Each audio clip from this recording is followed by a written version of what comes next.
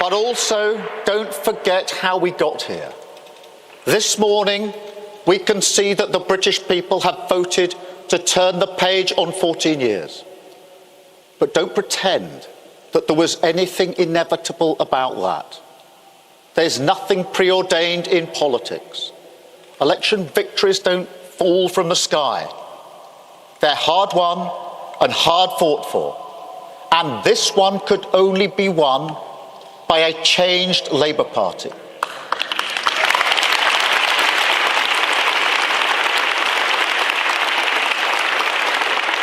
We have the chance to repair our public services because we changed the party. We have the chance to make work pay because we changed the party. We have the chance to deliver for working people, young people, vulnerable people, the poorest in our society, because we changed the party.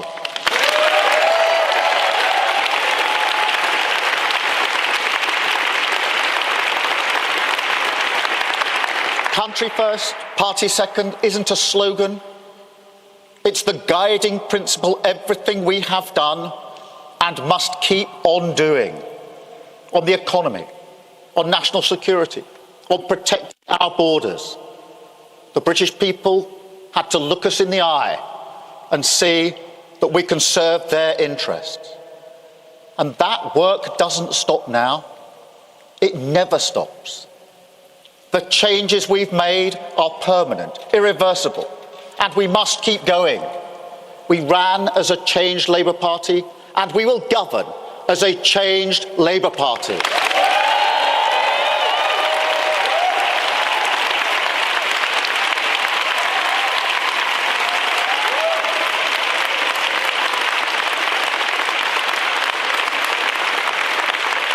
I don't promise you it will be easy. Changing a country is not like flicking a switch. It's hard work, patient work, determined work, and we will have to get moving immediately. But even when the going gets tough, and it will, remember, tonight and always, what this is all about. Now, I may have mentioned my parents a few times in this campaign, once or twice. But the sense of security we had, the comfort they took from believing that Britain would always be better for their children, the hope, not high-minded, not idealistic, but a hope that working-class families like mine could build their lives around. It is a hope that may not burn brightly in Britain at the moment, but we have earned the mandate to relight the fire. That is the purpose of this party and of this government. We said we would end the chaos, and we will. We said we would turn the page, and we have. Today we start the next chapter, begin the work of change, the mission of national renewal, and start to rebuild our country. Thank you.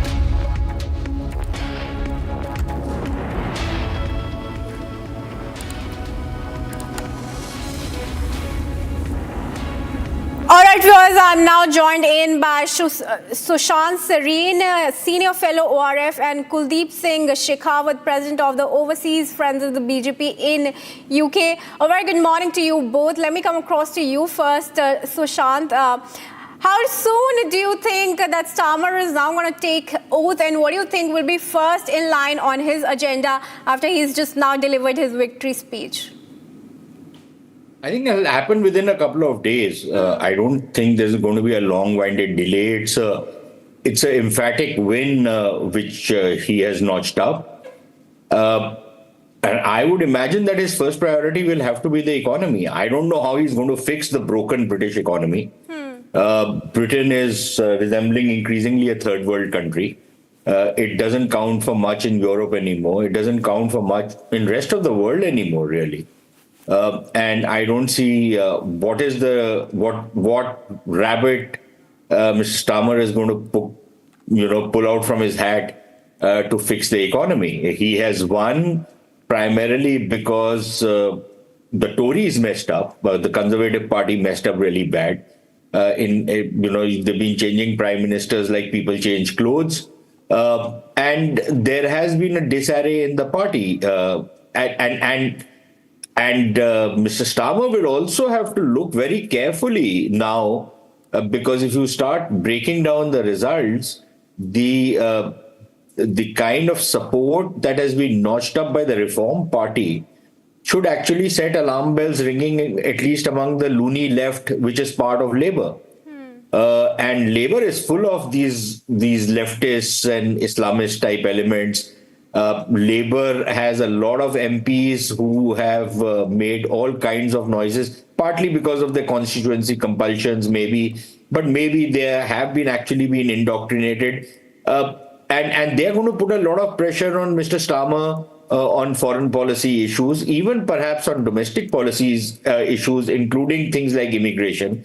So yes, it'll be economy first, but there are a whole lot of other time bombs waiting to go off, partly because of how the Labour Party is structured, and partly because the world is not a static place. It's not the 18th and 19th century anymore. It's the 21st century. Things are moving very fast. The world is changing at an alarming rate. So we'll have to wait and see whether all the nice things he said during the campaign, whether he'll be able to deliver now that he's in power. All right, stay on with us, Sushant. Let me come to you also, Kuldeep. How do you see these results panning out, especially for the Indian community in the UK now? First of all, I must congratulate Sir Keir Starmer for winning this election. He has finally got through to 352 seats so far. Well done, Labour. See, as far as India's relation with the UK, it's a very tight walk for Sir Keir Starmer. First of all, the kind of crowd he has got around him. Majority of the crowd that centers around the Labour side is not pro-India. The MPs who normally wins from Labour are anti-India. And they have been showing this for time and again, and they had been campaigning against India on various levels. Luckily, the lone star for India, Bob Blackman from Conservative, has won. So we have some voice left in the Parliament. But Indians need not worry. What Sir Keir Starmer said in his opening speech is country first. So if he really wants to bring his country together, then there's a huge Indian diaspora which lives in this country, and he has to look at them very positively. We contribute very heavily to the British economy, and we are part of the economy here. So I think Sir Keir Starmer will look hard at his policies, how to bring down the food inflation, how to get the prices down, how he will repair the economy and get the country going. It's not going to be an easy task for him. Let's see what he does. It's first day, and once he takes charge, then he will realize how things are. It's not a very, very easy task which he has to look at, and I feel it's a road which is very tough to walk on. All right, let me come back to you as well, Sushant. I'm learning you have something to say. What do you think also about how this is going to pan out for the Europe as a continent as well after Brexit, given that there is a resurgence of the right now? No, in fact, Britain, the result in Britain is quite contrary. Quite contrary to what's been happening in Europe. Right. Britain's taken a left turn. Europe is taking a right turn. So, and frankly, Britain doesn't matter much for Europe anymore. It did maybe when it was part of the EU. Now that it's out of the EU, it doesn't matter. But I would very respectfully disagree with Mr. Kuldeep Singh, simply because, frankly, the Indian community has been rather disappointing. They're not united. He keeps talking about the contribution of the Indian community. Nobody gives a damn in the UK for the contribution of the Indian community, the fact that they educate their children, the fact that they are law-abiding, the fact that they don't indulge in violence, the fact that their children are well educated, they are assets to the community. The Brits don't give a damn about it. What they bother about is not your contribution. What they bother about and what they're terrified about is your nuisance value. And that is where the Pakistani diaspora, which bands together like a mafia, actually calls the shots. The Indian diaspora doesn't call the shots, even though it is as big, if not bigger, than the Pakistani diaspora. How many seats is the Indian diaspora able to sway? And how many seats do they actually act as a community to sway? Much of the Indian diaspora, Mr. Kuldeep Singh is talking about the Labour Party, but much of the Indian diaspora actually votes for the Labour Party for their own reasons. So frankly speaking, the Indian diaspora is like, it's like that classic case of chickens voting for KFC. And it's up to them who they want to vote for. Not that the Conservatives are very well disposed towards India. Not that the Reform Party is going to be very well disposed towards India. But Britain has, for the longest, for hundreds of years now, has had a bit of an anti-India streak, an anti-Hindu streak. They tolerate us to some extent, maybe because, you bring in the money. But beyond that, if you look at Britain's foreign policy, you look at all the shenanigans they do at the UN, for example, when this whole Kashmir question came up in 2019, once again, look at the kind of dubious role that the Brits played out there. So frankly speaking, Britain is voting itself into irrelevance, and it's there. I would have to butt in here, Mr. Serene. I would also like to get in a point from Mr. Kuldeep, but for now, we just wanted to get in a quick word from each of you. Not the time for debate early morning. Maybe we will plan that later in the day. But for now, thanks for joining us this morning. Viewers, Starmer-led Labour Party has secured a landslide victory in the UK election, securing 352 seats as early results have come in, breaching the halfway mark of 326 already. We will continue our ruling coverage on the elections.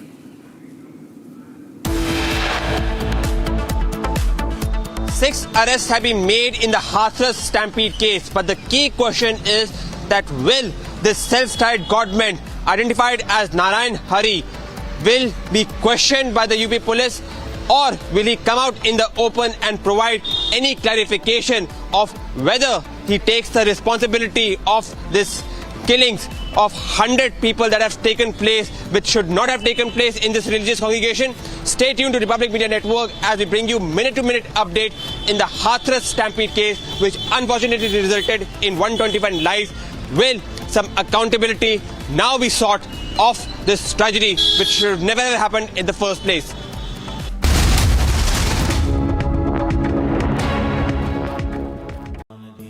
Amity has been ranked India's #1 private university in the recently released Education World Rankings, a testimony to Amity's globally benchmarked standards in education.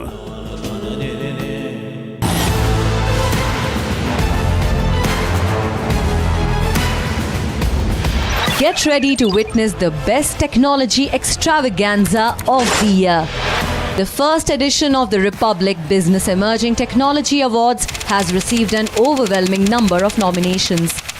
Dominating the categories are AI and robotics, healthcare, edutech, fintech, banking and finance, and martech. Groundbreaking innovations and revolutionary ideas from the largest digitalized economy in the world. Join us as we celebrate India's incredible digital growth story. Republic Business Emerging Technology Awards, Friday, 5th July 2024. من امروز به پشتوانه این که شما از جهش ایران دفاع خواهید کرد به دنبال فناوری‌های پیشرفته هستیم.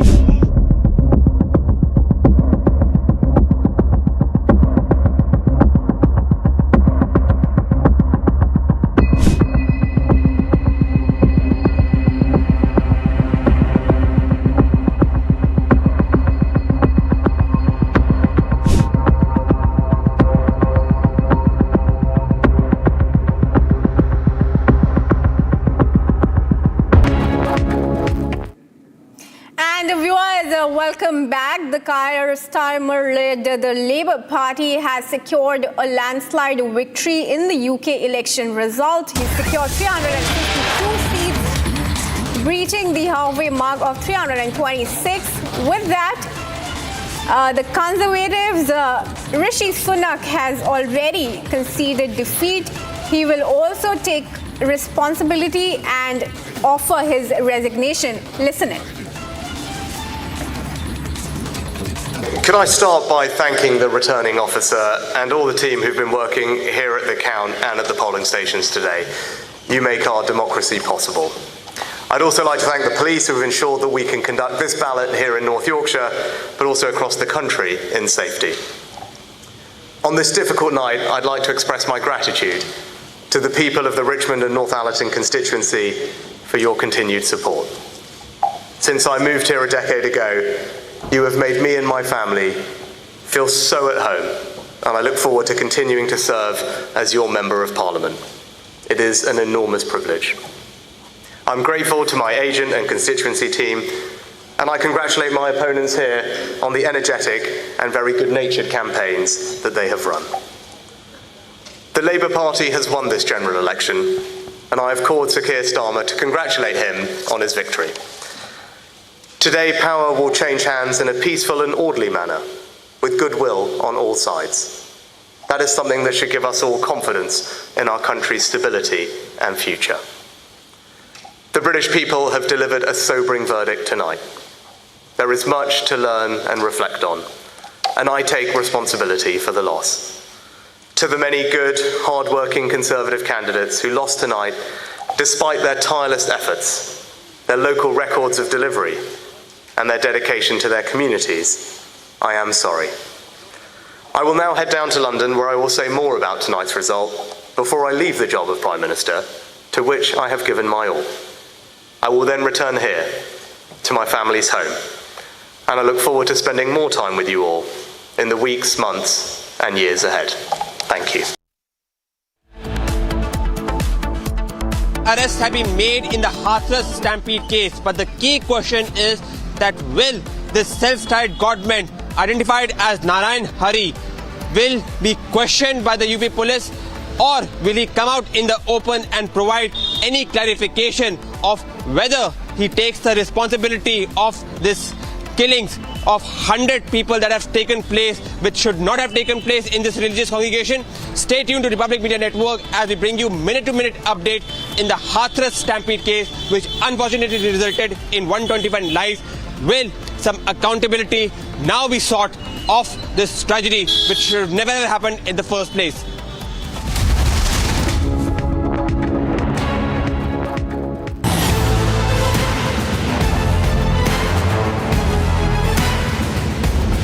Get ready to witness the best technology extravaganza of the year.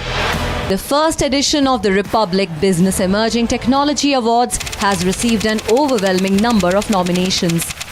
Dominating the categories are AI and robotics, healthcare, edutech, fintech, banking and finance, and martech.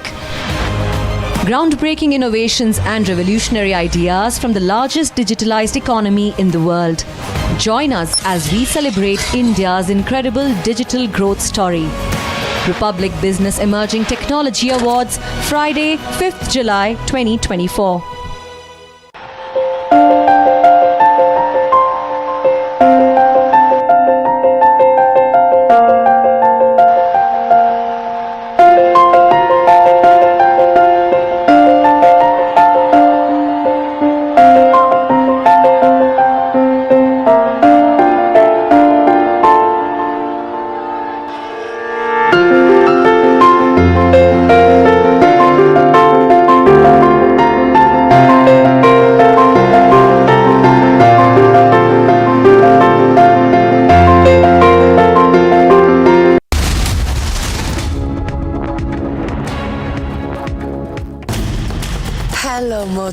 Motorola, India's best 5G smartphone And brand. a quick alert, a heavy landslide at Shadera of Poonch district of Jammu has upended the traffic movement there.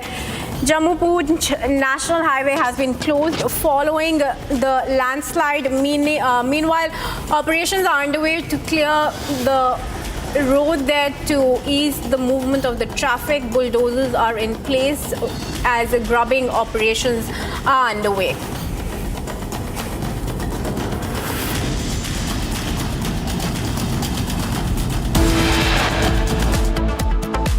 53 people have lost their lives so far, with more than 23 lakh people affected across the state of Assam in the devastating floods.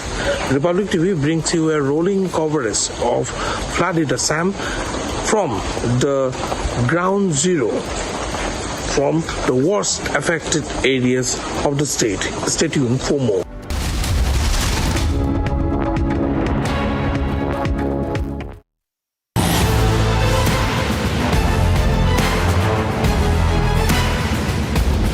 Get ready to witness the best technology extravaganza of the year. The first edition of the Republic Business Emerging Technology Awards has received an overwhelming number of nominations.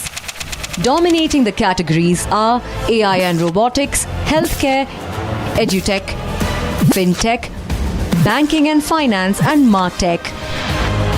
Groundbreaking innovations and revolutionary ideas from the largest digitalized economy in the world. Join us as we celebrate India's incredible digital growth story. Republic Business Emerging Technology Awards, Friday, 5th July 2024.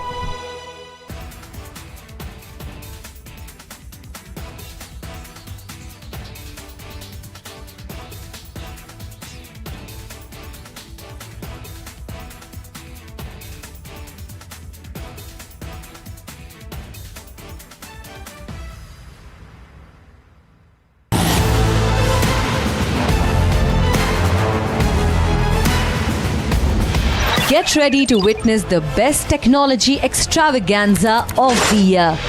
The first edition of the Republic Business Emerging Technology Awards has received an overwhelming number of nominations. Dominating the categories are AI and robotics, healthcare, edutech, fintech, banking and finance, and martech. Groundbreaking innovations and revolutionary ideas from the largest digitalized economy in the world. Join us. In the Indian parliamentary history, this is the first time where the opposition party has decided to block the speech of Prime Minister. But we are very categorical. You can't block Prime Minister's speech. If you have to raise objections, if you want to say something, you must do it as per rules. Nobody is above the rule. Is it that it was all targeted at the Prime Minister? They could not believe themselves that they are out of the power for third term.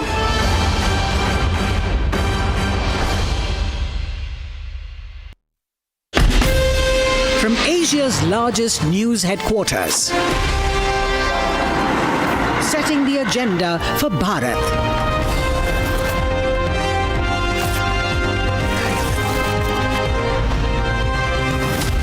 You're watching Republic.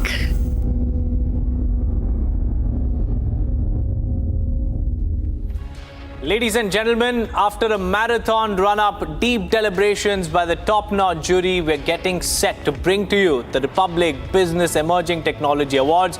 It's a one-of-a-kind event with the sharpest innovators from the world of emerging technology in India all day, July 5th, at the Republic Business Emerging Technology Awards.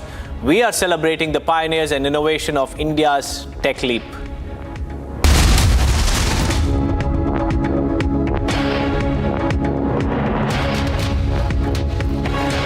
American Pistachio presents Cracking News of the Hour. Lakhs throng the streets as Mumbai roars, welcoming the World T20 champions Team India.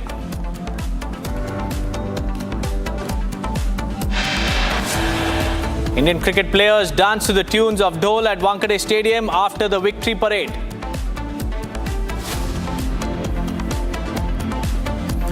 Rohit Sharma and a few other Indian players are all set to meet Maharashtra Chief Minister Eknath Shinde at 11 a.m.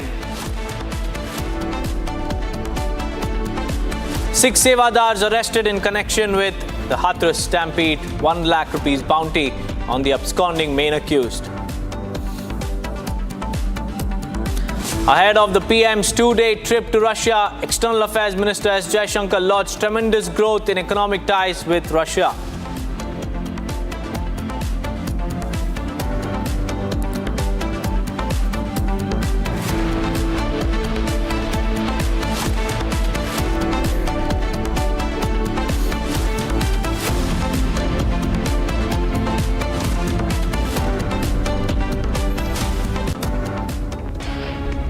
Very good morning, viewers. It's 10 a.m. and you're watching Republic TV. I'm Deepak Suresh Kumar.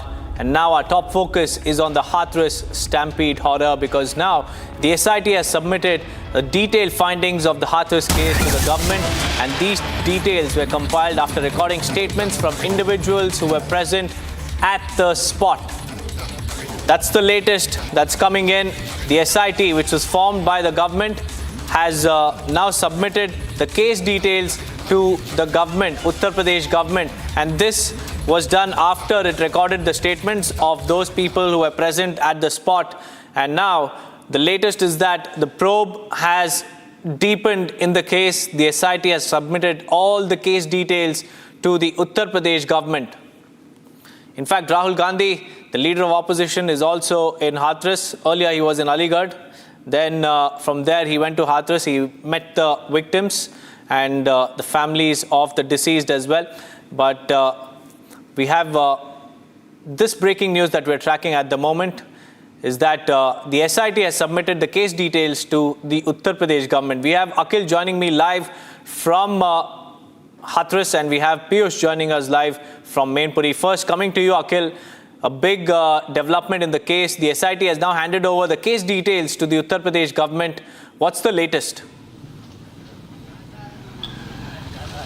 Well, absolutely, Deepak. If you see what happened that this morning, that SIT team, which has been constituted to do the investigation, has submitted its report to the government. And what we have been told by the sources that in that report, which was submitted to the government, statements of various people were taken, which include the security personnel who were deployed over there. Apart from that, if you see this, the organizing committee members who was also present over there. So on both sides, the administration side also, the statements were taken. SDM, who basically gave the permission to organize that event, that satsang, his statement was also recorded in connection with the case. And the locals and eyewitnesses who were present at that time when the incident took place at around 1:30 to between 1:30 to 1:40 p.m. that stampede broke out, when over 110 people were taken to Sikandar Rao Hospital, and others were taken to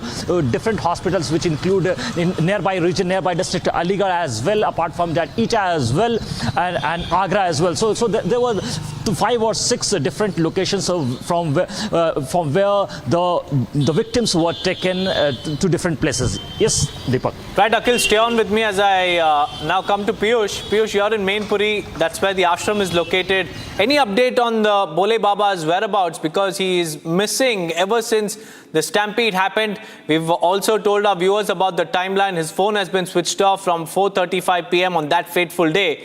So any latest updates as far as his whereabouts are concerned?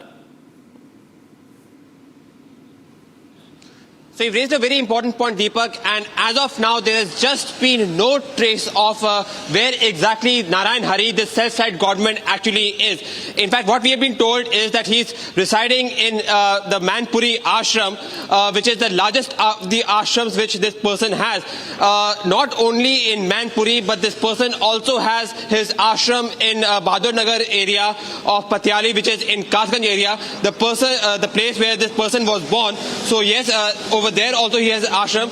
We have been told that his ashram is also there in Gwalior, Madhya Pradesh, Agra, and also in Rajasthan. So you can understand the influence and power of this person. The key question is that is this its influence and power which is stopping perhaps the law enforcement agencies to take a much sterner action than what is being required? Because as what we have been told is that even though there have been 6 arrests that have been made so far, right now there has been just no sterner action that has been taken on this self-styled government. There is a lot which needs to be answered by this self-styled government also. To begin with, he knew that there was a much larger crowd that was expected. Why didn't he stop the people to congregate much larger? Second important thing is that why did he ask the devotees to take the stand and rub it on the forehead when he left? So all these important questions need to be answered. We hope that in the report that has been prepared by the SIT and has been submitted to the UP government, there may be a name of this self-styled government which perhaps may result in the UP agencies to take action against him. If not now, then definitely in the future. Back to the studio. Right now, Piyush, like you clearly mentioned, there is some sort of influence for the Bhole Baba. He has multiple ashrams spanning across various states as well. But who is shielding him? That's the big question. Even as we bring you all the latest updates, viewers, let's also bring to you a special report on what exactly has happened so far. In fact, Republic TV has also accessed 3 clinching footages from the satsang. Take a look at this story.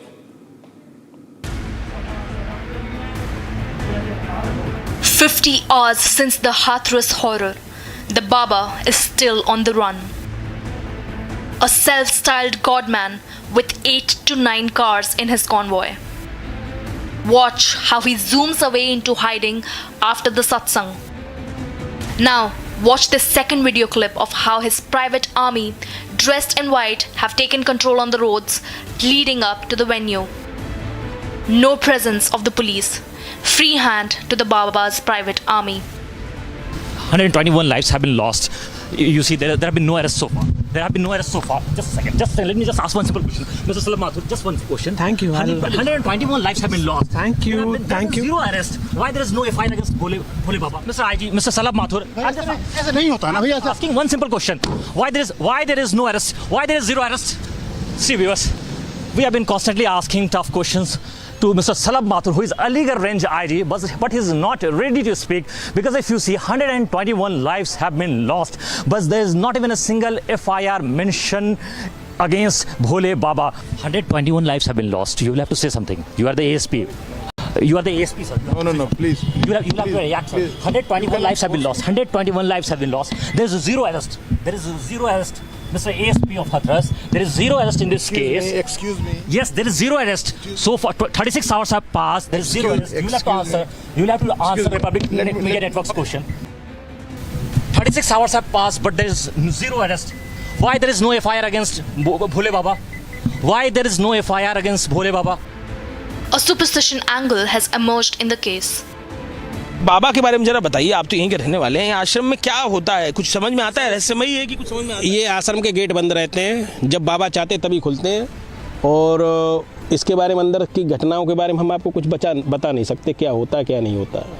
तो बाबा क्या रहस्यमयी है, क्या मिजाज है बाबा का? कभी आपने देखा अकेले, कभी देखा, कभी लोग नहीं देखा? बाबा एक काफिलों के 10-12 गाड़ियों के काफिले में निकलते हैं, चले जाते हैं, कौन सी गाड़ी में बाबा बैठे हैं ये किसी को पता नहीं होता।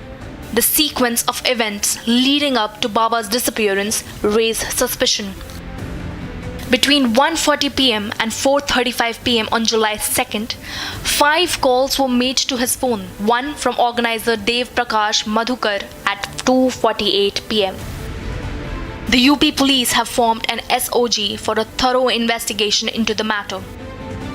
In fact, the ambit of the probe has now widened. The searches are being conducted at multiple locations, including surveillance, which has now extended to neighboring states. So far, 6 people have been arrested in the case, and it's just a matter of time before the long hands of the law. Let's now take a look at the other stories that we're tracking from across the nation in Bharat in 5 minutes.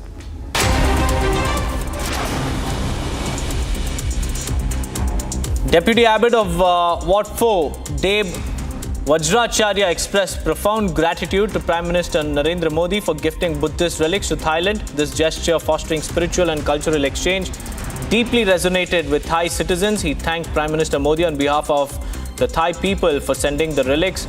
Deb Vajracharya stated that his positive remarks reflected their importance to Thai Buddhists. He emphasized how this event strengthened ties between Thailand and India rooted in their shared Buddhist heritage. The relics exhibition in Thailand from February 22nd to March 18th further symbolized the enduring cultural connection between the two nations.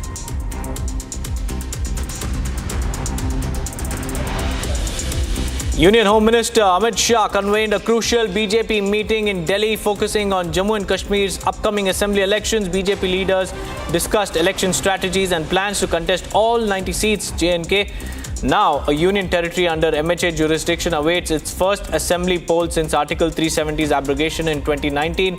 The Supreme Court mandated polls by September following demands for statehood restoration.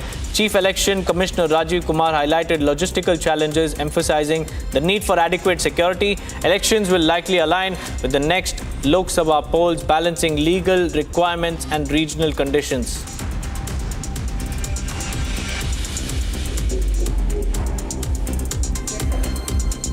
Union Home Minister Amit Shah will visit Chhattisgarh today and tomorrow ahead of PM Modi's visit on July 7th. Shah will hold internal BJP meetings at Kushabhan Thakre Bhavan to discuss state assembly and 2024 Lok Sabha elections. Senior BJP leaders, including former Chief Minister Raman Singh and others, will attend. A recent internal survey highlighted the party's shaky position, prompting this strategic meeting.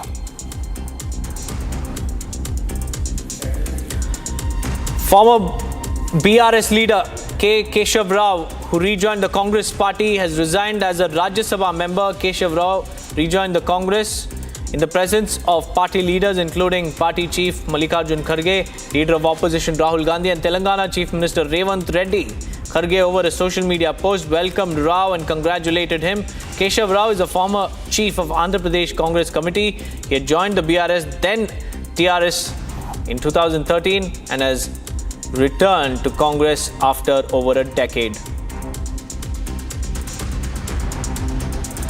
The Odisha government has reconstituted a high-level committee led by Justice Viswanath Rath to oversee the inventorying of valuables, including jewellery, stored in the Ratna Bhandar of Sri Jagannath Temple in Puri.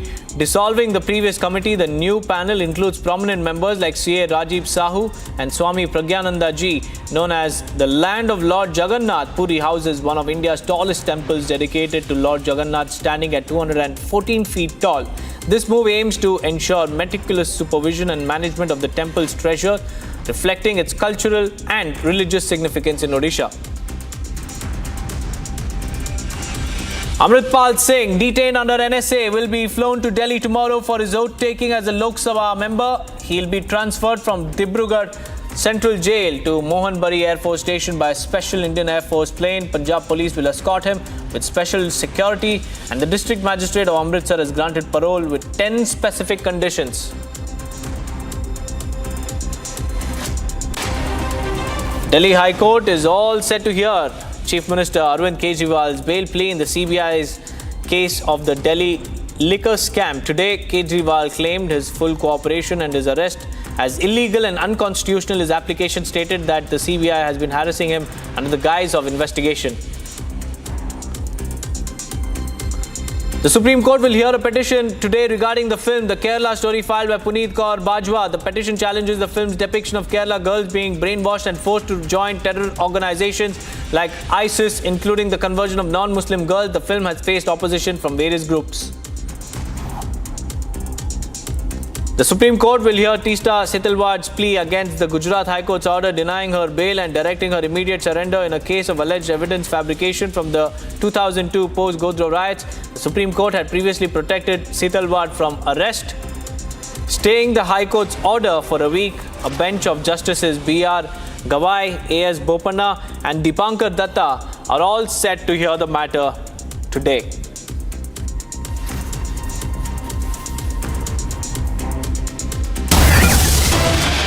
Now moving on, there is some breaking news developments in the Renuka Swamy murder case. Republic TV has accessed the remand note in the murder case, revealing a total cash seizure of 83.65 lakh rupees. And of this, viewers, 70 lakh rupees were seized from actor Darshan alone. And out of these 70 lakhs, 40 lakhs was given to him by a person named Mohan Raj, and the rest, 30 lakhs, was arranged by Darshan, which was then given to accused number 14, Pradosh, who is a hotelier who's also involved in the Renuka Swami murder case. This is a big development that has now come to the fore. We have Prajwal Prasad joining us live from Bengaluru. Prajwal, this is a huge development. The total cash seizure is about 83 lakh rupees, out of which 40 lakhs, 70 lakhs was seized from Darshan, and out of that 40 lakhs was given to him by a person named Mohan Raj. So who is Mohan Raj and what is his role? At this point of time, the amount of seizures has gone up to 83,65,000 in this particular case, out of which 70 lakhs belong to Darshan, is what is being proven, and 40 lakhs being given by Mohan Raj. It is now being stated that Mohan Raj is a very close aide of actor Darshan, and he also has some sort of political connections too, and he was also working as a distributor in the film industry. But interestingly, the cops have also named Mohan Raj as one of the witnesses in this particular case as well. So to basically know about the source of income to the investigation authority have already written to the income tax department as well to find out the source as to how much hard cash Darshan had and from where did he get this particular hard cash, because 37,40,000 rupees was seized from the house of actor Darshan as well, apart from which 3 lakhs was seized from the residence of his wife Vijay Lakshmi in Hoskere Halli, and 30 lakh rupees was given to the accused number 14, Pradosh, who is a hotelier as you mentioned, and Pradosh was the one who was involved in going ahead and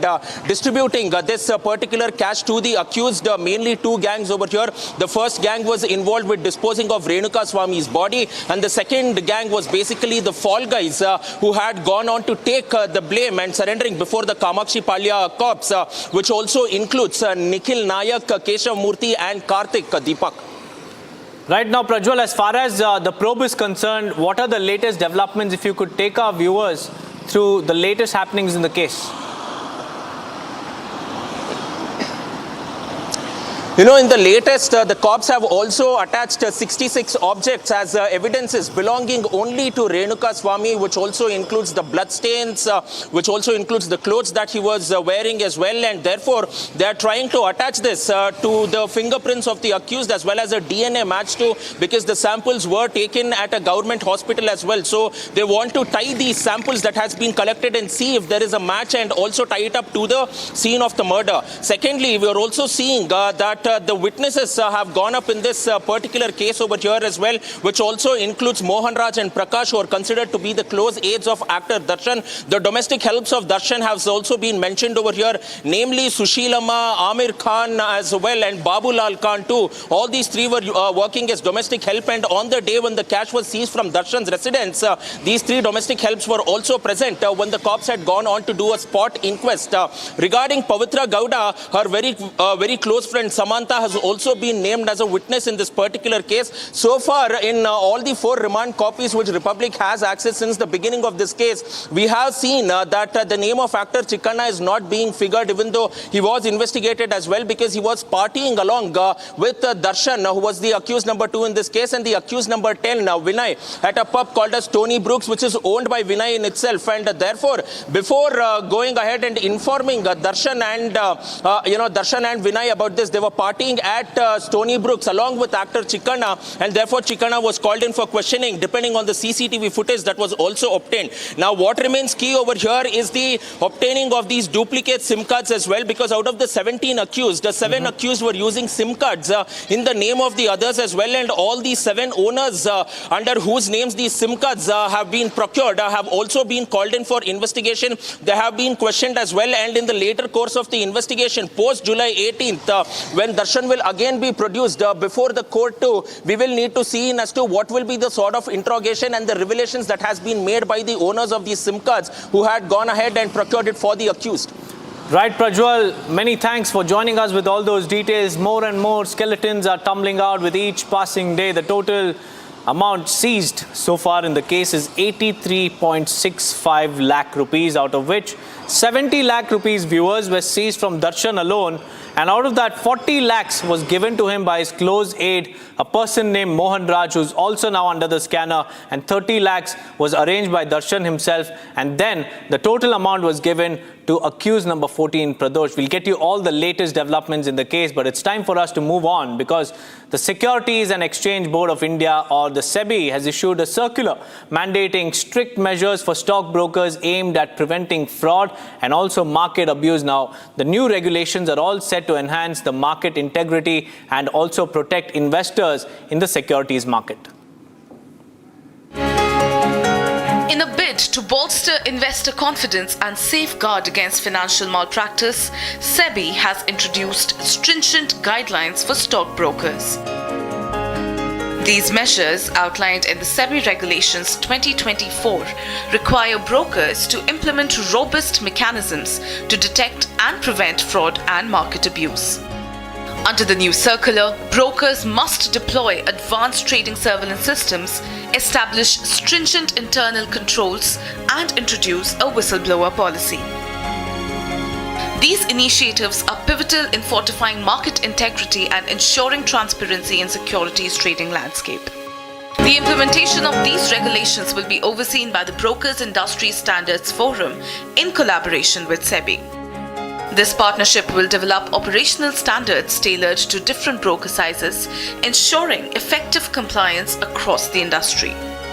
SEBI has instructed stock exchanges to disseminate information about these new provisions to all brokers and the public. Exchanges are mandated to update their bylaws accordingly and ensure brokers are aware of the compliance deadlines. The circular will be implemented in phases, with deadlines staggered based on the scale of brokers' operations. This approach allows adequate time for adjustments, ensuring a smooth transition while upholding regulatory standards across the board.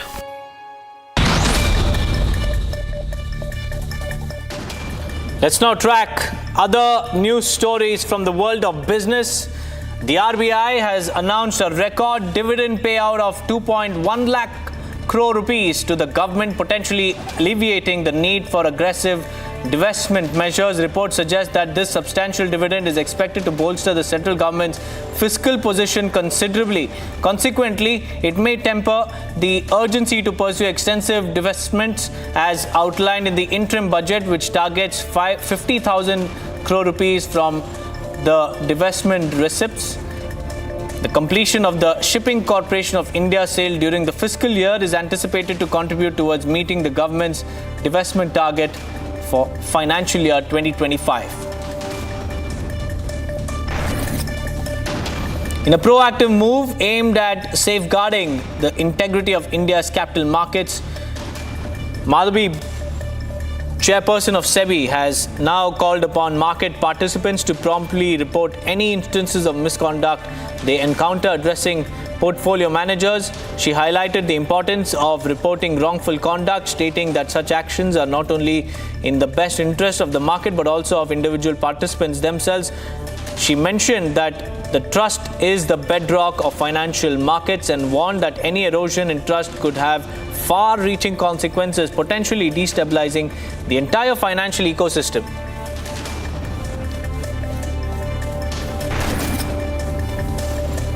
General Motors has been slapped with a hefty fine of $145.8 million and mandated to forfeit millions of dollars worth of carbon credits by US regulators following revelations of excess emissions from a large number of vehicles. The Environmental Protection Agency disclosed that GM has agreed to surrender approximately 50 million metric tons of carbon allowances valued in the millions as part of the resolution stemming from a multi-year investigation.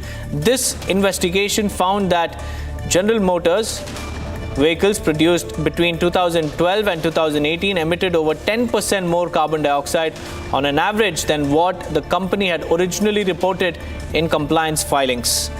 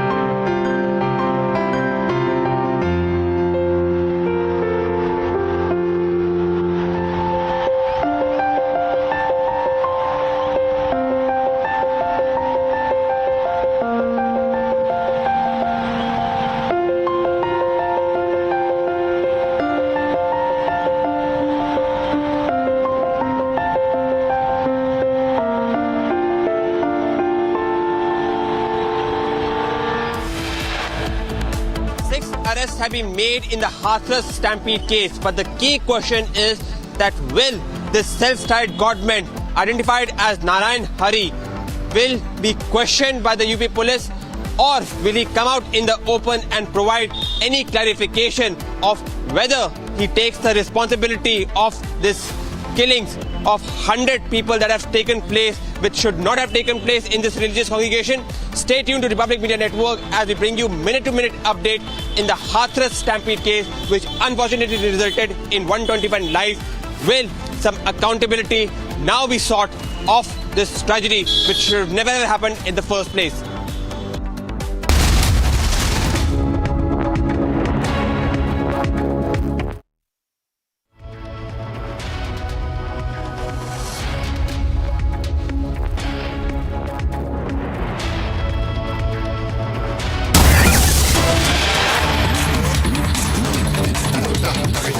माननीय मंत्रीगण, doctor PT. Usha, आज हमारे Paris Olympics में भाग लेने वाले सारे athletes आपके साथ वार्ता करने के लिए आए हैं।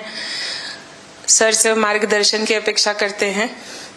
लगभग 98 लोग ऑनलाइन जुड़े हुए हैं सर, क्योंकि उनकी विदेश में ट्रेनिंग चल रही है, देश के दूसरे केंद्रों में ट्रेनिंग चल रही है और आने वाले कुछ दिनों में आप सभी लोग पेरिस के लिए रवाना होंगे। मैं अनुरोध करती हूँ सर से कि कृपया सबको मार्गदर्शन करें, प्रोत्साहन करें। धन्यवाद सर। आप सबका स्वागत है और जो साथी सब ऑनलाइन जुड़े हैं उनका भी स्वागत है। साथियों, मैं आज तो ज़्यादा समय नहीं लेता हूं आपका, क्योंकि वो आप जाने के मूड में होंगे और जीतने के मूड में होंगे, और मैं आपका जीत करके वापस आ होंगे तब स्वागत करने के मूड में हूं। और इसलिए वैसे मेरी कोशिश रहती है कि खेल जगत से जुड़े हमारे देश के जो सितारे हैं उनसे मिलता रहूं, नई चीजें जानता रहूं, उनके प्रयासों को समझता रहूं, और सरकार के नाते अगर व्यवस्था में कुछ बदलाव लाना है, कुछ प्रयास बढ़ाने हैं, तो इस दिशा में कुछ काम करता रहूं। और मेरी कोशिश ये रहती है कि सबसे डायरेक्ट इंटरेक्शन करूं, ताकि फर्स्ट हैंड इंफॉर्मेशन मिलती है। खेल का एक स्वभाव होता है जी, हर विद्यार्थी का जैसे रहता है, जब वो पेपर देने जाता है एग्जाम के लिए, तो पूरे घर को ऐसा विश्वास देता है कि बस आप चिंता मत कीजिए, मैं रैंक लेकर के आने वाला हूं। और जब उसको तो पता चल जाता है एग्जामिनेशन में कि क्या हो रहा है, क्या कर पाएगा, ठीक गया नहीं गया, तो निकलते ही शुरू कर देता है। पंखे की आवाज बहुत आ रही थी, खिड़की खुली थी तो मजा नहीं आ रहा था, टीचर बार बार मेरी तरफ देखते थे। तो आपने देखे होंगे ऐसे स्टूडेंट्स, उनके पास बहुत सारे बहाने होते हैं और हमेशा वो परिस्थितियों को दोष देते हैं, और ऐसे लोगों की कभी जीवन में प्रगति नहीं होती है। वो बहाने बजाने में मास्टर हो जाते हैं, लेकिन प्रगति नहीं कर पाते। लेकिन मैंने देखा है कि मैं कई खिलाड़ियों को जानता हूं, वे कभी भी परिस्थितियों को दोष नहीं देते। वो हमेशा कहते हैं कि जी मुझे वो टेक्निक मेरे लिए नई थी, वो जो करता था मैंने अंदाज नहीं लगाया कि वो भी एक तरीका हो सकता है। कहने का तात्पर्य है कि दोस्तों, हम खेलने के लिए जा रहे हैं, हम अपना बेस्ट परफॉर्मेंस के लिए जा रहे हैं, लेकिन ओलंपिक सीखने का भी बहुत बड़ा मैदान होता है। अब तो एक तो मैं अपना खेल खेलूं और टेलीफोन करके सबको बताता रहूं देखिए आज ऐसा रहा वैसा रहा। दूसरे होते हैं बाकी हर खेल देखने जाते हैं, फलाना देश कैसे खेल रहा है, टिकना देश कैसे खेल रहा है, और वो चीजों को पूरी तरह ऑब्जर्व करता है, कोशिश करता है एब्सॉर्ब करने की, और आकर के अपने कोच को भी बताया कि यार भाई मैंने देखा उसने तो बड़ा कमाल कर दिया था लास्ट मोमेंट, अब मुझे भी बताइए वो क्या टेक्निक थी। कभी उस वीडियो को लेकर के 10 बार देखता है कि उसने कैसे उसको पलटा था। तो इन्हें जो सीखने की वृत्ति से काम करता है उसके लिए सीखने के बहुत अवसर होते हैं। जो शिकायत में जीना चाहता है उसके लिए भी अवसरों की कमी नहीं होती है। दुनिया के समृद्ध देश भी उत्तम से उत्तम सुविधाओं के साथ आए हुए लोग भी शायद शिकायत करते हुए नजर आएंगे, और हमारे जैसे देश के लोग जाते हैं कई कठिनाइयां होती है, बहुत सी असुविधाएं होती है, लेकिन दिल में उसके मन में रहता है मेरा देश, मेरा तिरंगा झंडा, और इसलिए वो कठिनाइयों को असुविधाओं को बिल्कुल साइड में रखता है, वो अपने मिशन के लिए लग जाता है। और इसलिए साथियों मुझे पक्का विश्वास है कि इस बार भी खेल के मैदान में आप भारत का नाम रोशन करके आएंगे। जो पहली बार जा रहे हैं, जिनको ओलंपिक में जाने का पहला मौका मिल रहा है, ऐसे कौन कौन है? अच्छा, बेटियों की संख्या ज्यादा है, पहलवानों की संख्या ज्यादा है? अच्छा, जो पहली बार जा रहे हैं उनके मन में क्या चल रहा है, मैं जरा सुनना चाहूंगा, आप क्या सोच रहे हैं? आप में से कोई भी बताए। हाँ बताइए, आप कुछ कहना चाहती हो ना? ये पीछे हाँ बताइए। तो मुझे काफी अच्छा लग रहा है कि मैं पहली बार।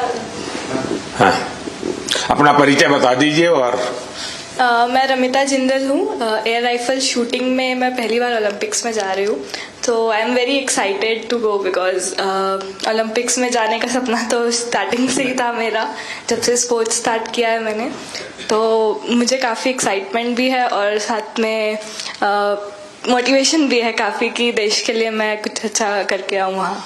आपकी ट्रेनिंग कहाँ कहाँ हुई है? मैं हरियाणा से हूँ, बट मैं ट्रेनिंग चेन्नई में करती हूँ। परिवार में भी और कोई खेल जगत से जुड़े हुए थे कि आपने नहीं शुरुआत की? नहीं, मैंने ही शुरुआत की है। अच्छा, वरना हरियाणा में तो हर घर में खिलाड़ी मिलेगा। बैठिए। और कौन कुछ बताएंगे अपना, जो पहली बार जा रहे हैं? बेटियां तो बहुत बता सकती है। दीजिए वो बोलेगी कुछ। हाँ, मेरा नाम रितिका है और मैं हरियाणा रोहतक से हूँ, और मैं बहुत खुश हूँ, मैं पहली बार जा रही हूँ। एक्साइटमेंट भी बहुत है कि मैं अपना मैट पे प्रदर्शन दिखाऊंगी, पूरे देश की नज़र मुझ पे होगी, और सभी लोग दुआ भी कर रहे हैं, और मैं भी अपना 100% दूंगी। शाबाश। और बोलिए ना। हाँ दीजिए। आप संकोच कर रही है, बोलना है, आपको बॉडी लैंग्वेज कह रही है। मेरा नाम अंतिम पंगाड़ है और मैं 53 kg में रेसलिंग करती हूँ। मैं अभी 19 साल की हूँ और मैं ओलंपिक खेलने जाऊंगी। बहुत खुशी है मुझे कि भाई अभी तक ओलंपिक में सिर्फ कुश्ती में एक ही मेडल आया लड़के का, और वो भी ब्रॉन्ज आया, तो मैं चाहती हूँ मैं इससे भी अच्छा मेडल लेके आऊँ। शाबाश।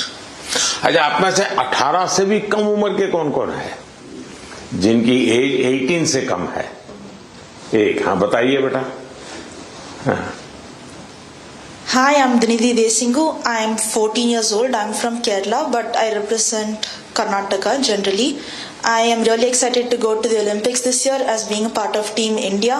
It's a great honor and a great privilege that I got to be a part with such an amazing team this year. I know that it's just the start of my journey, and I know that there's a long, long way to go for me and for all of us over here. I hope that we all make our country proud, and I hope that we come back with great achievements and lifetime goals. Wish all the best. अच्छा, जो लोग 3 बार से ज्यादा बार Olympic में गए हैं, ऐसे कौन कौन है? More than 3 times. हाँ, जरा उनसे सुनेंगे। हाँ, More than 3 times. हाँ बताइए। हाँ कहिए, झारखंड वालों को तो छूट है कुछ भी बोलने की। नमस्ते सर, मेरा नाम दीपिका कुमारी है, मैं आरजी को रिप्रेजेंट करती हूँ। सर बहुत खुशी है और कि ये चौथा ओलंपिक है मेरा और मैं बहुत एक्साइटेड हूँ और ये काफ़ी एक्सपीरियंस है, तो मैं उस एक्सपीरियंस को चाहूँगी कि उस एक्सपीरियंस को यूज़ करूँ और उसी जोश और उसी कॉन्फिडेंट के साथ रिप्रेजेंट करूँ और अपना 200% दूँ। Thank you. अच्छा, आप जो यहाँ नए खिलाड़ी पहली बार जा रहे हैं उनके लिए क्या संदेश देगी, जो पहली बार जा रहे हैं इस टीम में? सर मैं बोलूँगी कि डेफिनेटली कि एक्साइटमेंट बहुत ज़्यादा होता है, बट मैं उनको बोलूँगी कि उस चकाचौंध में वो ना घुसे, जितना हो सके वो खुद पे फोकस करे और इन्जॉय करे, पर पूरे फोकस के साथ, पूरे सेल्फ कॉन्फिडेंस के साथ। और मैं ये बोलूँगी कि मेडल जीतना है, उसके पीछे ना भागे, वो परफॉर्म करे, अच्छा परफॉर्म करे ताकि मेडल उनके पास आए। अब 3 बार आप हुआ ही, पहली बार गई, उसमें कुछ सीखा होगा, कुछ आपने आकर के उसको प्रैक्टिस किया होगा। दूसरी बार गई, कुछ और सीखा होगा। मैं जान सकता हूं कि आपने ऐसा कौन सी चीजें नई एडॉप्ट की जिसके कारण आपका कॉन्फिडेंस भी बढ़ा है और आपको लगता है कि आप देश को कुछ दे पाओगे? या ऐसा तो नहीं कि रूटीन जो प्रैक्टिस करती थी वही करते, क्योंकि ज्यादातर मैंने देखा है, जैसे मैं योगा वगैरह करने की आदी हूं तो मैं समझ देता हूं मेरे लिए, लेकिन मैंने देखा है कि जो एक रिदम बन जाती है, जाते ही जिससे शुरू करता हूं वही से एकदम से शुरू हो जाता है। फिर मैं थोड़ा कॉन्शियस होकर कहता आज ये 2 छोड़ो, 2 नई चीजें करूं, तो थोड़ा मुझे वैसा हर एक का आदत हो जाती है कि वो अपनी जो पुरानी हैबिट है उसी प्रकार से एक्ट करता रहता है और उसको लगता है मैंने कर लिया। आपकी स्थिति क्या है? सर जो पुरानी अच्छी आदत है उसको कंटिन्यू करते हैं और जैसे लास्ट टाइम कोई भी मैच से अगर हम हारते हैं तो उससे सीखते हैं और प्रैक्टिस में आके वो गलती ना करें, उसको हम हर दिन रिपीट करते हैं ताकि वो हमारे आदत में उतर आए, जो अच्छी आदत है वो उतर आए और वही चीज हम कंटिन्यू करने की कोशिश करते हैं। कभी कभी बुरी आदत भी तो आदत बन जाती है, शरीर का हिस्सा बन जाती है। सर होता है, ऐसा बहुत बार होता है कि बुरी आदत लग जाती है, बट हम खुद को बात करते हैं खुद से और रिमाइंड कराते हैं कि ये चीजें हमको कैसे कन्वर्ट करनी है अच्छी चीजों में। और कौन है जो 3 बार जाकर के आए हैं? नमस्ते सर, मैं पोअम एमआर एथलेटिक्स से हूँ। 2008 में जब मैं ओलंपिक्स गई थी तो मैं 18 ईयर्स थी, तो मैं रिजर्व में थी सर। देन 2016 में हम लोग टीम में भागे थे, तो 2002 के बाद हम लोग फाइनल में नहीं आया, तो this time we want to create a national record and come into the finals. चलिए, with so confidence, thank you. Sure. ये जो बाहर जो है हमारे साथ ऑनलाइन जुड़े हैं, वे भी कुछ अपना अनुभव शेयर करना चाहते हैं तो अच्छा लगेगा सब खिलाड़ियों को। कौन बताना चाहता है? हाथ ऊपर करके शुरू कर दीजिए। नमस्कार सर। नमस्ते। मैं पीवी सिंधु सर, मेरा अभी 3rd ओलंपिक्स में जा रही हूँ सर। तो फर्स्ट ओलंपिक्स में 2016 में सिल्वर लेके आई थी और 2020 टोक्यो में ब्रॉन्ज लेके आई थी। तो इस बार I hope I change the colour sir and I hope I come back with a medal. Obviously अभी बहुत एक्सपीरियंस से जा रही हूँ, but definitely it's not going to be easy, but I will try my best and hoping for another medal sir. ये जो नए खिलाड़ी आ रहे हैं उनके लिए क्या कहोगी? बस फर्स्टली मैं बस ये कहती हूँ कि आई wish them all the very best. बहुत लोग ये सोचते कि ओलंपिक्स है कैसा खेलना, और प्रेशर भी बहुत रहता है, और कुछ लोगों को ये रहता है कि वो एक्साइटमेंट रहता है कि you know it's a first Olympics and we want to go to the Olympics. But I just want to say that you know it is like any other tournament. It's just that हम focus करना है और we have to have that belief in ourselves that we can do it. And definitely सब लोग hard work कर रहे हैं, तो I wish them that they give their 100%, not think that it is some different tournament and it is going to be hard, but I just want to tell them that it is like any other tournament and I want them to give their 100%. चलिए, pressure तो सब लोग सब. Thank you sir, thank you, thank you. और कौन कोई है जो बाहर से बात करना चाहेंगे? नमस्ते सर. नमस्ते जी. प्रियंका गोस्वामी. नमस्ते जी. तुम्हारे बालकृष्ण कहाँ है? सर मेरे पास ही है, यहीं पे स्विट्जरलैंड में. तो इस बार भी बालकृष्ण को लेके जा रही हो ना? हाँ जी सर, ओलंपिक्स, उनका भी दूसरा ओलंपिक्स है. सबसे पहले तो सर आपको बधाई हो कि आप तीसरी बार प्रधानमंत्री बने हैं और हमें सभी खिलाड़ियों को आपसे दोबारा से बात करने का और मिलने का मौका मिला है. और सर जैसा कि दूसरा ओलंपिक्स है और मैं 3 महीने से ऑस्ट्रेलिया में ट्रेनिंग कर रही थी सरकार की तरफ से, और अभी स्विट्जरलैंड में ट्रेनिंग कर रही हूँ टॉप्स की तरफ से, तो काफी सपोर्ट मिल रहा है हमें गवर्नमेंट की तरफ से कि हम दूसरे देश में जाके अपनी प्रैक्टिस कर रहे हैं. तो आई होप कि सभी प्लेयर्स ओलंपिक्स में अपना बेस्ट देंगे और अच्छा रिजल्ट देंगे और ज्यादा से ज्यादा मेडल जीतेंगे. अच्छा, आपकी एक शिकायत रहती थी कि तुम्हारा खेल ऐसा है कोई देखने वाला नहीं होता है. तो वहां प्रैक्टिस कर रही थी तो कोई होता देखने वाला?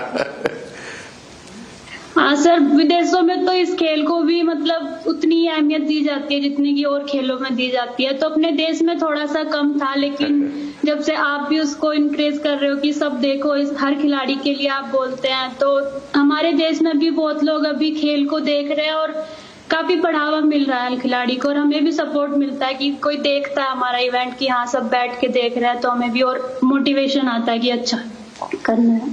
चलिए, बहुत बहुत बधाई आपको. और कौन है वहां से कोई बात करना चाहेगा? सर नमस्कार. सर नमस्कार. मैं निखत बोल रही हूँ सर. मैं बॉक्सिंग में 50 कैटेगरी में इंडिया को रिप्रेजेंट करने जा रही हूँ ओलंपिक्स में, और ये मेरा पहला ओलंपिक्स है और मैं बहुत एक्साइटेड हूँ. एट द सेम टाइम मैं अपने आप को फोकस रख रही हूँ क्योंकि पूरे देशवासियों का मेरे ऊपर एक्सपेक्टेशंस है, तो मैं उनकी उम्मीदों पे खड़े उतरना चाहती हूँ और अपने देश का नाम रोशन करके वापस लौटना चाहूंगी. बहुत बहुत शुभकामनाएं. नीरज कुछ कह रहे थे? हाँ नमस्ते सर.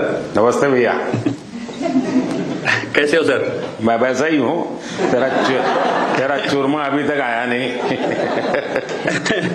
चूरमा लेके आएंगे सर इस बार. पिछली बार वो दिल्ली में चीनी वाला चूरमा था, आपको हरियाणा का वही तो. और नहीं, मुझे तेरी बाग के हाथ का चूरमा खाना है. पक्का सर. बताइए. बिल्कुल सर, हम भी अभी बाहर हैं जर्मनी में और ट्रेनिंग बहुत अच्छी चल रही है. इस बार मैं काफी कम कंपटीशन खेल रहा हूं क्योंकि बीच बीच में मुझे एक इंजरी हो रही है, पर अभी काफी बेटर है. अभी कुछ दिन पहले मैं फिनलैंड में कंपटीशन खेला था और वो काफी अच्छा रहा, और 1 महीना है हमारे पास ओलंपिक्स के लिए और ट्रेनिंग बहुत बढ़िया चल रही है. कोशिश कर रहे हैं कि अपने आप को पूरा फिट करके जाएं पेरिस में और 100% दे सर अपनी कंट्री के लिए, क्योंकि 4 साल में आता है. मैं सभी एथलीट्स को ये बोलना चाहूंगा कि 4 साल में मौका मिलता है और अपने अंदर घुस के उस चीज को निकालें कि क्या वो चीज है जिससे हम अपना बेस्ट दे सकते हैं. क्योंकि मेरा टोक्यो मेरा पहला ओलंपिक्स था और पहले ओलंपिक्स में ही बहुत ही अच्छा रिजल्ट रहा, गोल्ड जीता देश के लिए.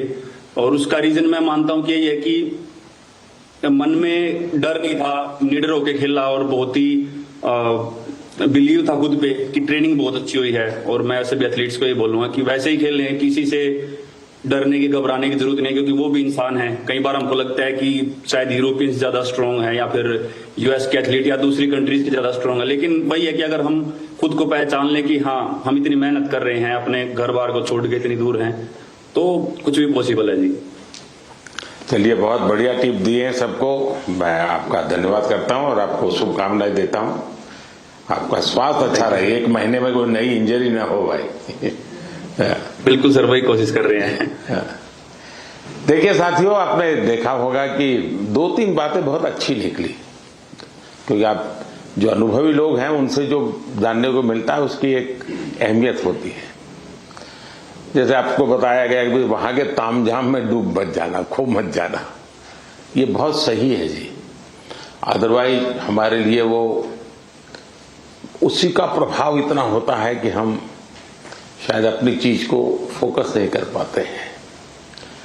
दूसरा, परमात्मा ने हमें एक कद दिया है, बाकी खिलाड़ी हमसे बड़े कद वाले होते हैं, लेकिन हम पक्का मान के चले यहां कद का खेल नहीं है जी, यहां कौशल्य का खेल है, आपकी टैलेंट का खेल है। सामने वाले का शरीर हमसे 2 फीट ऊंचा है, चौड़ा है, इसकी परवाह मत कीजिए। आपको अपने टैलेंट पे भरोसा होना चाहिए, और फिर सामने कितना ही शरीर मोटा हो, बड़ा तगड़ा हो, दिखने में बड़ा शानदार हो, तो वो जीत ही जाएगा, मानने का कारण नहीं होता है। तो हमने कोशिश, अपने पास जो कौशल्य है, अपने पास जो टैलेंट है, उस पर ही हमारा फोकस होना चाहिए, और वही हमें परिणाम देता है। आपने देखा होगा कि बहुत सारे लोग, बहुत कुछ आता है उनको, लेकिन एग्जामिनेशन के समय गड़बड़ हो जाती है। उनको लगता है यार याद नहीं आता है, फिर सोचता है कुछ कोरिलेट करता है, और उसका मूल कारण उसका एग्जाम पर ध्यान कम होता है। उसका मूल कारण होता है कि अगर मैं अच्छा नहीं करूंगा तो घर वाले क्या कहेंगे, अगर मैं मार्क्स कम लाए तो क्या, उसी प्रेशर में रहता है। आप चिंता छोड़ दीजिए दोस्तों, आप खेलिए अच्छा बस। अरे मेडल आते भी हैं, नहीं भी आते, क्या है, ये प्रेशर कभी मत रखिए। हाँ, अपना 100% बेस्ट देना है, ये मिजाज अपना होना चाहिए, और उसमें कोई कमी नहीं होनी चाहिए। दूसरा, आप लोग जानते होंगे, आपको शायद ये आपके कोचेज हैं वो सब, ये आपकी जो साइकोलॉजिकल जो ट्रीट करते हैं वो भी आपको समझाते होंगे। खेल जगत में प्रैक्टिस का जितना महत्व है, कंसिस्टेंसी का जितना महत्व है, उतना ही महत्व नींद का है। और कभी कभी तो कल सुबह मैच होने वाला, आज रात को नींद ही नहीं आ रही है, और शायद कोई और चीज हमें जितना नुकसान नहीं करती है, उससे ज्यादा नींद का अभाव नुकसान करती है। और आपको आश्चर्य होगा कि एक ऐसा प्रधानमंत्री है जो हमको सोने के लिए कह रहा है लेकिन मैं आपसे आग्रह से कहूंगा, अच्छी नींद बहुत जरूरी है खेल जगत के लिए, किसी भी जीवन के हर चीज के लिए। और आजकल तो मेडिकल साइंस भी नींद पर बहुत बल दे रहा है कि आपकी नींद कितने समय की है, कितनी साउंड स्लीप है, इसका बड़ा महत्व माना जाता है। और नया मेडिकल साइंस में इन चीजों को बड़ा स्वीकार किया जा रहा है, और इसलिए कितना ही एक्साइटमेंट क्यों ना हो जी, आप नींद पक्की करके, वैसे आप लोग मेहनत इतनी करते हैं कि आपको नींद आना बहुत स्वाभाविक होता है, क्योंकि आप गहरी नींद में चले जाए तो इतनी मेहनत करते हैं शरीर से। लेकिन शरीर की मेहनत वाली नींद एक बात है, और सभी चिंताओं से मुक्त सोना ये अलग चीज है। और इसलिए मैं आपसे आग्रह करूंगा कि आप नींद के संबंध में जरा भी कॉम्प्रोमाइज, और थोड़े दिन पहले इसीलिए भेजते हैं कि थोड़ा आप वहां पर जेट लैग वगैरह समस्याओं से बच जाए, वहां थोड़ा कंफर्ट फील करें, और उसके बाद आप खेल के मैदान में उतरे तो आपको सुविधा रहे, इसलिए एक व्यवस्था सरकार करती है। खिलाड़ियों की सुविधा के लिए इस बार भी कुछ नई नई चीजें करने का प्रयास किया है, लेकिन फिर भी मैं कह नहीं सकता हूं कि हर एक को सब कुछ वहां सुविधाजनक होगा ही कि नहीं होगा, लेकिन कोशिश की है। इन दिनों हम वहां के जो भारतीय समुदाय है उनको भी जरा एक्टिवेट करते हैं, उनको मोबिलाइज करते हैं, जरा आप भी हमारे खिलाड़ियों के साथ जरा जुड़िए। कुछ डिसिप्लिन रहती है, इसलिए उतने तो निकट नहीं रह सकते, लेकिन फिर भी वो ख्याल रखते हैं, चिंता करते हैं। जिसका खेल पूरा हो जाता है उसकी तो भरपूर चिंता करते हैं, लेकिन हम कोशिश करते हैं कि एक प्रकार से आप लोगों के लिए कंफर्ट रहे, असुविधा ना हो, और आप लोग अच्छा परिणाम लेकर के आए। मेरी तरफ से आप लोगों को बहुत बहुत शुभकामनाएं हैं और मैं आप लोगों का फिर से एक बार इंतजार करूंगा जब आप 11 अगस्त को तो सारा खेल पूरा होगा। आप में से लोग जल्दी आएंगे ऐसा तो क्रम रहता है, लेकिन मैं कोशिश करूंगा कि 15 अगस्त को एक बार लाल किले पर जब कार्यक्रम होता है तो आप लोग भी उसमें उपस्थित रहें, ताकि देश देखेगा कि यहाँ से हमारे ओलंपिक खेलने के लिए जो गए थे, क्योंकि ओलंपिक खेलने जाना ये भी बहुत बड़ी बात होती है जी। खेल में क्या करके आते हैं वो तो उसमें 4 चांद लगा देता है, लेकिन देश के अंदर इतना सारा खेल जगत के लोगों का होने के बाद आप में से खेलो इंडिया से निकल करके खिलाड़ी बने ऐसे कितने हैं? अच्छा, ये भी काफी लोग हैं। तो आपका क्या कैसा कौन सा खेल रहा क्या है बता दीजिए जरा। हेलो सर, मैं सिफ्थ हूँ और मैं शूटिंग करती हूँ। तो खेलो इंडिया ने मुझे काफ़ी हेल्प की है, क्योंकि दिल्ली में ट्रेनिंग करके और उस टीम में आके जो भी मेरा रिजल्ट आया तो खेलो इंडिया कारण ही आया। चलिए, अच्छी शुरुआत है। हाँ जी। आपका? नमस्ते सर, मेरा नाम मनु भाकर है। मैं शूटिंग में ही अभी दूसरा ओलंपिक मेरी इंडिया को रिप्रेजेंट करूँगी।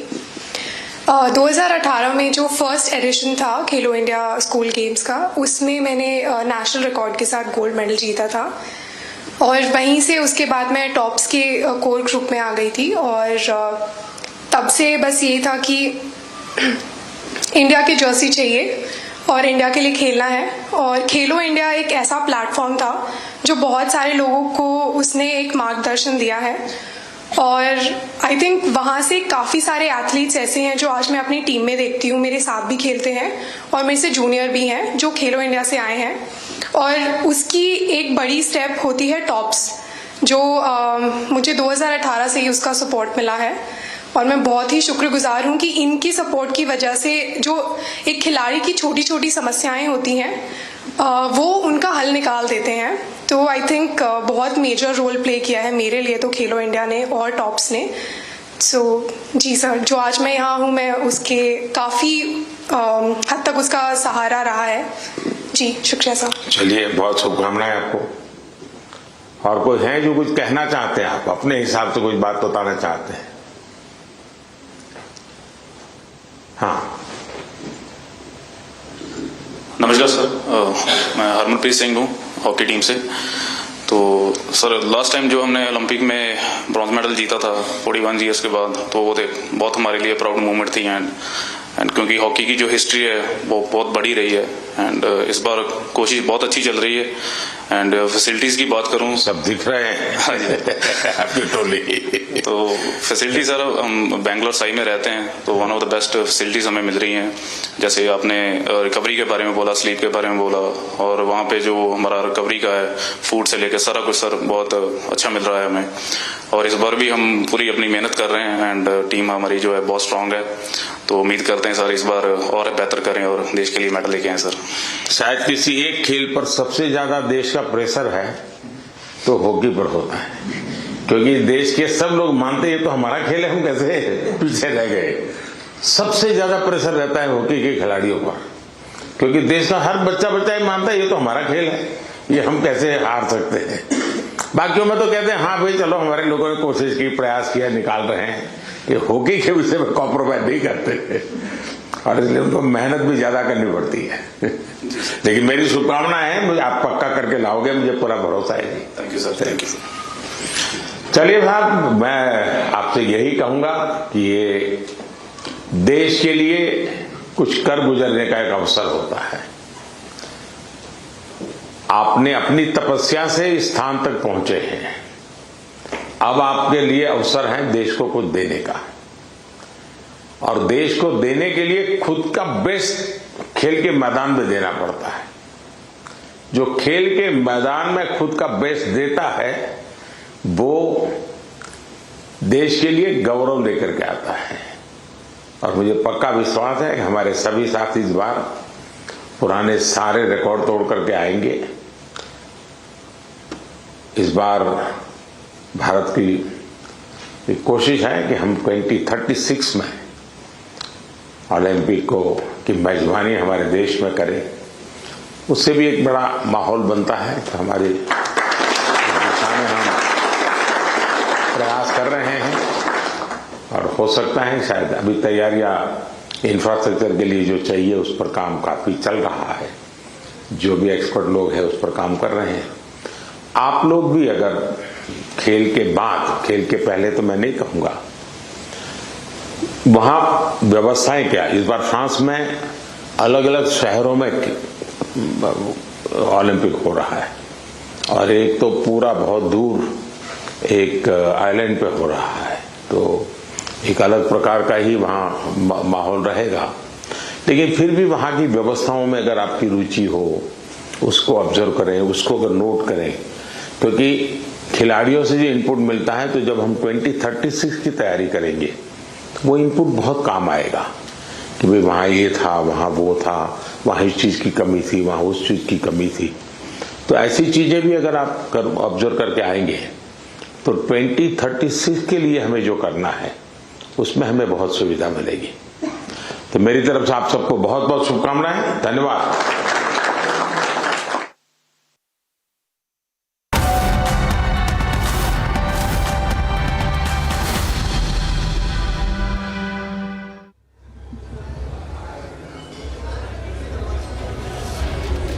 Good morning to all our viewers, and yes, I'm not in the studio today. I am at the venue. You have been watching our beta coverage all these days, and today is the day where it all culminates. Yes, today are the Republic Business Emerging Technology Awards, and this primarily is awarding the big players in the e-commerce market. It is about how in these times it is technology that meets the needs and facilitation of business. So while you're going to see some very interesting sessions that are also lined up today, and of course the big players of the e-commerce industry, let me also quickly have a chat with Tapan, who's right here, the man behind creating our beta. Can I say that? You're already blushing. You can say that, but it's the team's effort, not only my effort. I think the digital team has been working on our beta since the last couple of months, and the kind of response that we've got from participants, from sponsors, from people who want to contribute more towards the startup building ecosystem, I think our beta is one of the platforms that we have created for them. And with this, Republic is going to identify, recognize, reward people who are transforming their business on the back of technology.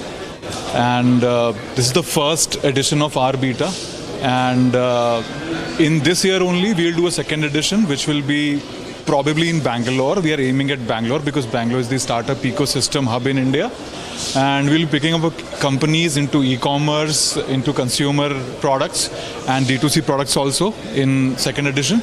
But today I'm really excited about the first edition. This is a brainchild of the entire digital team, and we've really got more than some 40 entries. EY is the process advisor for our beta season 1, and it's an overwhelming experience to have within the first edition so many startups, companies participating in this and believing in this thought of identifying even the smallest work in the space of technology, transforming various business into different business spectrums. So I think with this small initiative today, we are going to build our beta into many different verticals where we not only do technology, we will also do finance, we will also do FMCG, we will also do automobile. So a lot in the planning. Only the time will tell how soon we deploy all these new initiatives. But today, I think, being the first edition, I'm really excited about it. Looking forward to a lot of speakers who will, kind of share their experience with our audience and give them the insight on their business and their industries. So let us wish Arbita Season 1 a good luck from here, and all the speakers all the best from here. And of course, Tapan, do tell us what happened behind the scenes. Whose idea was it to begin with? How long did it take to actually develop the whole concept around our beta until reaching this day? Of course, you're telling us that miles to go as far as our beta is concerned, and this is only just the beginning. But how did it all start? Back in the month of January. In fact, if I take you a little bit more in the past, we started our digital business journey as Republic some 2 years back, right? And we built our world, we built our Bharat, then we launched our business. So when we were launching our business, I was trying to do something which could really create a platform for Republic business, because up until now Republic was not into the business news ecosystem, and to establish Republic into a business news ecosystem we really needed to do something really disruptive. So we thought of doing something which could gather the industry together, which could also get the eyeballs from the startup ecosystem, the established business ecosystem, and the future prospects of what is going to change the way technology is shaping up the business. So keeping all these things in mind, we zeroed down to the idea of doing some event which would be an award-based event where we pull up all the categories of business. So what we did, we announced entries into AI robotics, we announced entry into FMCG, we announced entry into real estate, we announced entry into telecom, we announced entry into healthcare, financial technology, education technology. And we thought that EY would be the best credible name to become the process advisors for us. And that's how I rang up Amiya. He's a great friend. And Amiya came on board. Amiya is the partner for EY India. He is sitting right inside. I will also have a word. Absolutely. And we had a meeting with his team and we devised a process around it. And the process was very stringent, very rigid in terms of identifying the right set of people, the companies, the ideas about their business models. We did a couple of jury rounds. Jury rounds happened last month. And after the jury round, we decided that 5th June is going to be the event to announce these winners. So today we come to the conclusion of our Beta 1 with all of this. And I'm really happy that people have really, believed in this thought. They have come forward, participated. They have shown a lot of confidence in Republic business. They've shown a lot of confidence in Digital as a brand. I think we are only going to go and become big from here. So I'm hoping for that. Oh yes, absolutely. And quickly before I let you go, Tapan, I know I'm holding you up on a very busy morning. No problem. But do give our viewers a sense of what they can expect will happen through the day at the Arbita Awards. Oh, it's going to be a really busy day for everyone. And we are starting with address by Arnab. He will open up the show for us and for the audience. Then we have talks by Girish, who is from ONDC, Shirish rather, from ONDC. Then we have talk by Amiya. Then we have 5 different panels, some 16 to 18 awards. Then there is going to be some entertainment flavor also with stand-up comic and music in the end. And then we will have the entire day going like this. So it's going to be a jam-packed day with some 8 hours of, event coming through. That is going to be a day for us. Wonderful. I wish you all the very best. And of course, I can also tell our viewers that I also have a session later in the afternoon that is lined up on the gaming industry. Absolutely. And all that is happening around it, the expectations, policies. So we'll talk all about it with industry biggies. Of course, it's a busy morning already, Tapan, where people are slowly filling in the hall. So let me take our viewers around to give them a sense of how it is looking. Rajat, I see right here. Hi, Rajat. Good morning. You are, of course, hosting a panel too. Yeah. I'm hosting EduTech panel, which is lined up in the middle of the day. Yes. And as you see, the energy is high and the event is just about to start. Yes. So yeah, we are seeing that all business tycoons. Let's get Sharmila also. You're right here. A quick word from you. We are very excited this morning because, as you can see, the galaxy of tech stars from all over India has converged here in our Gurgaon location, and we were all waiting to get some real surprises about who are the winners, because the contest has been going on for a long time, Suresh, as you know. Yes. And that is exactly what I wanted to talk to you about, Sharmila, because, I've also been hearing from you that a lot of entries have come in.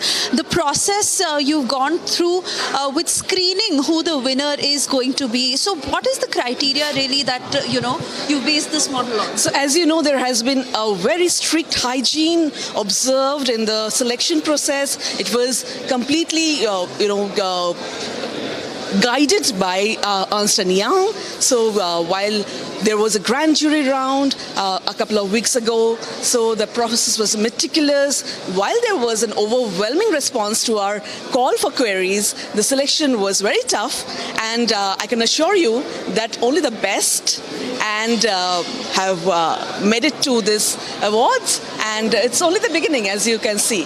All right, so all those who are responsible for creating this, thank you, Sharmila. Say one thing, that this is only just the beginning, and we of course heard from Tapan, who went on to say that there will be 2 Arbita award ceremonies this year, and the next one probably will happen in Bangalore. So like you see, the early morning preparation that is underway, I'm hoping to get a word with Arnab, because I do know that he is somewhere around, but if I can probably also talk to him, the man behind Arbita and how Republic has grown to come to this day. So we'll also try and get a word with him. I do see him, but obviously it's a busy morning. Also, let me also give you a sense of how it looks like on the inside. Here we are. This is the early morning hustle bustle ahead of the event. But here you see the stage is set, the final tech checks are happening, the team is in place.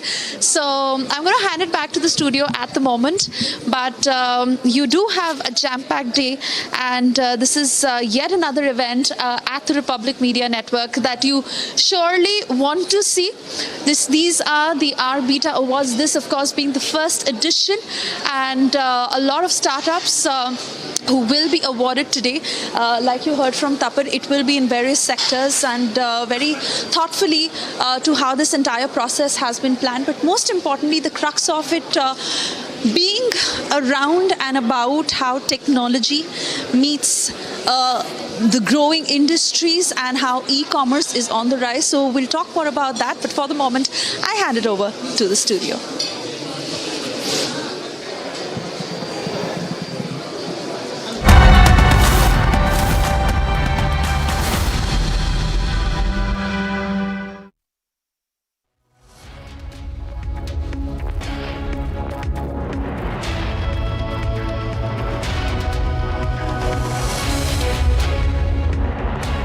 Loan मिलेगा या नहीं, ये आपके credit score पे depend करता है। आज ही जाइए पैसाबाजार.com पर और अपना क्रेडिट स्कोर चेक कीजिए फ्री में, क्योंकि लोन की जरूरत किसी को भी कभी भी पड़ सकती है। चल एक्टिंग थोड़ा भेल बनो। पैसाबाजार.com।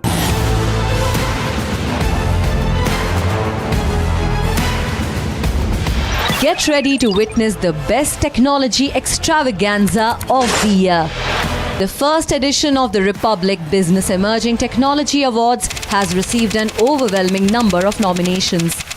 Dominating the categories are AI and robotics, healthcare, edutech, fintech, banking and finance, and martech. Groundbreaking innovations and revolutionary ideas from the largest digitalized economy in the world. Join us as we celebrate India's incredible digital growth story.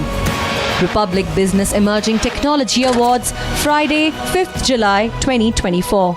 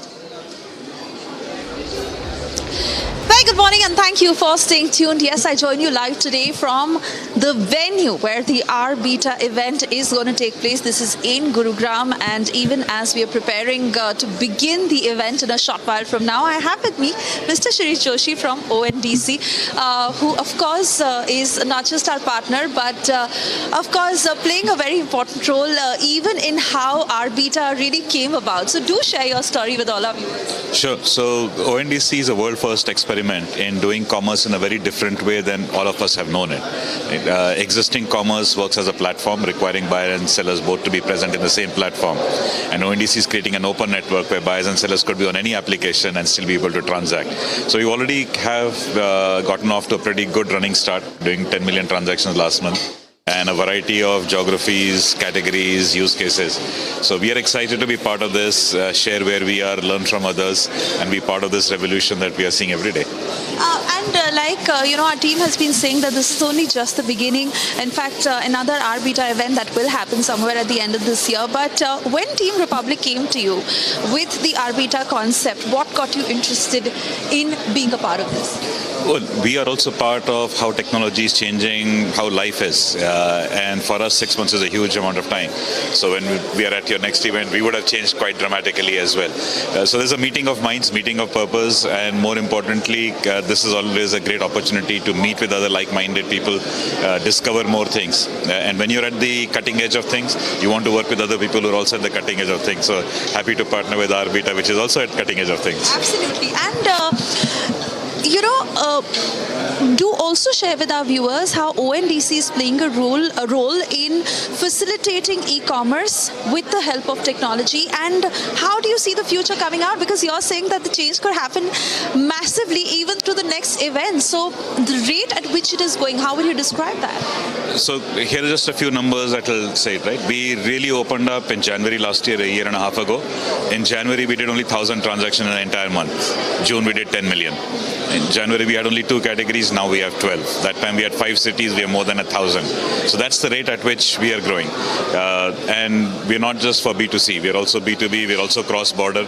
So this is going to be a protocol that will really fundamentally alter how commerce gets done. Buyers today have to go to different apps for different things, right? So you go to one application for booking a taxi, another one to order food, a third one to order something for home. Each category of products has a different application, and for each one, buyers will typically have 2 or 3 that they want to choose from. Now imagine the world when through a single application you can buy everything. That's not possible today because e-commerce works as individual applications and platforms with finite resources. But when you make it open, like a Wikipedia, which is open, right, then you have the contribution of everyone coming together, and you become a single large network through everyone's participation rather than from one organization trying to drive it. Interesting. And so now that you mention it, and for a layperson sitting at home watching you right now, when do you think this change will come about? It's already started. So I would say be a part of it now.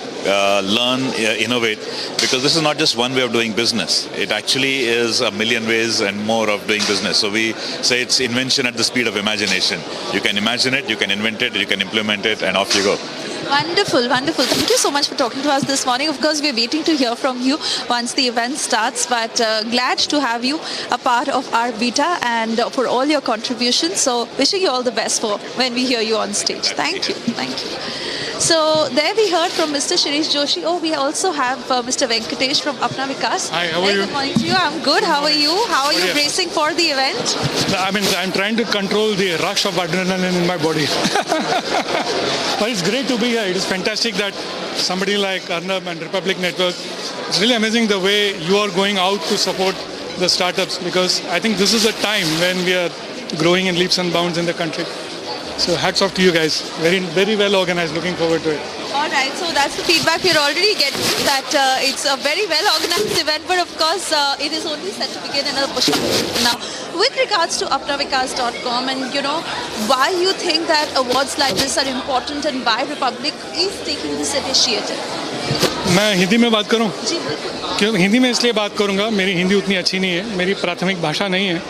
हमारे देश में 10% से कम लोग अंग्रेजी use करते हैं, आपको पता है? Less than 10%. और जितने भी लोग इंटरनेट यूज़ करते हैं, 50% से ज़्यादा मातृभाषा में यूज़ करते हैं इंटरनेट को.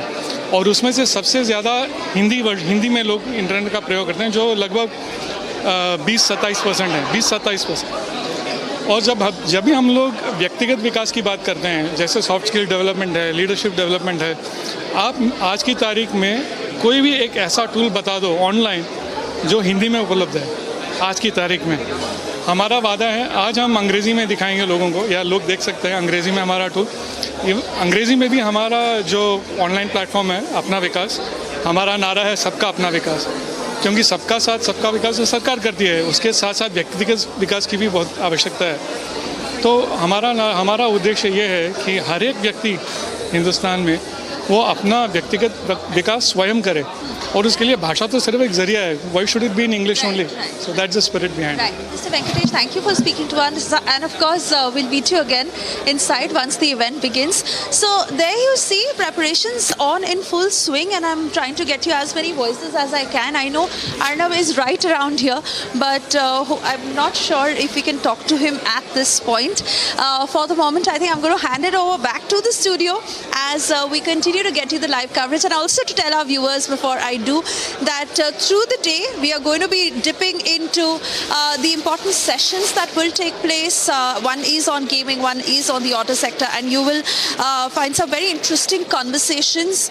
Also, of course, the awards that will be given out today, and with a bit of entertainment that is also added by the end of the event. So lots that is lined up for you to watch at the R Beta Awards, which will be streaming live on Republic TV through the day as you also continue to watch the news.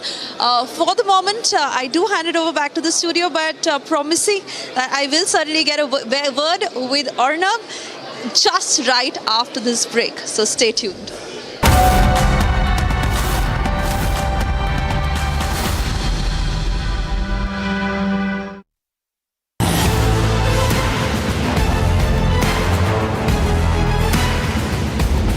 Get ready to witness the best technology extravaganza of the year.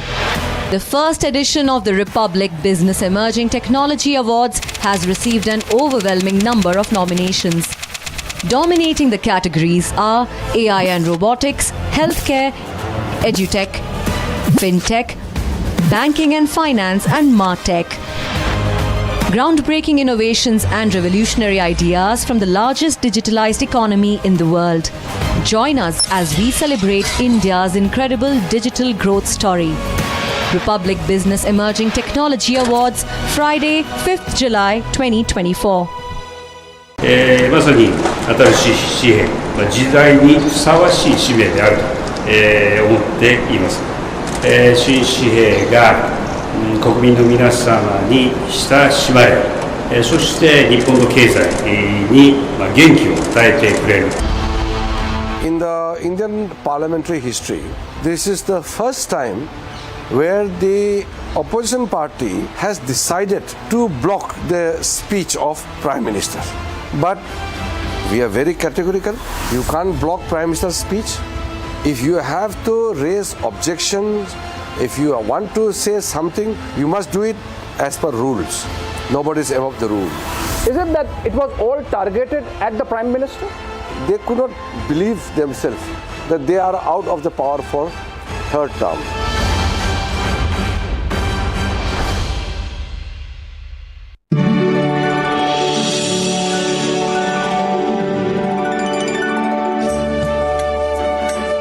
आध्यात्मिकता और आर्थिक उन्नति दोनों साथ साथ ही चले, ये सोच हम लेकर आए हैं कि आने वाले समय में एक नया संस्कृति से भरा हुआ, संस्कृति के ज्ञान का उपयोग करते हुए एक समष्ट समाज के भीतर परिवर्तन लाते हुए समृद्ध भारत की नींव रखें।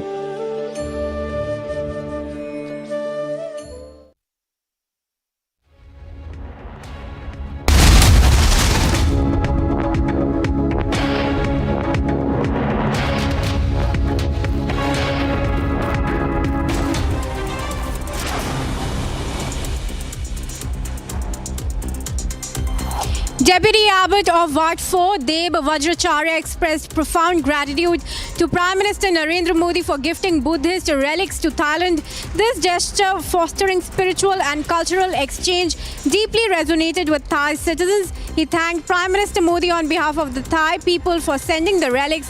Deb Vajracharya stated his positive remarks and reflected their importance to Thai Buddhists. He emphasized how this event strengthened ties between Thailand and India, rooted in their shared Buddhist heritage. The relics exhibition in Thailand from February 22 to March 18 further symbolized the enduring cultural connection between the two nations.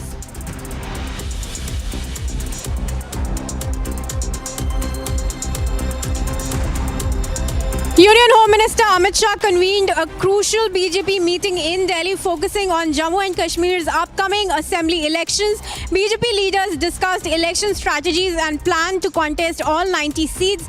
Jammu and Kashmir, now a UT under MHA jurisdiction, awaits its first assembly poll since Article 370's abrogation in 2019. The Supreme Court mandated polls by September following demands for statehood restoration. Chief Election Commissioner Rajiv Kumar highlighted logistical challenges, emphasizing the need for adequate security. Elections will likely align with the next Lok Sabha polls, balancing legal requirements and regional conditions.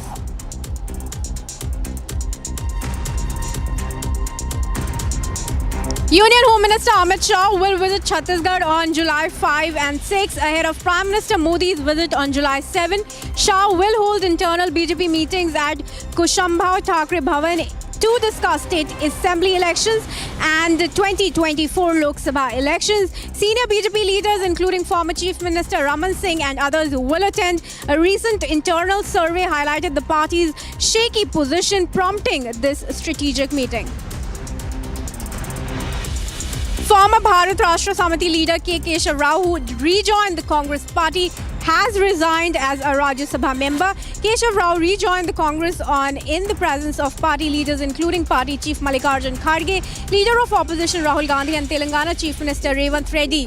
Kharge, over a social media post, welcomed Rao and congratulated him. Keshav Rao is a former chief of Andhra Pradesh Congress Committee. He had joined the BRS, then TRS in 2013 and has returned to the Congress over a decade after.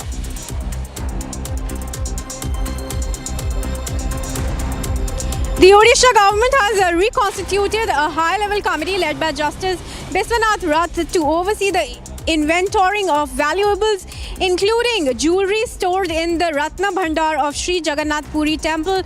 Dissolving the previous committee, the new panel includes prominent members like C.A. Rajiv Sahu and Swami Pragyananda. Known as the land of Lord Jagannath, Puri houses one of India's tallest temples dedicated to Lord Jagannath, standing at 214 feet. This move aims to ensure meticulous supervision and management of the temple's treasures, reflecting its cultural and religious significance in Odisha.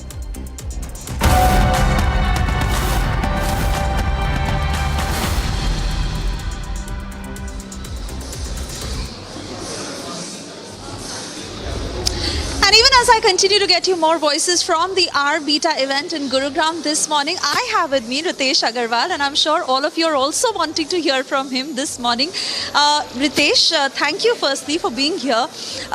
Do tell us that what you think of the R Beta Awards. This is the first edition, and why do you think it is important to do such events and be a part of it? I of course want to first begin by thanking you all for having me here. Look, I feel that events like these are exceptionally important because today a young Ritesh sitting in Raigada in Odisha or in Gaya in Bihar or किसी भी आप शहर में देश भर में हैं, आज के दिन में नौजवानों में, बच्चों में, youngsters में, there's a big ambition. Everybody wants to build the biggest enterprise in the country. But they don't find enough opportunities or enough inspiration to be able to understand how they can pursue that path. So I believe R Beta Awards is valuable for people in the industry, but even more valuable for those young entrepreneurs to say that I can build a career, I can build my own opportunities of entrepreneurship in the world of technology. And that personally excites me because I wish there were opportunities like R Beta when I was starting. So I hope that this can help a lot of new entrepreneurs become successful. Ritesh, you know, today that you're so successful, how do you look back and see the Oyo journey and how you brought it here. You're still so young, and it is not possible for everybody to create such a disruption in the startup space. I mean, people still face so many challenges as much as the government is trying to make it easy for them. So how do you look back at your journey? Yeah, so देखिए मतलब आई am very thankful कि मतलब मुझे मौका मिला कि इस generation में इंडिया में पैदा होने के लिए, because the current generation there are so many exciting opportunities in India.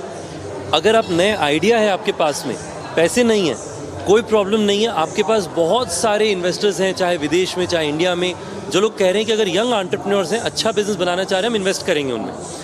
And along with that I got good talent, अच्छे कॉलीग्स मिले मुझे, तो I am very lucky. But at the same time जब मैं पिछले 10 साल को देखता हूँ, मुझे लगता है कि हमने इंडिया में और विदेशों में इकोनॉमी सेगमेंट में ट्रैवल को डेमोक्रेटाइज़ किया है. कि हमें लगता है कि आज 1500 रुपये से लेकर के 5000 रुपये में आपको साफ़ सुथरा अच्छा कमरा सही लोकेशन में मिल पाता है.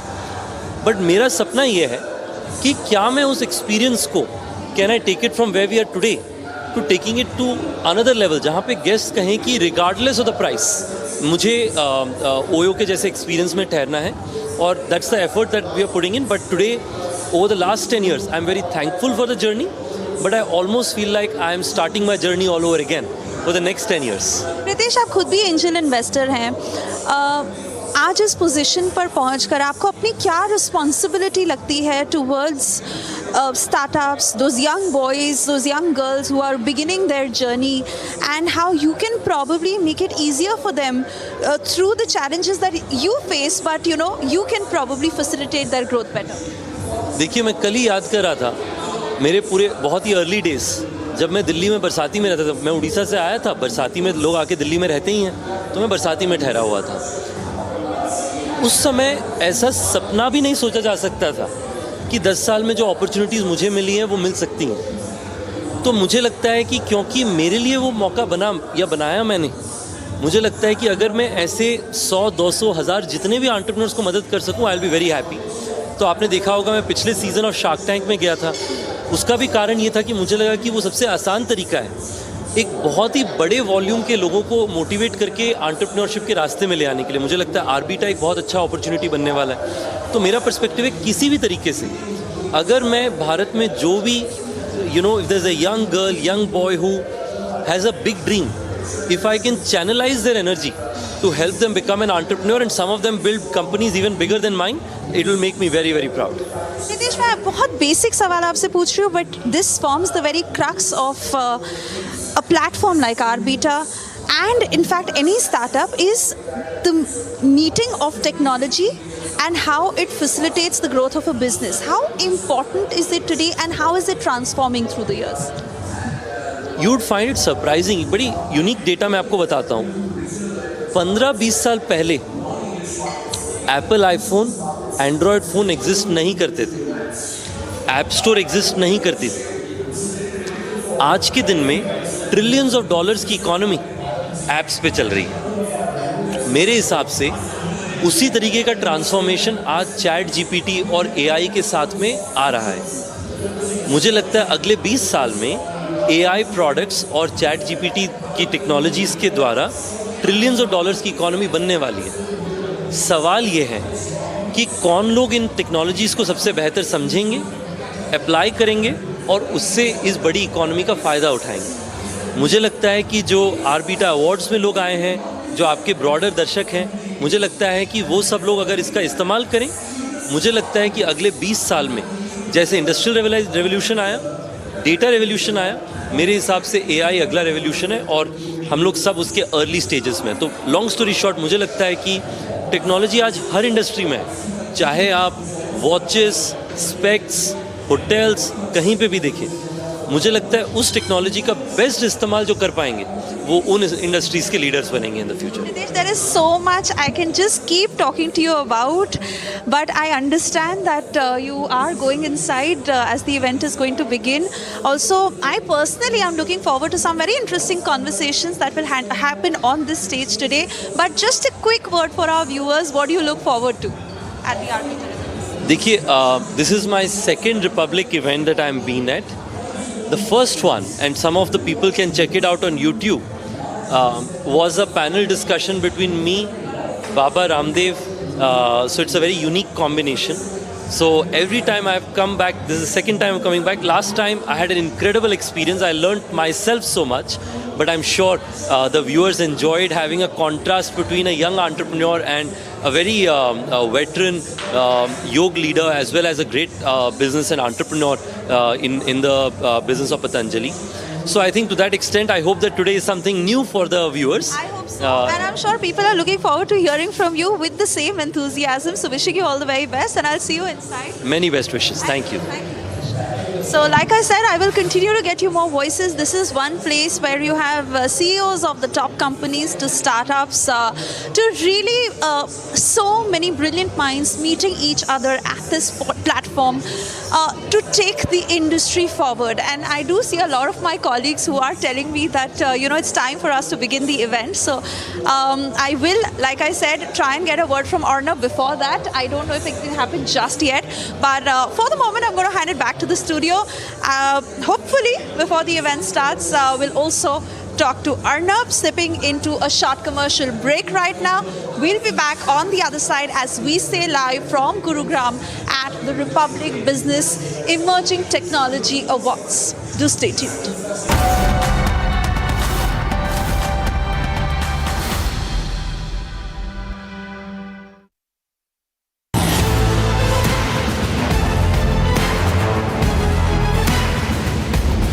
Get ready to witness the best technology extravaganza of the year.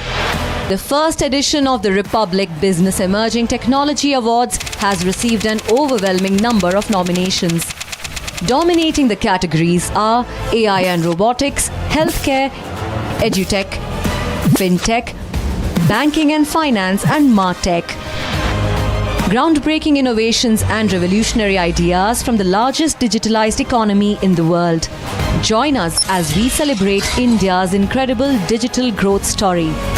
Republic Business Emerging Technology Awards, Friday, 5th July 2024.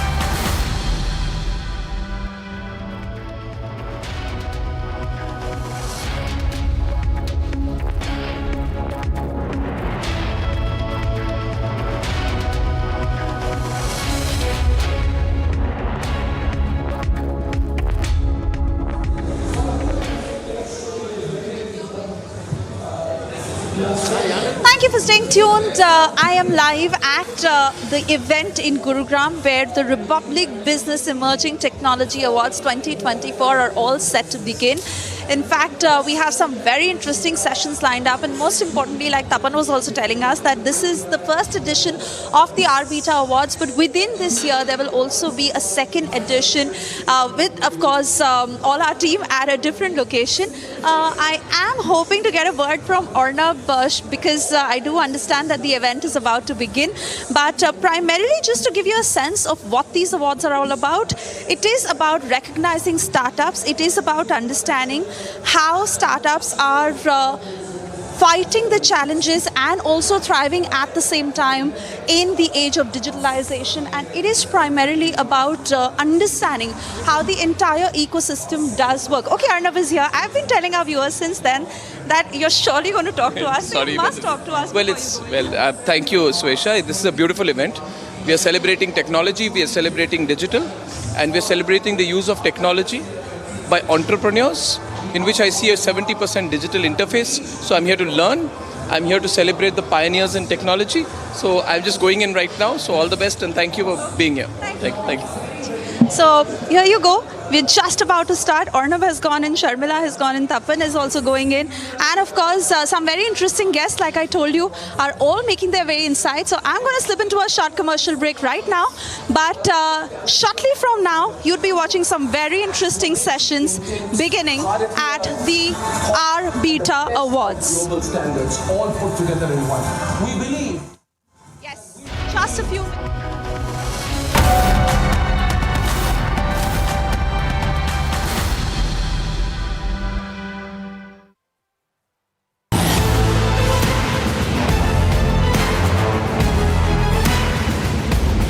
Get ready to witness the best technology extravaganza of the year.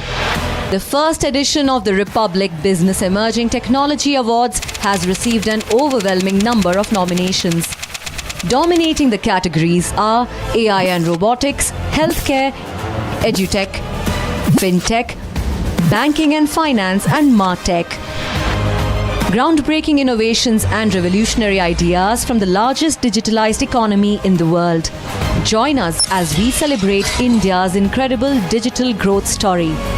Republic Business Emerging Technology Awards, Friday, 5th July 2024.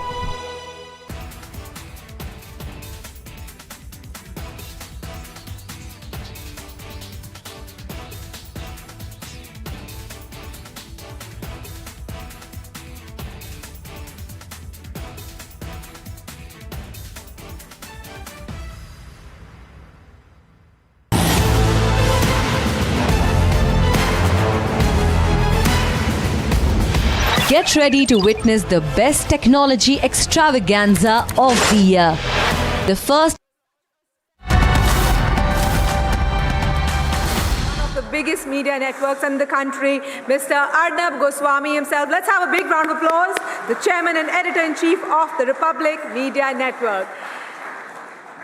And it's great that we started with that round of applause because today we are celebrating the first of something. And the first of everything is very special, isn't it? I mean, if you take a walk down memory lane, every first that you've kind of chalked in that little, box that we have up there is so special. Well, ladies and gentlemen, today it's all about celebrating the first edition, the inaugural edition, ladies and gentlemen, of the Republic Business Emerging Technology Awards 2024. From the house, of course, of Republic Media Network.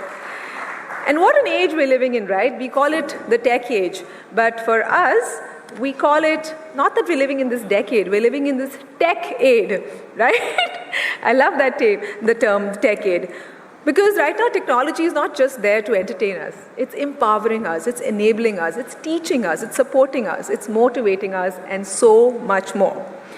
So, of course, today's event is a very timely one.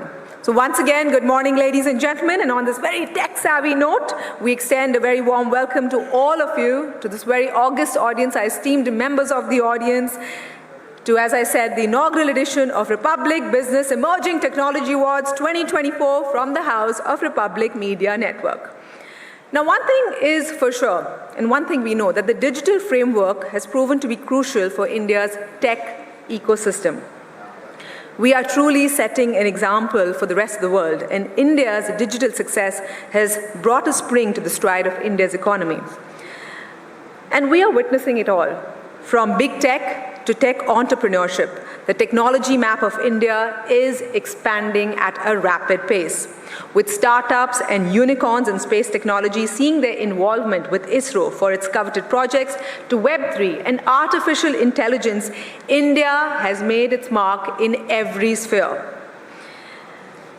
And if you look around us, we have the young guns in their 20s to startup founders who have truly found their calling towards technology in their late 40s.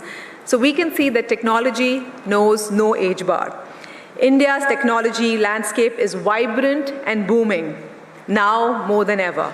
The Republic Business Emerging Technology Awards 2024 aims to recognize and reward both the stalwarts and the promising tech talent of the country.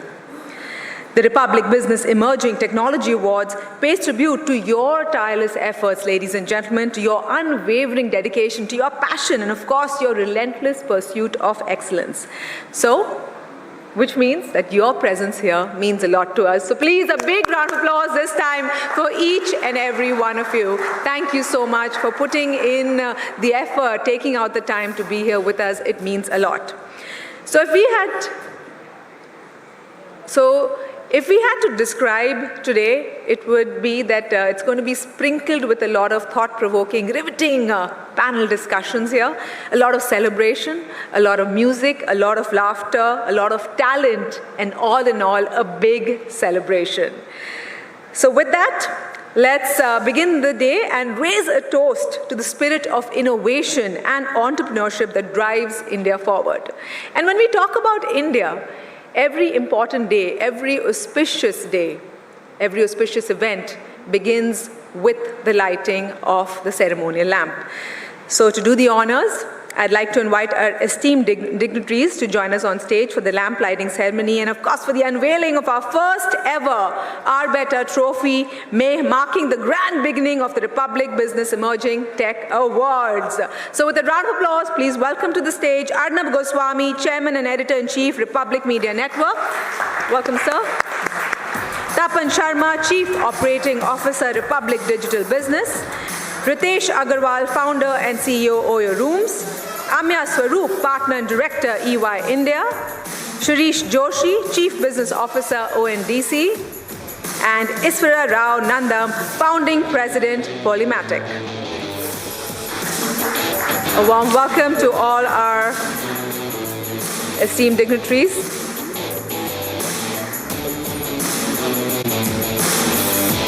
Welcome, sirs.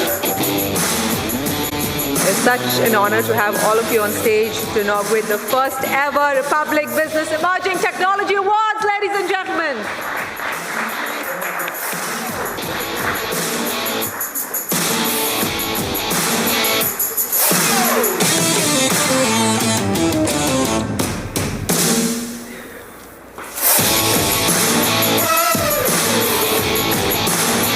Invoking the blessings of the Almighty,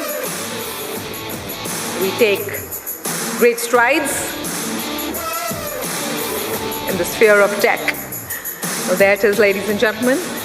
And of course, I'd love for our dignitaries to do the honors and of course unveil this grand trophy, the Our Better Trophy.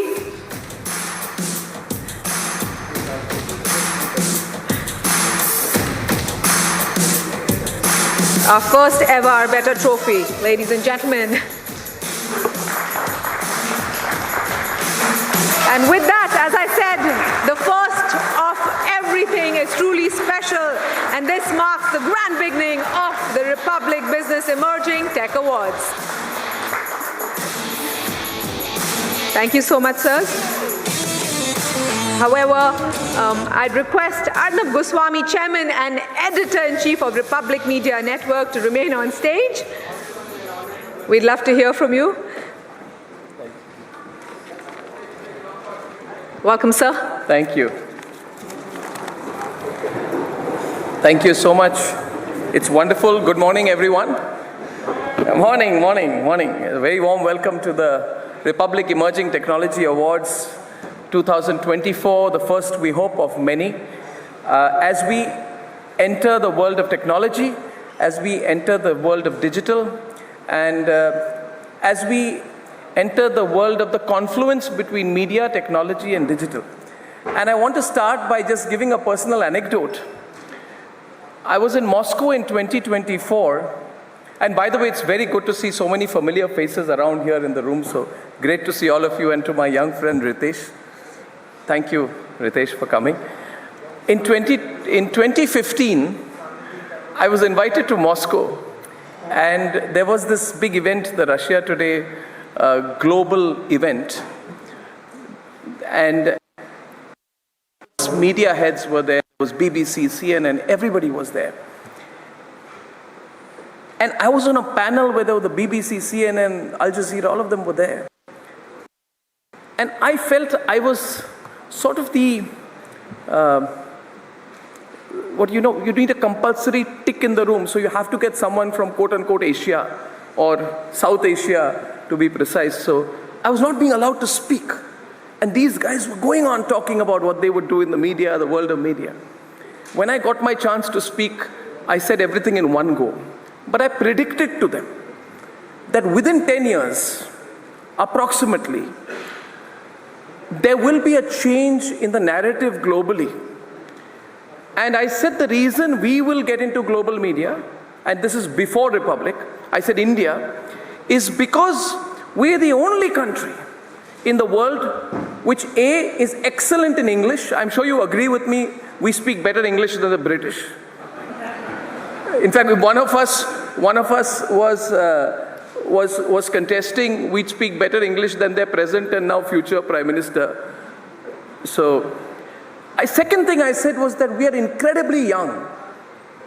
You have people like Ritesh, who at the age of 21, 22 have started a company which is aiming to be among the world's largest too. Hats off to you, Ritesh. Well done. That's entrepreneurship. We have drive. The third thing was I felt that we are amazing with technology. And this event today celebrates that confluence between technology and entrepreneurship and the application of technology. So I'm extremely excited when I meet people doing wonderful and joyous things. I look forward to a world where we will all collaborate together, all of us working in the field of technology, application of technology, entrepreneurship, where the opportunities are absolutely limitless. This event is basically aimed at celebrating the spirit of drive that is there between all of us, within all of us, to making sure that your work is celebrated. Whether you succeed or fail is a very subjective thing. What is success? Is it success in the acceptance of your product? Is it success in breaking even? Is it success in keeping your employees happy? Or is it success in the journey? I believe if you are successful in the journey, the rest of it comes together. Do you agree with me? If you enjoy the journey, and in my last 7 years as an entrepreneur, I can tell you through my ups and downs, I have enjoyed every minute of the journey. And the beauty of entrepreneurship and the application of technology is you can never put it down in an Excel sheet. You learn every day, you learn through your failure. I have in the last 15 to 20 minutes outside met people who work in the world of virtual reality. I've met people who work in the area of the application of health. I met a wonderful company which works in the area of monitoring your health parameters without wearables. So I said, you don't need this one then. So I said, that's incredible. And I believe that as we move towards artificial intelligence, I think for a country like India, it's a brand new opportunity. I don't think it is a threat. Let me make another prediction. Others will lose job and opportunities and shrink when AI comes in. I believe that in this soil of this country will be the next AI boom in the world. So if your technology is linked to AI, and if you work in that direction, I have no doubt that you will succeed. I will take not much time, but I wanted to share something, if you allow me, about what we are doing at Republic Digital, because I want the world to know that we are really working hard on digital. Republic, as you know, is the youngest medium to large-scale news media company in the country. We are really working a lot on digital. I commend all the people from the Republic Digital team. I commend Tapan for doing a great job with Republic Digital, and we are right there behind you, Tapan. And we commend our teams, we commend our content teams, so many of whom are not here today. To Tanvi and her team, we commend Sharmila for the great work that she's doing in Republic Business. I commend the launch of Republic Business as a brand. I think it's amazing. And I want to say that we have put our skin in the game on digital. Because it is, we believe that if we put together the most robust digital resources, if we have a good product plan, if we have good technology behind it, if we relentlessly pursue excellence, then we will make a dent. So our present statistics are like this. Our digital community is now 127 million strong, that's 12.7 crore, across websites, Republic's mobile app, social media platforms, and digital streaming partnerships. And I believe we can go to 3 times this number. This is in addition This is an addition to the 47 crore people who consume in some form, some part of our broadcast network every week.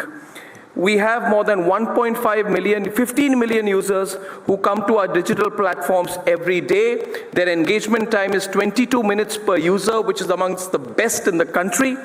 And currently, we are operating in English, Hindi, Bengali, and Kannada. The latest addition in the product portfolio of Republic is Republic Business, which we launched on 10th of June 2024.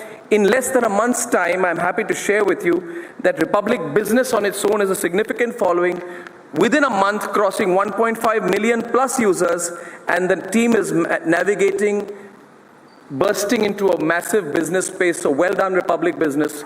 That's absolutely fantastic. Ladies and gentlemen, over the next 6 to 8 months, we will be building the Republic digital news portfolio, expanding our language portfolios into Republic Marathi, Republic Telugu, Republic Tamil, Republic Odia, and Republic Gujarati. So we are very aggressively launching our product portfolio into multiple languages. This is part of my dream that as a nationalist news network, which celebrates the principle of nationalism, which believes in India first, it is my responsibility to make sure that within my career's lifetime, I am able to take this media network into every city, village, and home of this country. And I'm working to complete that mission in the next 5 years. So I've told you the languages we are getting into. The most incredible part of Republic is this is a network we are driven by our supporters, our friends, our consumers.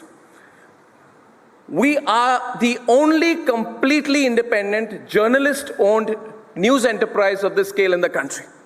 And therefore, I constantly look for partners, I shake hands, I meet people, we build our business, ideologically driven by the principle of nation first. That is what drives me every day.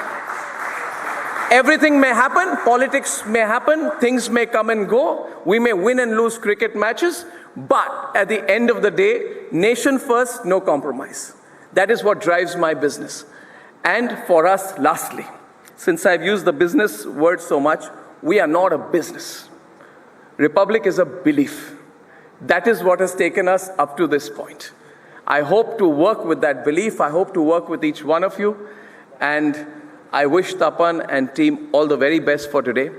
Tapan, I wish that Republic Business becomes the most technologically innovative and partnership-oriented digital news network in the country. And lastly, I hope that under the umbrella of the Republic Media Network, within the next 1 year, and with the active participation of Republic Digital, through streaming, OTT, live streaming, or any which way you can, we must launch Republic Global. That has to happen. Happy to share with you that we have in Sector 158 Noida, the largest news complex that any news organization has built. And so that you believe that I'm not just saying things, that I intend on executing them, that the dream which I shared with you, which was germinated way before I said it in Moscow, was in 2014, 2015. It's going to be 10 years of that. I think the time has come, and I think that people of this country will support us if we place our flag where it ought to be, in every capital city of the world, from Tokyo to Washington, from Bolivia to Russia, in the post-Ukraine, post-Cold War world. The only country that can do this is India. And we have the faith of the people of this country. So within 1 year, we must launch Republic Global. And I hope that as we do that, all of you confident technology entrepreneurs will support us in that vision. Thank you very much. Please have a wonderful, wonderful day. I'll stay with you as long as possible and look forward to hearing you all next. Thank you very much. Thank you. Thank you so much, Arnab, but you can't leave us just yet. You have to remain on stage if you could come back. A big round of applause. Such powerful words. I'm sure they resonated with everyone in the house here. And I have to add that your passion, your zeal for nation first continues to inspire us all. So big round of applause. And in Arnab's words, this event here today really marks the confluence of entrepreneurship and technology and the application of that technology. And we're here to celebrate your drive. So having said that, let's begin by celebrating India's tech landscape.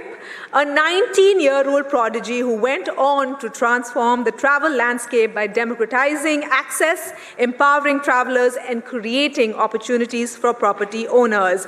It is truly my distinct pleasure to invite Mr. Ritesh Agarwal, the visionary founder and CEO of Oyo Rooms, to receive the Arbita Tech Entrepreneur of the Year 2024 award for his remarkable achievements and, of course, unprecedented contributions. Truly shown the way in the startup ecosystem. Request you to please join us center stage. A big round of applause, ladies and gentlemen, really. Unprecedented contributions to the startup ecosystem by none other than Mr. Ritesh Agarwal.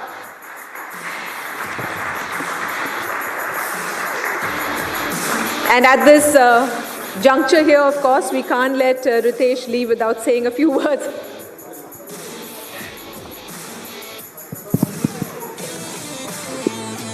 Look, I think I always say that I have publicly grown up in the Indian startup or the technology ecosystem because I started, like you said earlier, at around 19 or 20. And generally, when you're 19 or 20, the 5-6 years after that, you want to almost get done with your early job and so on. But my life got documented quite well, for good or for not. The first time I had the opportunity to speak at a Republic event was probably 2016 or 2017, just started the Republic Summit. I think from then on, life has given me opportunities of seeing the highest of the highs and probably seeing the lowest of the lows. From times people said that this company will probably be one of the biggest enterprises in the world of travel, to saying that maybe it will not see through COVID. But like you were telling earlier, that the joy in the journey is so much that I almost feel like I'm restarting this company, and especially with this award. I feel that in 10 years from now, when we all see this journey, you'll feel like the work that we did in the first 10 years was good, but the next 10 years, I think we will not just create impact, but I also believe that we will do it in a quality of execution which will be one that people will appreciate. So thank you. I think it energizes me and the many thousands of colleagues I have, their families. I'll finish with one last thing. All of us, we are all in the world of technology, entrepreneurs. We have such an exciting job, right? We enjoy it so much. Unfortunately, our families have no ideas about it. They have no idea, but they still support us, whether there's the husbands or the wives or the children, they support us. So I think thanks to all the families around ourselves who have supported us through thick and thin, and I hope we will make you all proud. Thank you. Thank you so much. Ritesh, may I say just a couple of words after you've spoken?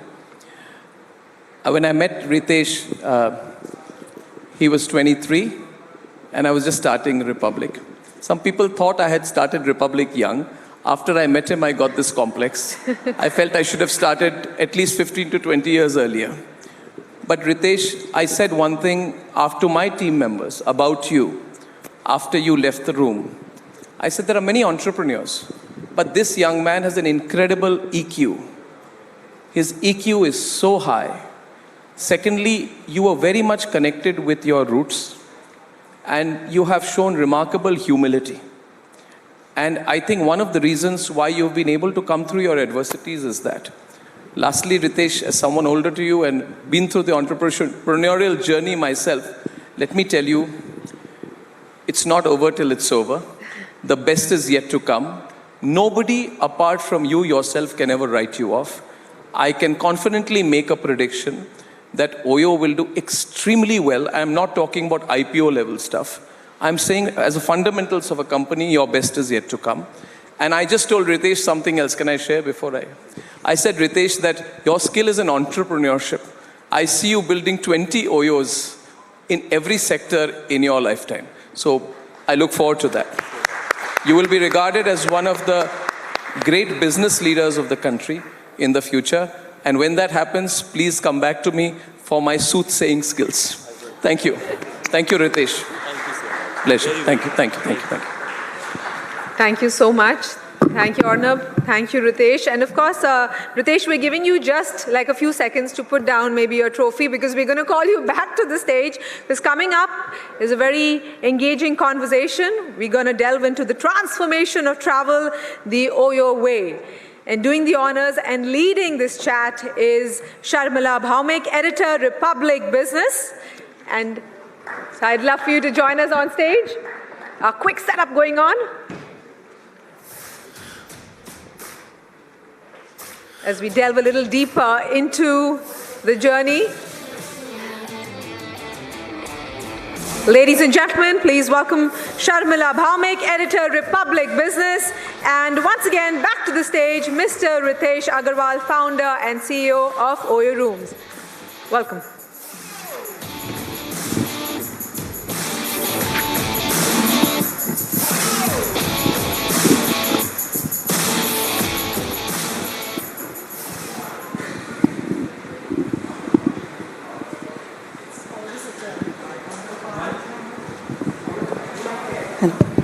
Audible? Can you hear me? Ritesh, we've been meeting frequently over, and sometimes not so frequently, over the last decade. You know, when you started, and I was just a reporter in Times of India. Now, it's amazing, and it's surprising, and it's incredible how you've grown, the leaps and bounds of your, incredible courage in the face of the pandemic, and then coming out of that, and now again changing OYO into something else. So tell us about how you could make a fledgling Orville travel organization to this global, huge enterprise that you've already created so fast. How was it possible for you? So first of all, thank you so much for having me here. I think it's an incredible honor, and for me, I feel like it's more, it feels more home, because the spirit of entrepreneurship and startups in the air. I met so many other startups. Of course, I think the hunger of Arnab and the way he aspires for creating an enterprise is incredible. On a lighter note, I was telling Sharmila earlier that we should convince her to speak a little bit in Hindi in today's session. There are only two people I've asked to do this between you and me.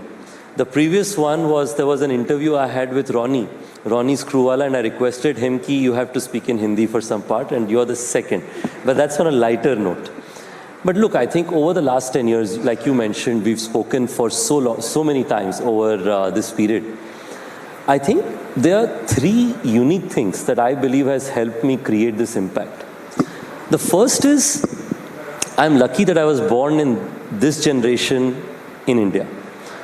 Because if you see, I was born in the year 1993, November.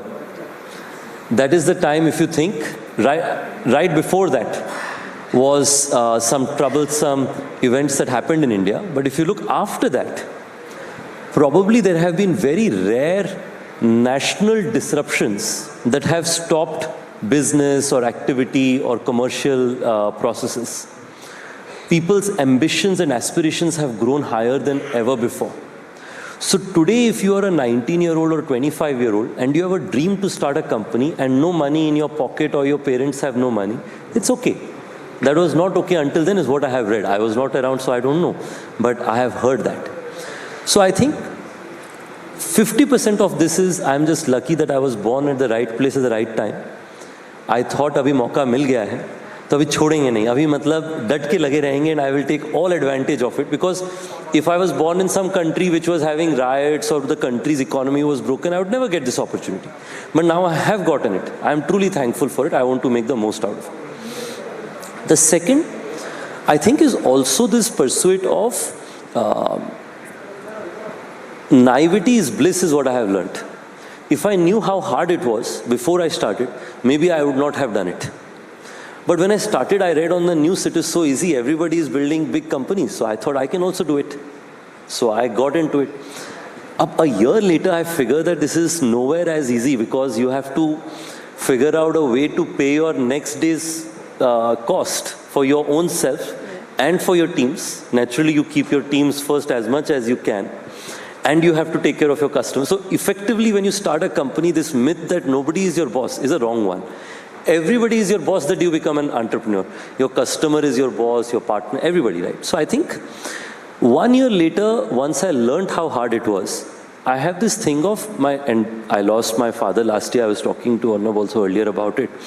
I think my dad always said that he used to work for road construction for some time. So first he used to have his shop, but later he took a job at a road construction company. And, I come from a hilly region in Odisha, so there's a lot of hills and tunnels need to be made. So he'd always say that, if you keep digging, there is always light at the end of the tunnel. And I think it's a saying also. So for me, I felt that ab to andar aa gaye, andhera hai, to if I keep digging, there will be light at the end of the tunnel. So I was very perseverant. I didn't give up. No matter what, I would not give up. And one person you can't write off is me. I'm like that person that you write off, the next morning I will show up again, and I will show up until I make a difference. And the last but not the least is I'm lucky that I found great colleagues, partners who supported me through this period of time. I think sometimes they had more belief in me than myself. So I think a combination of India being in this exciting time, going from number 11 economy to number 5 economy to now hopefully number 3 very soon. My ability to sort of learn from our value systems of saying, छोड़ेंगे नहीं, अगर मतलब लग गए हैं तो मतलब जब तक we don't see the outcome, we don't see it through. And just lucky to have good people around me. Those 3 things I would say. एक सोच है रितेश कि बाहर के लोग इंडिया में आके तो बहुत कुछ कर लेते हैं, लेकिन इंडिया के लोग, जैसे अर्नब भी कुछ देर पहले बोल रहा था कि हम ग्लोबल मीडिया नेटवर्क बनने वाले हैं, तो इंडिया से बाहर जाके करना मुमकिन है और ये आप कर रहे हैं, ये मुश्किल है क्या? आप अगर इंडिया के यूथ के लिए कुछ बोलें अभी। नहीं, मेरे लिए I think I would say कि अगर आप इंडिया में यूथ हैं, एंटरप्रेन्योर हैं, बिजनेस ओनर हैं, अगर मैं आपको एक चीज़ कहना चाहूँगा, वो ये है कि इंडिया इज़ करेंटली 3.5 ट्रिलियन और सो इकॉनमी. जब हम टॉप 3 बनेंगे, हम लोग 6.5 ट्रिलियन के आसपास मुझे लगता है इकॉनमी बनेंगे. तो जस्ट फॉर कॉन्टेक्स्ट, जितनी बड़ी आज हमारी पूरी अर्थव्यवस्था, पूरा इकॉनमी इंडिया का, we will create an economy of that size in a few years from now, right? That won't happen only by domestic consumption. Of course, domestic consumption will be a big part of it. But I think exports will play a huge role in that. When people think about exports, people only think about IT services or they think about some manufacturing. But I think that is only going to be tip of the iceberg. The real opportunities will be in media, it will be in travel, it will be in softwares, finished softwares, not just the service of softwares. And I will share 2 or 3 parts from my own experience. Exactly 5 years back, our company received $0 of revenue from overseas business.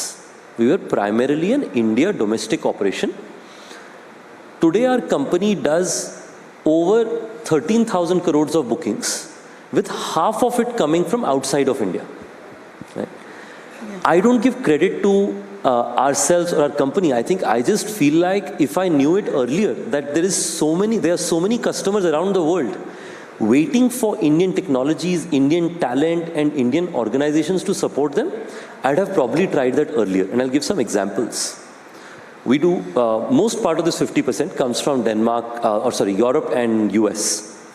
So if you look at Europe and US, and I go and meet people there, you will see that the number of people who are waiting for Indian companies to come and provide products is unparalleled, right? Like, I met one of our clients, I was recently last week in Austria meeting some of our clients at the Tyrol region. And they said, we have found the Indian technologies to be so good that it works very well for our holiday villa that we use your software. But do you think there is any software we can use for the ski lifts that are there? Because that software is also looking very outdated. And I said, you know what? I'm come on the Indian version of Shark Tank, and next time I'm going to tell an entrepreneur that you should build a software for the ski lifts in Austria, because people are waiting for Indian software. And this is just an example of the hundreds and thousands of businesses that can be created. Second, हम लोग थोड़ा डरते हैं. We are always थोड़ा worried about saying that, can we go and pursue a big opportunity? Is our technology good enough? Is our product good enough? Are people waiting for us or not? I think Indians are considered one of the most lovable and I would say to some extent adjustable people in every country around the world.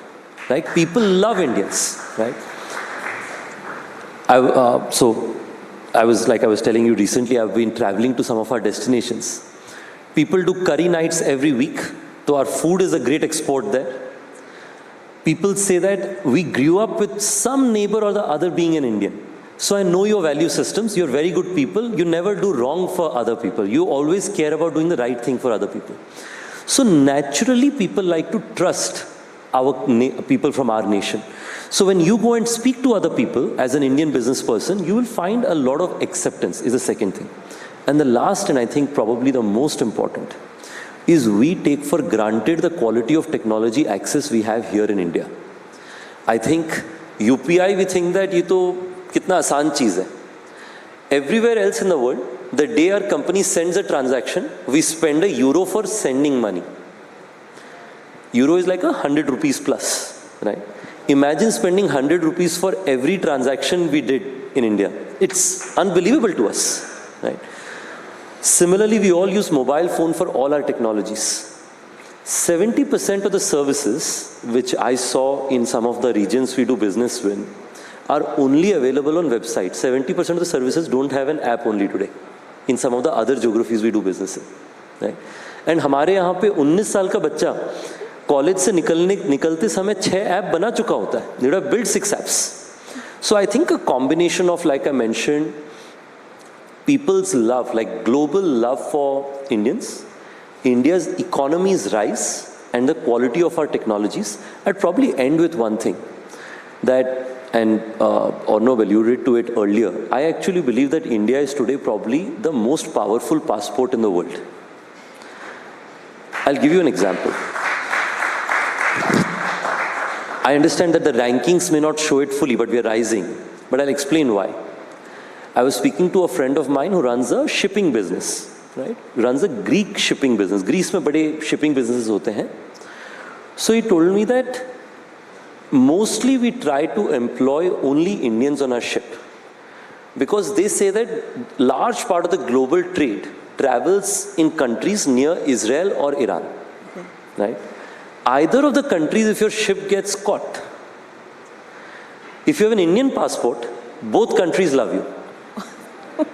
There is no other country in the world whose passport you can carry and feel comfortable going to either of these two countries. It's such a big thing. We underappreciate it, and credit to our foreign minister for the great work he has done.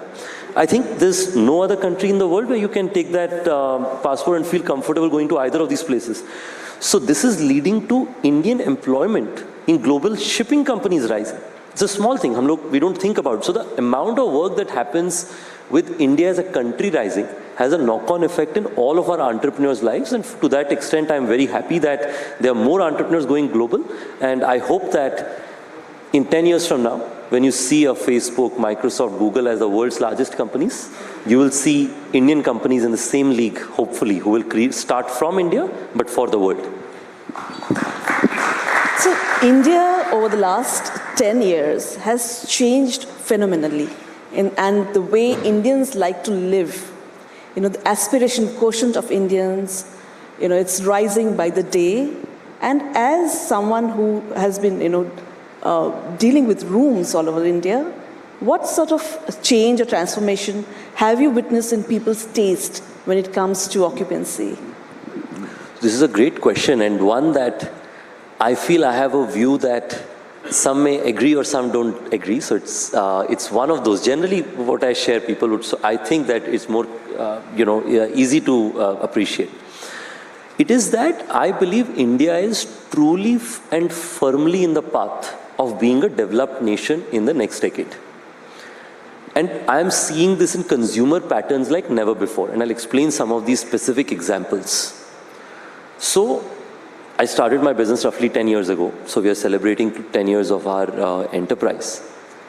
As I see our customer interest, when I started the company, customers used to say, Saaf Sutra Majboot. Like, if I can get a good place at 1500 rupees or so, it's fine. Because I want to save, and I want to save and keep it in either physical gold or some kind of stuff at my house. Now, from then on to now, I have seen a complete swap in it. People don't want to buy goods like clothes or the gold or various other things. People want to spend on experiences, right? It's a part of an economy becoming more and more developed where people believe that the time matters and they want to use the time for the best thing. And appreciation of travel is a big part of it. Second thing that I'm seeing is that, but on the other hand, so I'll give you an example, I was telling this earlier to you, is that if you look at the clothing business, people are increasingly buying Zudio, which is in the entry to mid-level segment. But if you see restaurants, if you see cafes, if you see events, if you see travel, people are willing to spend more. So that is why we have sort of not just kept our flagship Oyo, because we still see that there's a lot of demand for the economy segment and growing rapidly as people are becoming upward mobile. But our customers are also saying that can we upgrade to Oyo serviced hotels? Then Oyo service hotels customers are saying, can we go to a townhouse? Townhouse customers saying, I want luxury, can I go to a Sunday hotel? So we are listening to our customers and saying that you want to upgrade? We are going to upgrade far ahead of that, so that whenever you want to try and upgrade, we have places available for you. The second thing that I'm seeing is the public markets. Public markets पूछ लीजिए, stocks सोच लें आप, SIPs से सोच लें. Last few years, actually there is more money that has left India in some of the places like that because largely due to overseas problems only. But India's stock markets have continued to rise, largely because of the massive domestic capital. Because now people are comfortable saying that I want to grow with Indian companies' success. And I don't want to just keep it in gold because I trust that I will get better return. And I'm confident that India will become a bigger economy in times to come. And this is not a decision that I or you are only talking about. I speak to people from taxi driver, my hotel receptionists, they're all investing money in SIPs, stock markets, and so on and so forth. Imagine the trust they have on the Indian economy as an outcome. Exactly.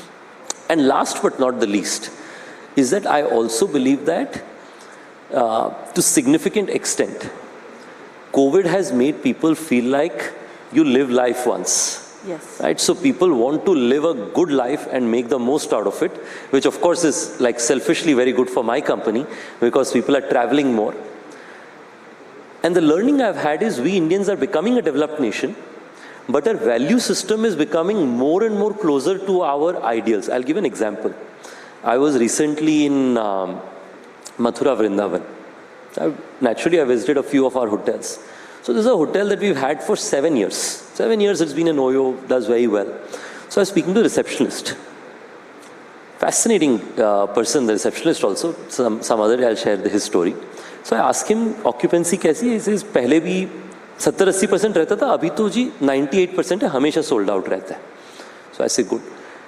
Then he says me, कुछ बदलाव दिख रहा है पिछली बार, because last time he remembers me that I saw him 5-6 years ago. He said, आप पिछली बार जब आए थे, तब average age जो है वो 50+ होता था. अच्छा. अभी जो average age है, वो late 20s, early 30s से mid 30s में आ गया है. Which means younger people are becoming ambitious. They want to take over the world, but they still want to go back to their places of faith. Now it can be a temple, mosque, whatever their faith is, but people are close to their faith, which is a unique thing that I'm seeing in India, which I haven't seen when countries like I'm seeing other countries also go from developing to becoming developed as I'm seeing in many other nations. But I think India is this unique place जहाँ पे हम सोचते हैं कि we want to aspire to be as global and ambitious as the world, but our value system still remains close to what I guess our parents gave us, which is a unique thing about India. Exactly.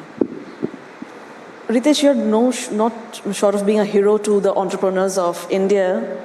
But when you started and when people were just beginning to start up a decade ago, starting up was more like a privilege for the urban kid who could get access to a co-working facility or an incubation center. But do you think that things are also shifting for tier 2 and tier 3 cities? Yeah, I think this is one of those places where the shift has already happened. उसका acceptance और उसका award मिलना बाकी है. And I think I'm saying this when I've received an award, so thank you for that. But I truly believe that a person sitting in a small town or a small village today, I think has dreams. Like I'll give you an example. I was speaking to one of our customer service agents, right? We have a large customer service department. We speak to customers when they seek help. So sometimes I'd go speak to our teams. Young kid, 21-year-old, came from Hisar in Haryana, works with us in Gurgaon. I ask him, "Aage kya karoge?"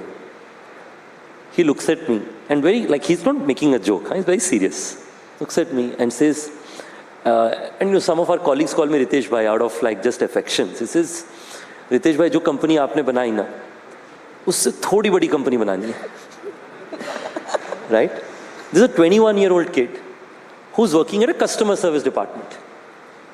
Because he knows I started my life doing housekeeping myself and then picking up calls myself. So he looks at me and says, इसे देख के तो लगता है कि मैं तो इससे बेहतर ही कर लूँगा.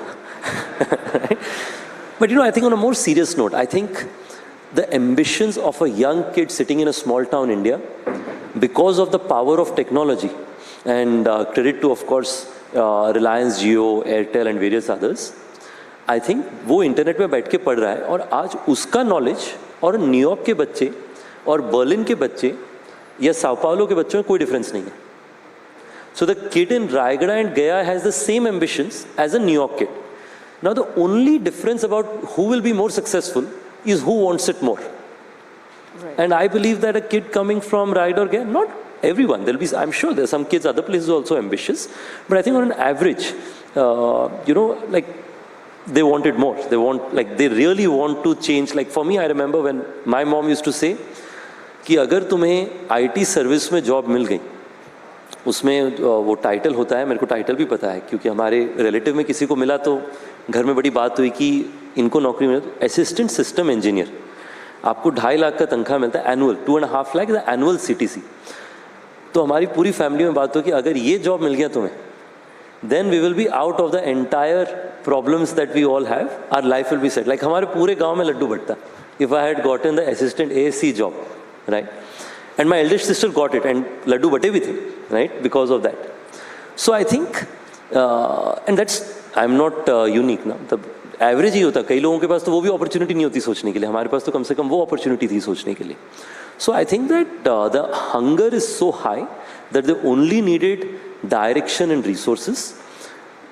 Content such as our beta coupled with them seeing success happen, I think you will be surprised in 5 to 10 years the number of companies you will see listed at NSE and BSE that would be started by people growing not in tier 2, tier 3, 4, 5 towns and villages. मैं already देख रहा हूँ because I speak to those entrepreneurs and it's happening as I speak. Sorry, one last example. Last year I was on the Shark Tank season. So I met this entrepreneur who comes from Saharsa in Bihar. Okay. His company's name is Roadways, right? Because in Bihar when people speak, instead of calling roadways, Bihar roadways, they pronounce it as roadways. His father was a chaprasi who then became a driver of Bihar roadways. He was a chaprasi, but he became a chaprasi to a company in Patna which had 10 engineers. He self-learned coding from there. Now runs a business which is multi-million dollar in terms of revenues. But now he's gone back to Saharsa and he's training kids in Saharsa to write code. Right? It's incredible the stories of India. So I asked him कि आपका तो कम revenue है, बड़े ride hailing companies की revenue बहुत ज़्यादा है आपसे, आप कैसे उनकी जैसी technology बनाते हैं? So he gave me a very interesting example. He said mapping के अंदर में गूगल मैप्स में बहुत खर्चा लगता है, तो मैंने गूगल मैप से ये पता कर लिया कि कौन सी 80% सर्चेस होती हैं कौन से लोकेशंस के बीच में, और मैंने उसकी मैपिंग खुद से बना लिया। तो 80% ऑफ द मैप ट्रिगर में मुझे गूगल को पैसे नहीं देने पड़ते, सिर्फ 20% में देने पड़ते हैं। तो उसलिए जुगाड़ बट जुगाड़ इन a competent way, right?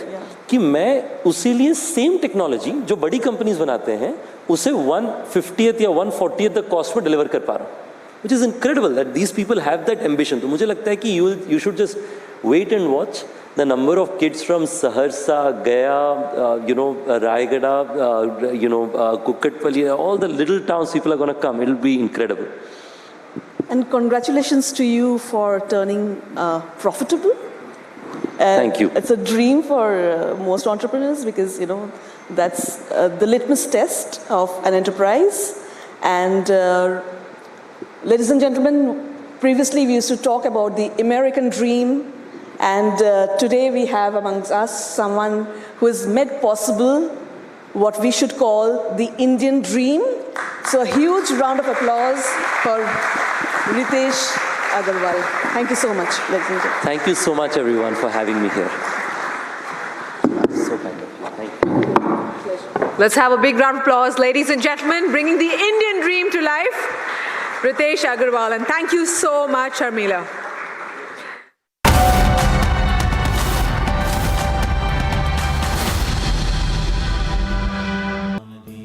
Amity has been ranked India's #1 private university in the recently released Education World Rankings.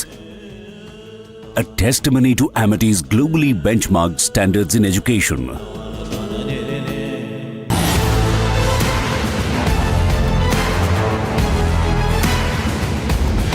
Get ready to witness the best technology extravaganza of the year.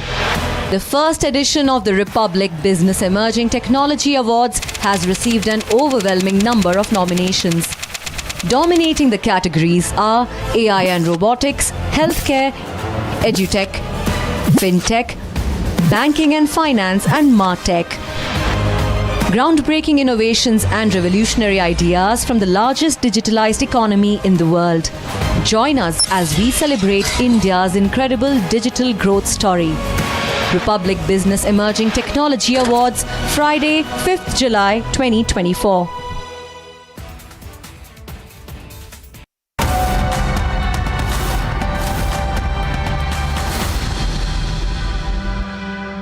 Story has been, I call it the journey of a toddler. We are a 4-year-old toddler. And this toddler was born in 2021. We began with just the protocol, just the basic construct of what a network should be. 2022 was when we turned this network on and we started doing the first test transactions. People tried it out. We call that the alpha stage. 2023 was where it actually really opened for consumers to place orders. We began last year in January. In the entire month, we did 1,000 orders. And last month in June, a year and a half later, we did 10 million. So clearly this new idea has legs and is likely to keep growing. Before I begin the ONDC journey, I want to talk about 2 other journeys. We have lived this journey. And a lot of times people ask me, what is ONDC's priority? What is ONDC going to do? And they talk to us as if we were a business. But let me talk about 2 journeys and how they came about. The first journey I want to talk about is the journey of the internet. And the roots of internet were in the 70s when TCP/IP was first created. But at that time, only engineers could do something with it. It was only in the late 80s that the first search engines and the browsers appeared, and where ordinary people could do something with it. So internet was at that time just information, and the browsers and search engines could help you navigate that information. Come 90s, and now you have free email. So that starts getting some people onto the network. Then services come. You can do your banking online. You don't have to go to the bank. You can buy your tickets. You don't have to go and stand in a queue somewhere. That gets more people online. Technology improves. You have broadband. Pictures come. Videos come. You have entertainment. Entertainment leads to social media. That gets more people online. Technology improves further. Now internet moves from laptops and computers to mobile phones. Gets more people online. Telecom companies drop data rates, and now internet is everywhere. So who really built internet? Well, sometimes it was technology, sometimes it was content, sometimes it was devices, sometimes it was economics. No one company, no one sector built the internet. A lot of people collectively contributed, and now it's everywhere. The second journey I want to talk about is that of a camera on a mobile phone.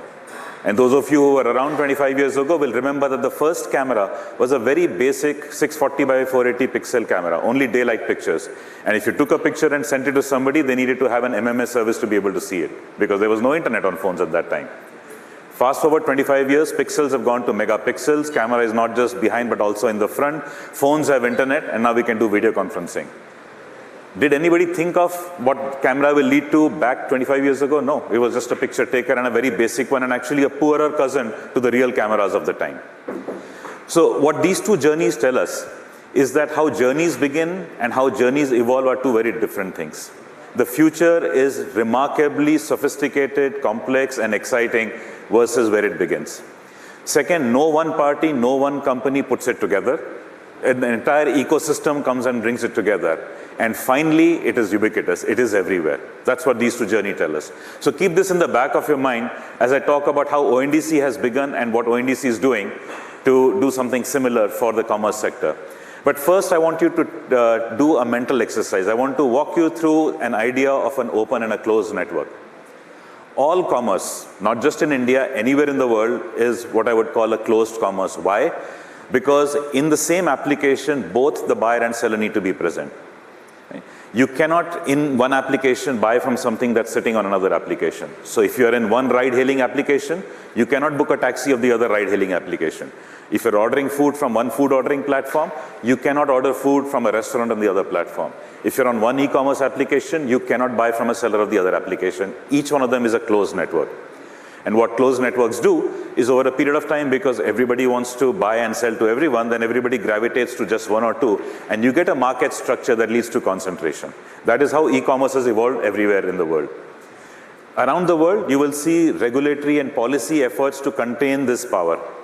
India has taken a very different route, which is that of creating an open network. What are examples of open network? Well, the internet is an example of an open network, because anybody can build a website, host it on any web hosting platform. When they share that URL, any user on any device using any browser can see that. There is no restriction. There is no browser that can claim, I will show you more websites than the other browser. There is no such thing.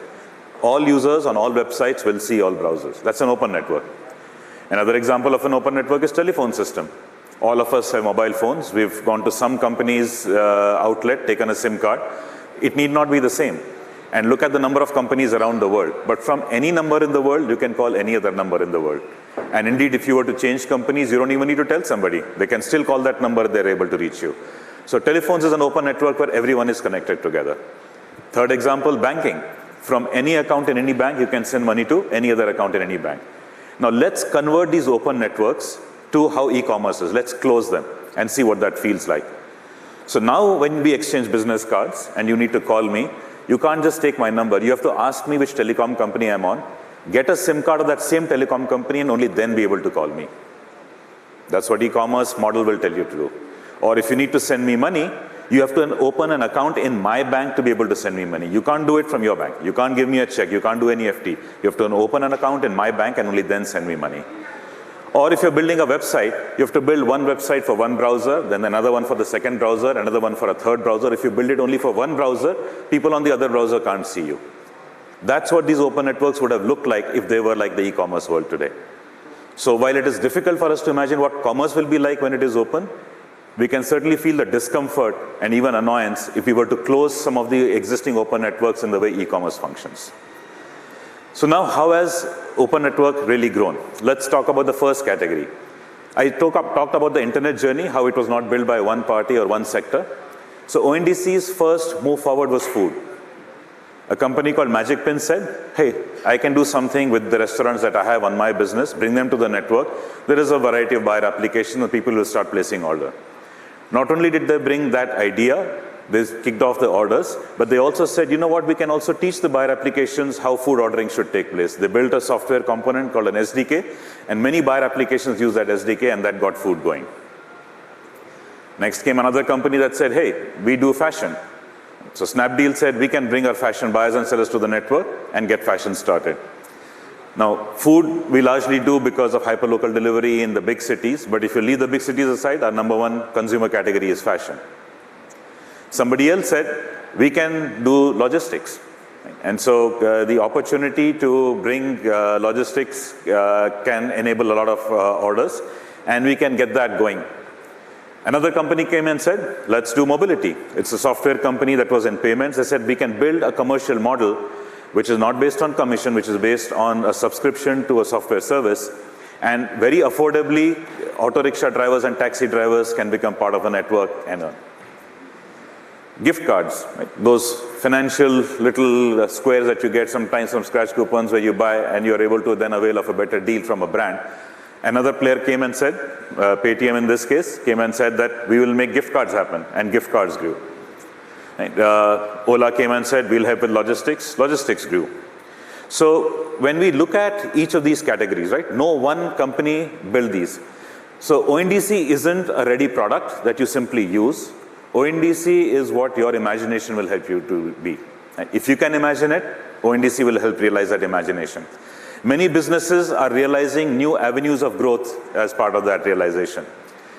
We have a car maker that says, my revenue used to stop once I sold the car. But that car is being used for a purpose. Sometimes that car is being used as a taxi. So if I become a ride-hailing application, where the car that I'm selling is available as a taxi, I can now earn a commission on ride-hailing. So I have a revenue extension. We have another company that runs petrol pump. It's a petroleum company. Right? Now, they said that one of the many things we do is we have supermarkets in some of our petrol pumps. They can be part of the network. So now you have an additional buyer pool that can buy, not just the people who physically come to the petrol pumps. On top of that, they have other practices. They have a loyalty program of trucks. So trucks that fill petrol at their petrol pumps earn some points and get some benefits for that. But that pool of trucks that they have access to, now they can make them available as a delivery service. So a petroleum company can become a logistics support company very, very simply. A different kind of logistics company that is doing commercial delivery. Well, commercial delivery is about going to a seller's location, picking up a product and going and delivering it to a consumer. Because they are doing that, they are dealing with sellers. They know where the sellers are, they know who the sellers are being ordered from. They said, we can be the party that not only does delivery, but we can become a seller aggregator. So we will bring a pool of sellers to the network while still continuing to do delivery. We have an airline that says, all right, it may be some time before we start bringing our tickets because right now our belief is that they should come to our website to buy. But we want more revenue than the tickets we can generate. And as you know, airlines have experimented with selling things while you're on the flight or when you land or through various mechanisms. But with an open network, now the field is wide open. So they're looking at a variety of auxiliary revenue to come. So businesses are not only transacting and doing what they do digitally, but they're also discovering a widening boundary of revenue, opportunities for growth that would not have been possible without an open network. So really, open network is all about invention at the speed of imagination. It's a movement. Arnab said at the beginning that Republic is not a news channel, it's a belief. Well, I'll say ONDC is not a technology, it's a movement. And it's a movement that will take commerce where you take it. So it will not be built by the 100-odd people that are employees of the ONDC organization. It will be built by all of you, and I look forward to engaging with you in the weeks and months to come to do that. Thank you.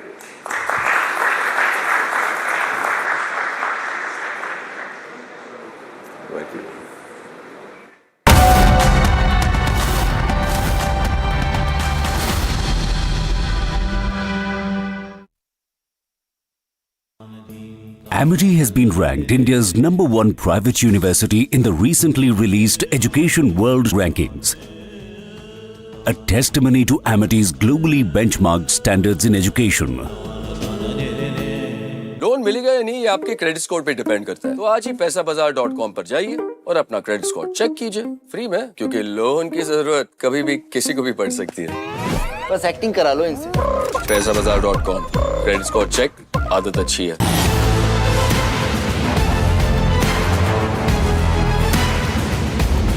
Get ready to witness the best technology extravaganza of the year. The first edition of the Republic Business Emerging Technology Awards has received an overwhelming number of nominations. Dominating the categories are AI and robotics, healthcare, edutech, fintech, banking and finance, and martech.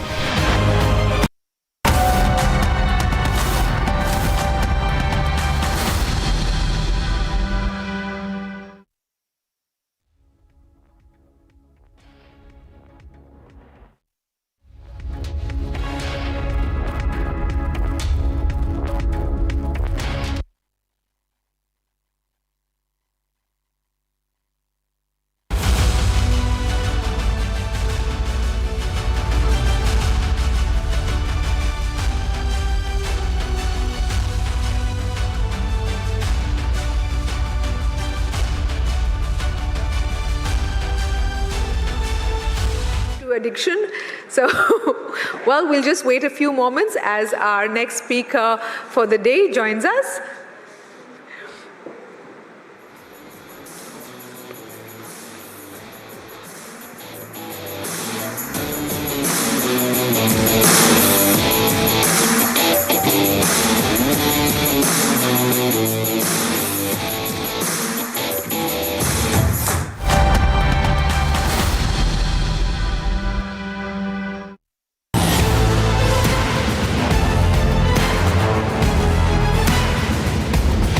Get ready to witness the best technology extravaganza of the year.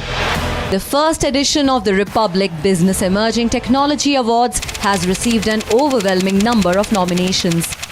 Dominating the categories are AI and robotics, healthcare, edutech, fintech, banking and finance, and martech. Groundbreaking innovations and revolutionary ideas from the largest digitalized economy in the world. Join us as we celebrate India's incredible digital growth story. Republic Business Emerging Technology Awards, Friday, 5th July 2024.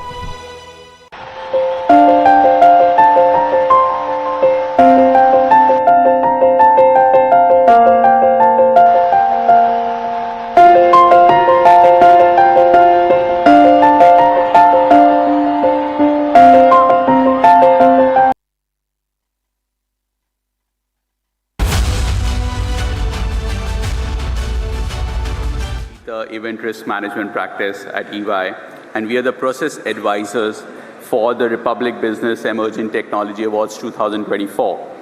I'll briefly take you through the process and procedures followed for determining the winners for the awards. It was extremely crucial to have a fair and robust process. The awards are an initiative which aim to recognize startups and companies that are transforming the business across industry verticals by digitization and operating on new age technologies. The award highlights the innovative efforts of the digital players who are reshaping the industry inside out. We had 13 categories across the awards, where the award categories were determined and the definition was defined. It was also very critical that we, to uphold the credentials of the awards process, we ensured that the award winners are really worthy of the awards. So there could be some categories where the awards were not given away by the jury members, and to uphold the credibility of the award. EY's role was to develop the process and manage implementation, risk, design award concept, and review whether the process was performed as desired. We also monitored the entire process to confirm the independence and fairness of the same, very critical to uphold the integrity of the award. All the entries were put through a rigorous round of evaluation for with the independent set of jury members from the fraternity. All the entries were then verified for compliance to the rules and regulations and eligibility criteria defined. Qualified participants were then invited for a one-on-one interaction and face-to-face interview with the grand jury members, which was then scored by each grand jury, and a rigorous deliberation and discussions were ensued, which then determined the winners. It gives us immense pleasure to be associated with the stakeholders in the awards as a process advisors. On behalf of Ernst & Young, I'd like to congratulate all the participants for their great efforts and for all the winners for making it so far. I hope you have a great day ahead. Thank you, everyone.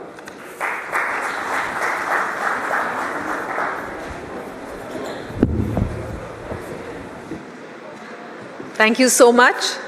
And thank you so much for partnering with us on this big one. It means a lot to us. So ladies and gentlemen, of course, I talked about a panel on gaming and esports, and that's coming up in just a little while. But before that, another one, which I'm really looking forward to. Who amongst us here likes cars and driving? I can put both my arms up for this. So isn't it awesome the way the world, or the automobile world, is changing? It's changing rapidly, and this is what our next panel is about. So we now shift our focus to another crucial sector undergoing significant transformation. Yes, ladies and gentlemen, we're talking about the dynamic future of the automobile industry, where rapid technological advancements and evolving consumer expectations are driving us literally into a new era of innovation. Now, as the world moves towards a greener future, the automobile industry is witnessing a transformative shift with artificial intelligence, truly changing the way we travel, making it cleaner, safer, and so much more efficient. So, setting the stage for a very intriguing conversation on the future tech in the automobile industry, please join me in welcoming Pavan Puri, founder and managing director, Green Core Electronics.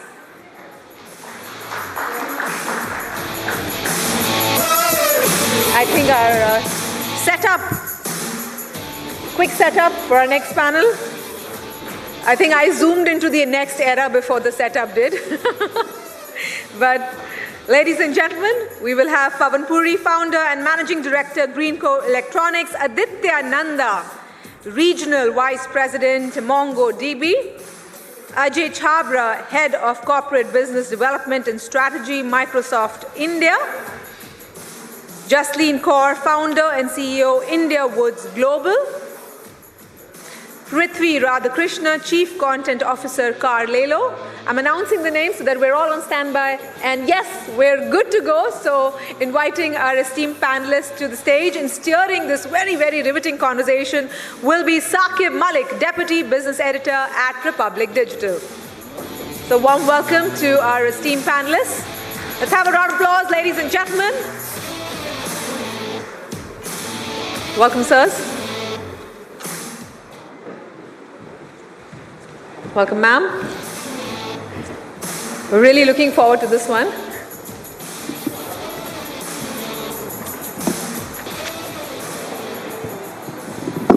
So, ladies and gentlemen, let's make a little fun frolic. Some more fun. It's automobile, and our country's automobile sector is in the fast lane. So why not to make it vroom vroom? I'll spell out a sentence and I'll ask you to complete it and let you know whether you're right or not. Vroom vroom, chalti ka naam? No, I'm so sorry. Chalti ka naam in today's day and age is not Gadi. My distinguished panel, chalti ka naam is EV. Chalti ka naam is e-mobility. Before I go to the more serious side and stop my Gadi, I'd like to go to my panelists right there. Jasleen, we're going through a paradigm shift wherein we are witnessing electric mobility, hybrid take over completely. There was a study recently by, several agencies, bodies, industry bodies, wherein they're talking about how we'll see integration of AI in automobile. It's rightly said that in days to come, automobiles won't be cars, they won't be vehicles, they won't be commercial vehicles, they'll be gadgets and gizmos. So how do you really look at that transformation of automobile industry embracing artificial intelligence and new age technology? So I think first of all, we need to understand the larger contribution that AI is making, no matter what category, no matter what industry. The big impact that's coming out of AI is the automation, the processes are becoming stronger, they're becoming quicker.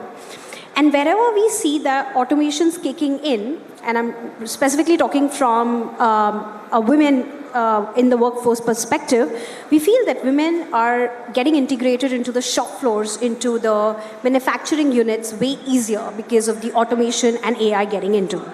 The second thing that I feel, and because you started off with EV, and I think that was right hitting the chord, because currently when you're talking about automobile industry, you can't really talk about the industry if you're not talking about the influx of sustainability and EV into the industry. And there are multiple reports and research that suggest that the circular economy, plant consumption, carbon emission, all of that can be drastically dragged down if we have both EI and sustainability coming into automobile industry.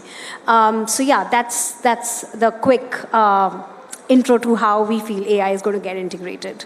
So, rightly said. I'd like to go on to Pavan. We've had the study that I was just talking about, NASSCOM and Meta has come out with a study, a survey rather, saying that, the acceptability of artificial intelligence in whether it be the tech side, the software side, or even the automobile industry, we have lack of skill. We have lack of the skill pool. We don't have the talent pool yet. How do you really look at that? Yeah, hi. I read about that. The word we are looking for is mechatronics. We are trying to find people who are knowledgeable in the stream of mechanical, electronics, electrical, and computers. That would be the right combination, and that is the future. We are actually going through a transformation in the automotive right now. 5 or 10 years ago, if you remember, for us, electronics in cars used to be power steering, power windows. Absolutely. That used to be electronics. Today, we are talking of ADAS level 1, level 2. We are talking of connected. We're talking of autonomous. We're talking of software as a service. SaaS. We have all kinds of gadgets and gizmos in the car as well, and to make our lives easier and safer. So, yes, I think the talent pool is not right there right now, but give it 5 years or 7 years, India will be the next Google and Microsoft of the world. Anyway, the Indians running that anyway, so it's just about time before Indians can actually come up with the right talent in all these respective fields. That's wonderfully put across, and like to tell our viewers, as we are speaking, we have the world's first CNG bike being launched today in Pune. How fabulous is that? A round of applause for our country to actually give the world its first CNG-powered bike. I'd like to come to Aditya next. In terms of, we have hybrid, we have the electric vehicles, and now we have CNG coming in a motorcycle, in a motorbike. How do you really look at that? It's switchable. You have a CNG option and you have the petrol option. How do you really look at, hybrid and the dynamism of fuel, alternative fuel in terms of technology, from a technology prism point of view? Thanks, Akib. So you have to understand where our country is going, okay? This sector, the EV sector or alternate fuel vehicle sector, it's growing at a CAGR of around 49.8%, okay? And by 2030, what we are envisaging that we'll have almost 8 crore alternate fuel vehicles in India, primarily being led by EV because they started early, right? And to do this, what government has launched is something called FAME, okay, which is faster adoption and manufacturing of electric vehicles. And they're giving different subsidies, they're giving different benefits for the people who are buying these things, right? But there are few challenges which are very pertinent to our country. And if we solve those challenges, right, I think as a nation, we are going to be at the forefront of alternate fuel vehicles, specifically being led by EV. Now, those three challenges, those three challenges are being solved, right? So the first challenge that is there is do we have adequate power grid? Okay, because the first thing you need for EV or because they're going to lead the segment, so I'm going to talk more about that, is do we have adequate power grid? The second is do we have the charging infra? And the third is do we have diversified, geographically located charging infra? Right? You have to imagine we are a nation of different terrains, right? There is flooding, so there are parts of the country where waterlogging is like perpetual. So if we start solving these three things, the alternate fuel vehicles in our country, which are currently being led by four-wheelers, and now the two-wheelers are picking up with the CNG coming in, that's going to take a bolster-up approach, and we are going to see our nation leading the pack across the world because just of a sheer scale, right, on this alternate fuel. And those challenges which I spoke about, I think government is already talking about it, and now we have got a lot of private startups and organizations getting into the second and the third part of the charging infra coming into place, right? So I think we have got a bright future ahead from the alternate fuel standpoint. You absolutely nailed it in terms of the alternative fuels. Another question to the audiences out here. How many of you really feel that the way we buy a car, whether it's a first hand or a second hand, is appropriate? this ease of buying a vehicle, if you may just raise your hands and tell me, how many of you feel you go out in a, outlet, you choose your car, the car is delivered to you well. So how many of you really second me? No hands up? None of you feel comfortable buying a car? Let's catch hold of Prithvi. Prithvi. Yes.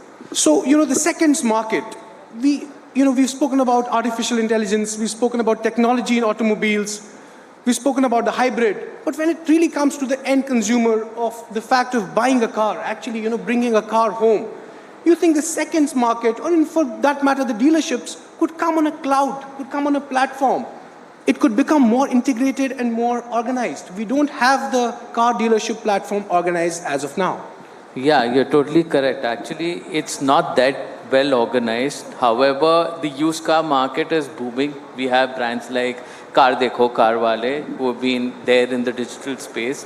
What we are trying to do is also we are trying to sell a user experience that Ritesh had also spoken about earlier, the user buying experience, which is very unique when it comes to buying automobiles online. So therefore, it again needs to be organized in a very certain and a very good way. So there, a lot of people, it's not like, buying a car is a big ticket item. So at the end of the day, people do think about it and they do take their time. So therefore, organizing that in a better way through AI and through multiple online platforms, I think it's just going to create a unique buying experience for the customers. That's perfectly all right. Well said that we need, what has happened in the tier 2, tier 3 cities, we don't have this platform in an organized manner. Yeah. So you have dealers like in the used car also, like you look at Car Dekho, they had, you look at multiple other platforms, digital online selling platforms. They also have their retail stores wherein, they're getting these dealers organized in a very, very systematic way where they would like them to sell used cars in very useful to the customer. Ajay has been looking at me with that look that it's not just Chalti Ka Naam Gaadi and Chal Meri Luna. There's a tech side to it, a certain tech side to it. We'll certainly talk about technology, Ajay. As I mentioned about the research, the survey, NASSCOM and Meta has come out with significant survey. Apart from that, industry bodies keep talking about, we have the SIAM, the Society of Indian Automobile Manufacturers, we have the FADA, we have the ACMA, Automotive Component Manufacturers Association, who keep talking about how the synergy is important. Where do you really feel the tech side of it can really step in? How much of a percentage-wise you think is involvement of technology side required so that we have new age technology being embraced by the automobile sector? Thank you very much. And first of all, good afternoon and thanks for having me.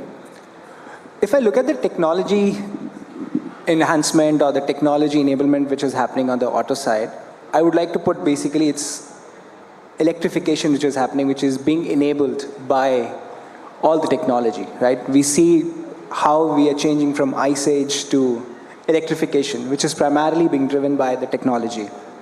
The kind of batteries we are having, the kind of electronics which is there in the vehicle these days, these are all the new technology innovations which is making the vehicles go vroom vroom.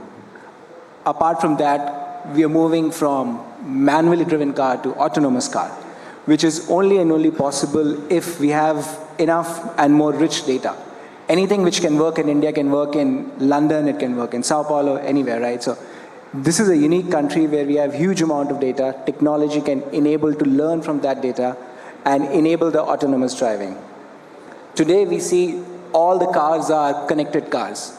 Gone are the days where you get calls from maybe a service center, hey, your service is due. You can clearly see on your car itself that, hey, your service was due 10 days ahead, right? So you can go and get those things done. Gone are the days where you wait for an upgrade for 3 years, 4 years. It's an yearly update cycle which is happening. How are these things getting enabled? These things are getting enabled by technology, not only on the shop floor, but also in the ideation stage.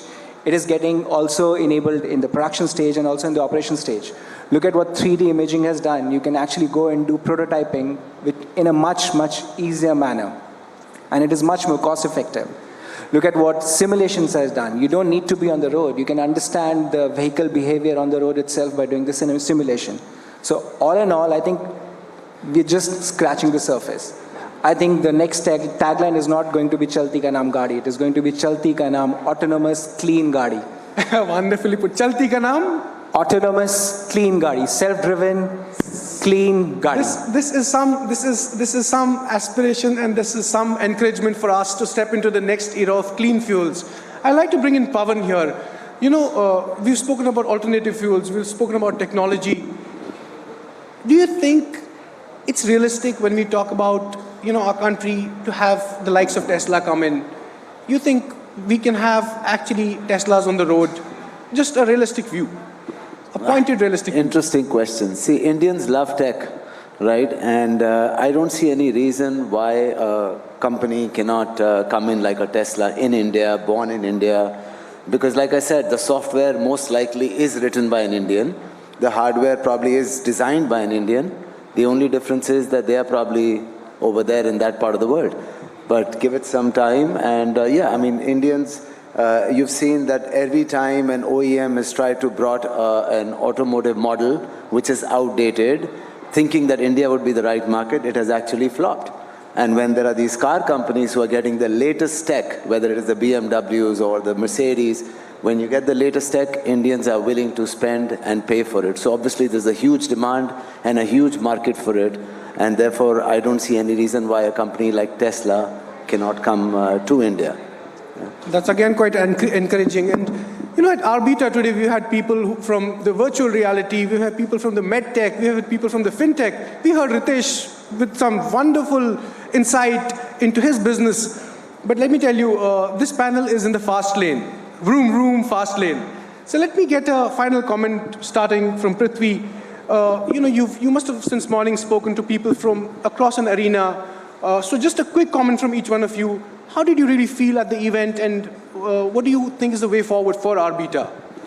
See, it's a great opportunity and a platform for people to come and engage, also talk about the technological developments that each industry as a part, they're playing a vital role. When it comes to automobiles, there is a lot to be done, not only in terms of AI, in the connecting technology also, what's happening.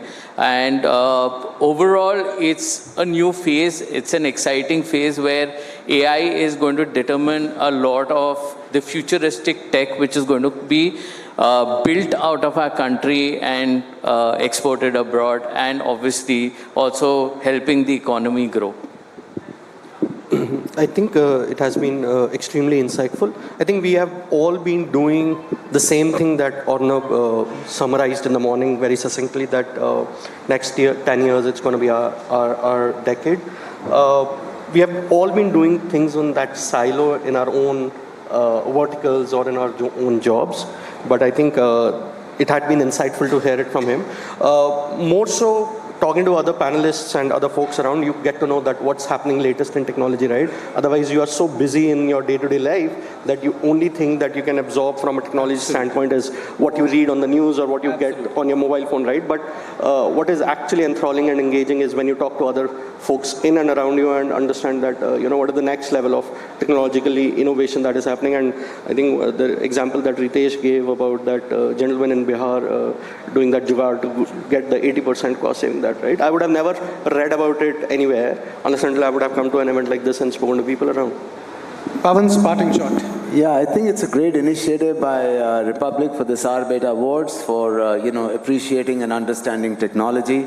I feel that, you know, we should work just like how Republic is. Technology made in India for the world. Products made in India for the world market. This is the right time. Thank you. I think it's a great platform for the startups to come and showcase their talent. Ritesh was speaking about exporting not only manufacturing goods, but this provides us an opportunity. What Arnab was also speaking about, Republic Global coming. Similarly, there is a SaaSification which can happen, which can be exported to the Western world, right? India can be a tech south of the world, where a lot of technology can go. But one last comment which I would love to present here is, whenever you're using Gen AI for building anything, make sure you have all the data security and privacy very, very well baked in, and you're using responsible and ethical AI, so that whatever we build can be adopted with closed eyes by the Western world as well. Thank you. Just leave. I think one very important thing about technology is that it is category agnostic, in the sense that if you can't track it, you can't impact it. I think that's the lingo that goes in the tech world. Therefore, you to make any decision of improving your efficiency, of optimizing the way you're working, you need to have your baseline figures. And there is nothing in the world that can help you get the grip and reality of what your baseline figures are than technology. So technology becomes the precursor and catalyst for all the efficiencies and optimizations you want to drive. And I think secondly, with respect to also automobile, I think we forget that when you're talking about a vehicle, you're also talking about the area where that vehicle is going to move, and that is a city. And when you talk about urban cities, planned cities, the role of technology and AI is super important, because if you do not have a smart city in place, the whole dream of having an autonomous vehicle probably looks a little dicey. So I think technology, for us to be more effective, be more optimized, no matter what category we are in, plays a very, very important role. Ladies and gentlemen, the automobile sector is so vast. If you really sit to talk about it, you'll talk and talk. Any which ways, thank you to the distinguished panel. Thank you for joining me. Ladies and gentlemen, please put your hand together for the panel which spoke about Chalti Ka Naam Gaadi and much beyond. Thank you so much. It was a pleasure having you all. Thank you so much.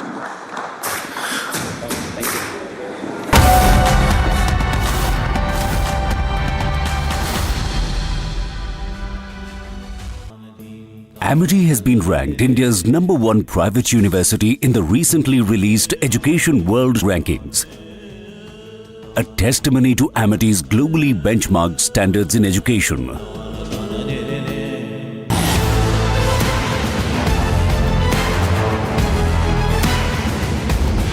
Get ready to witness the best technology extravaganza of the year. The first edition of the Republic Business Emerging Technology Awards has received an overwhelming number of nominations. Dominating the categories are AI and robotics, healthcare, edutech, fintech, banking and finance, and martech. Groundbreaking innovations and revolutionary ideas from the largest digitalized economy in the world. Join us as we celebrate India's incredible digital growth story.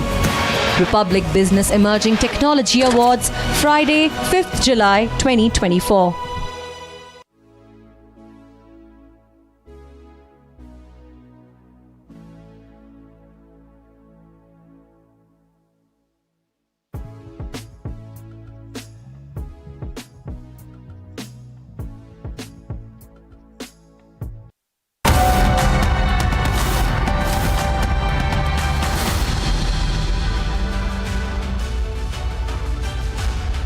Welcome to all of you. A big round of applause, ladies and gentlemen.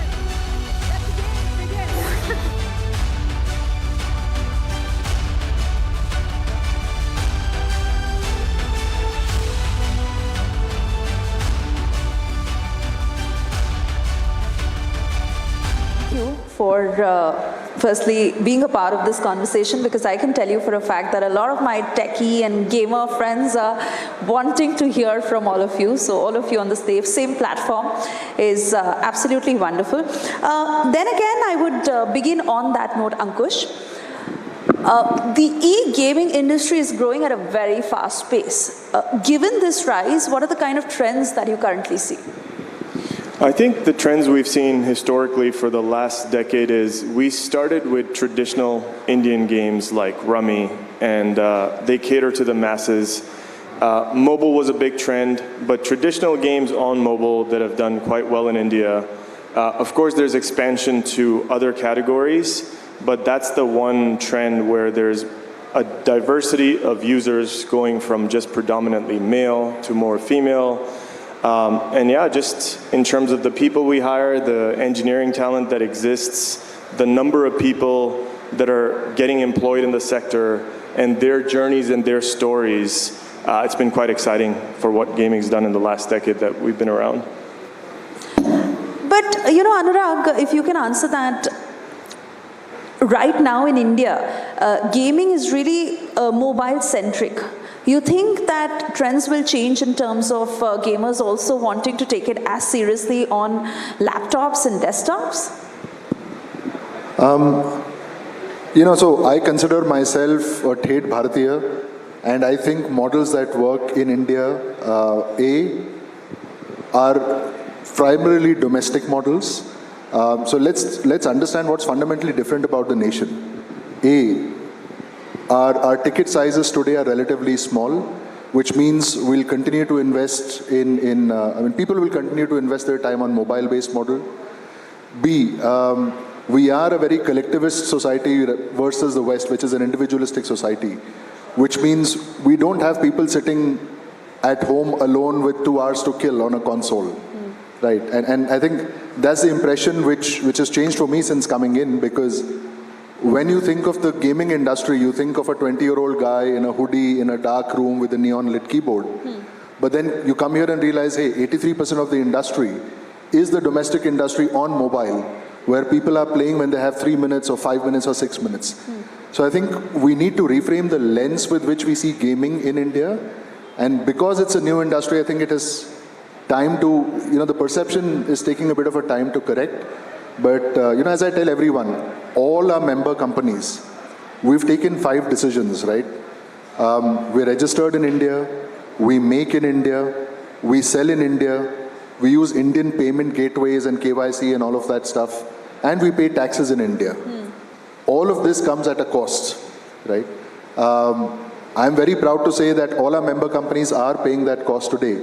To build something which is truly Bharatiya. And Samir, I would want to delve on that point a little later, but I also want to understand from you, e-gamers are so many now in comparison to what we saw probably a decade ago, and they have massive expectations. In the Indian context, I ask, are the companies being able to match up to it?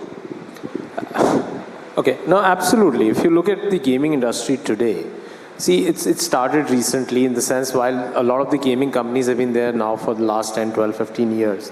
But it's still a very nascent market. I mean, you look at from the perspective of the industry, we're about a $3 billion, $2.5–3 billion industry.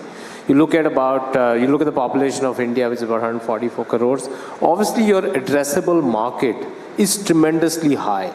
So therefore, an industry like this will have the capacity to grow and be able to cater to people. Now, when you have a market like that, you will have a lot of expectations too. Because at the end of the day, people want games which are interesting. People want to kind of indulge gaming as an entertainment also. There is a big difference, and we can probably talk about it later, where we get a lot of times confused with gambling and gaming. I mean, let's talk about gaming. We are not gambling. Yeah. So gambling is not what we deal with. That's not what we are. That's not who we are. But therefore, gaming as a extremely technical piece also, it's about entertainment. It's about kind of really keeping people engaged. It's also about putting the right games in their hand, and therefore the expectations are also in the same sense that they play for fun, they play for engagement, and they play from a perspective of really enjoying it. So the expectations are there. The industry has to match it up, absolutely, without a doubt. All right, and Anurag, to the same point, like you were just mentioning, that even now, e-gamers in India don't want to spend that much on online gaming. You think in the time to come, the average ticket size and the average spend, I'd say, would increase in the time to come, given how the industry is growing? Yeah, I think, look, every generation decides what category of entertainment it wants to engage in. How they spend their time and their money. And both from a constitutional rights point of view or just from a social, just from a cultural point of view, you can't define how people spend their time or their money. My parents decided to pay with attention to the film industry. We do it with travel today or with clothes or shoes or what have you.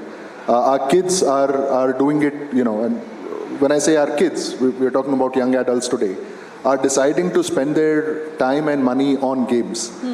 And thankfully, touch wood, at some level we should be very proud that we live in a country like India that actually allows you to do that. Nobody tells you how many shoes to buy, how many burgers to eat, whether you vacation for a week or a month, a year. And we're seeing both from the supply side and the demand side, people making very different choices at a pace which is earth-shattering. The year-on-year, the CAGR of the industry is fascinating. With a little bit of encouragement from the government and from the larger ecosystem, this can be an industry for the future. And I'll tell you why I say this, right? Given that this is Republic, we should ask, the nation wants to know kind of questions, right? And for me, the biggest nation wants to know question here is, India has 40% of the world's gamers, but 1% of the world's revenues in gaming. Now that should shame us.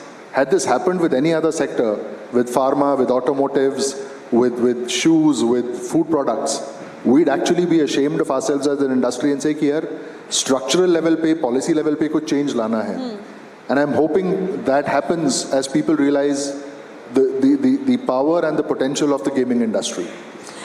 So I will take this question to Samir.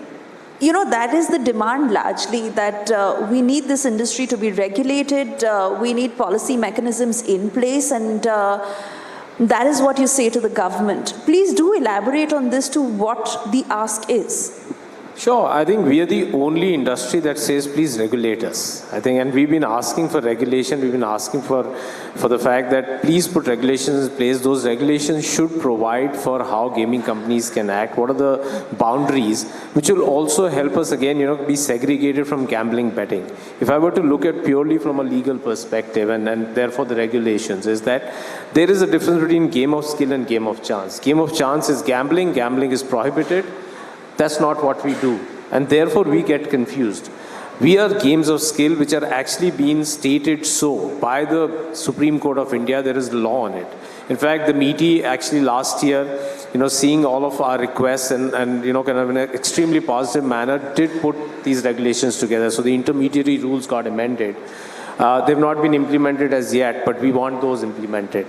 And our request is that please implement that as soon as possible, given the fact that a legitimate industry needs legitimacy there by way of the rules also, because you get confused. I mean, we are legitimate, but it's just that we get treated differently.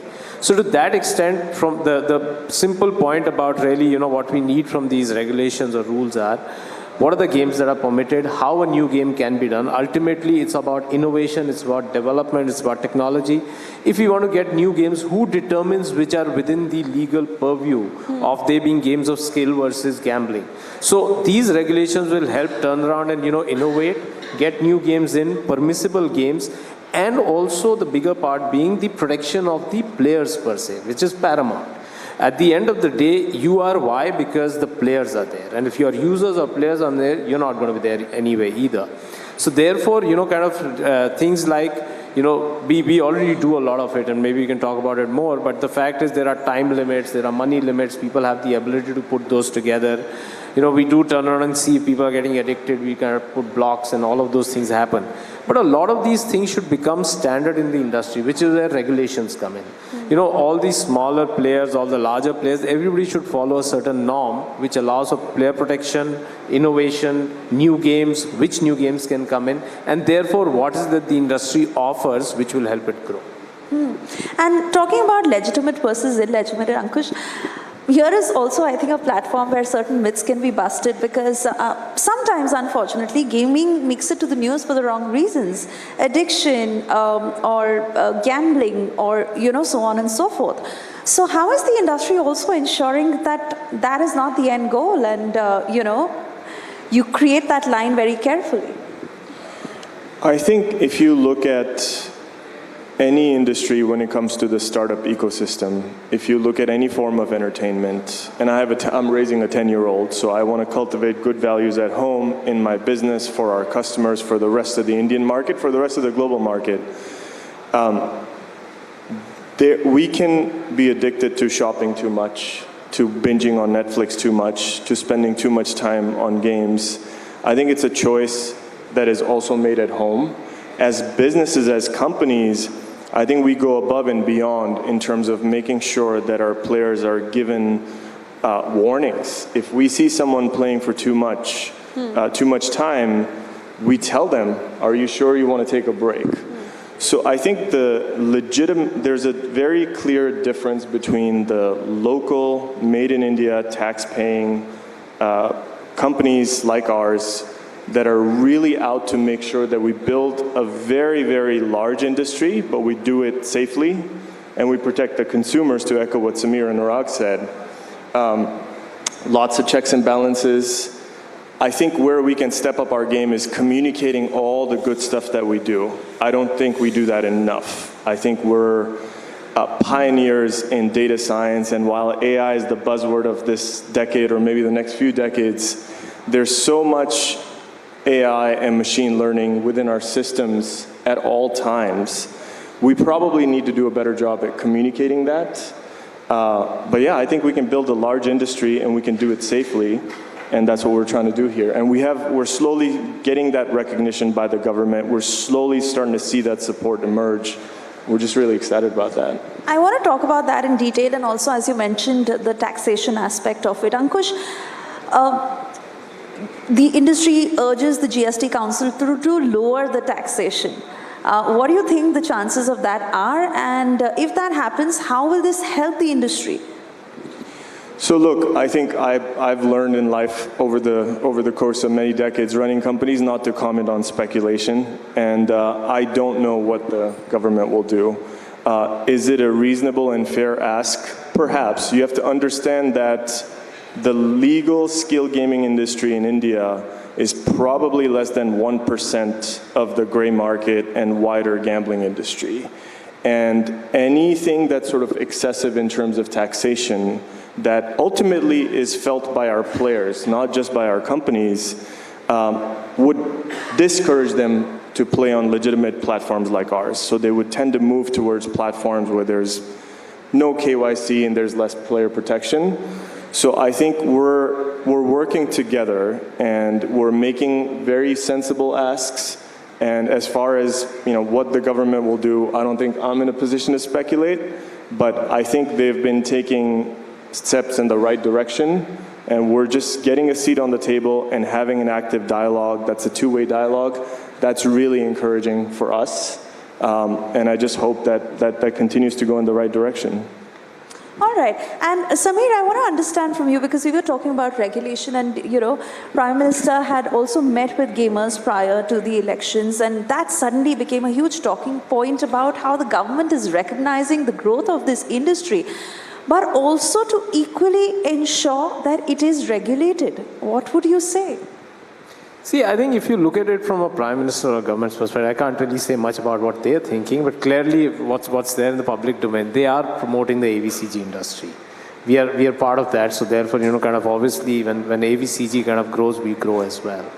So from the perspective of really meeting gamers, I think it's a good thing, because one of the pieces that we talked about just a little while ago was the fact how it's perceived, and kind of it gets mixed with gambling and gaming.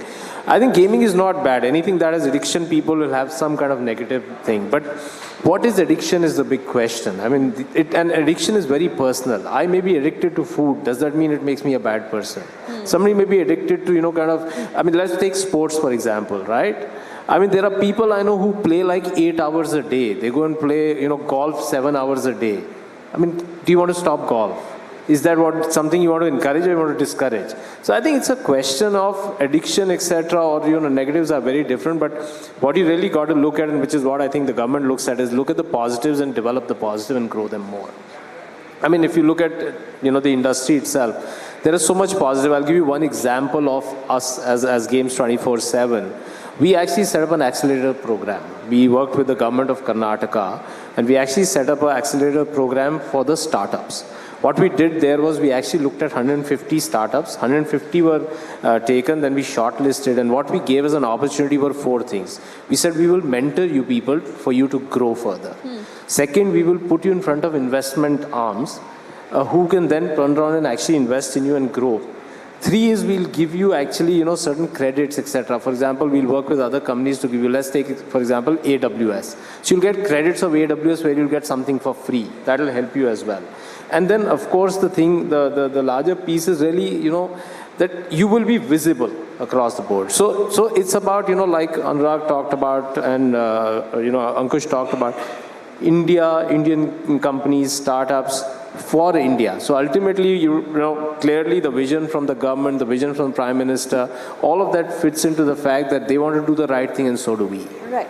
Right. And, you know, gentlemen, as it is time for us to wrap this conversation, Anurag, I'm going to end it on something as basic as you commenting on all those people who say, control your screen time, telling teens and children, don't cross your screen time. So, again, we've spoken so much about the addiction part of it, but your message right at the end of this. You know, I'll tell you what, I have 2 kids, 14 and 11. And as a father, it is my default mode to try and police them. And as they're growing up, I'm realizing that that perhaps doesn't work. You know, I'm a great fan of the whole idea of psychoanalytics, and I follow Gabor Mate like crazy. And the whole idea that he talks about is within children, or within anyone you can direct, you need to build a sense of right and wrong, a sense of self-control, a sense of self-discipline. That's all I can do as a parent. I know that if I try and sanction, I'm pushing them towards doing things behind my back. That's how it works between the government and the industry as well. The more you sanction, people go offline into the grey market, black market. I see a ray of hope. I have a son who's 11, and he keeps making very random games on this thing called Scratch. I don't understand it, but he does. So his birthday gift to me was a game where he could actually fling poop on my face, right? And it's fascinating stuff. Now, as he grows up and understands the idea of monetization, as he understands the idea of customer acquisition, market expansion, and you know, he's an introvert as well. So I don't see him doing a sales job or this job or that job. I can very clearly see him wanting to build a game very, very passionately. And what is a hobby now turns into a business for the future. And if you really think about the gaming industry, it is perhaps the only industry where entry barriers are very, very low, right? For a massively urbanizing population, for the kind of ambition we see in our, you know, we talk about the demographic dividend all the time. This is an industry of the future. This is an industry where companies will continue to invest, investors, FDI, I mean, wo game to hai hi. More importantly, you will see people making rational choices around it.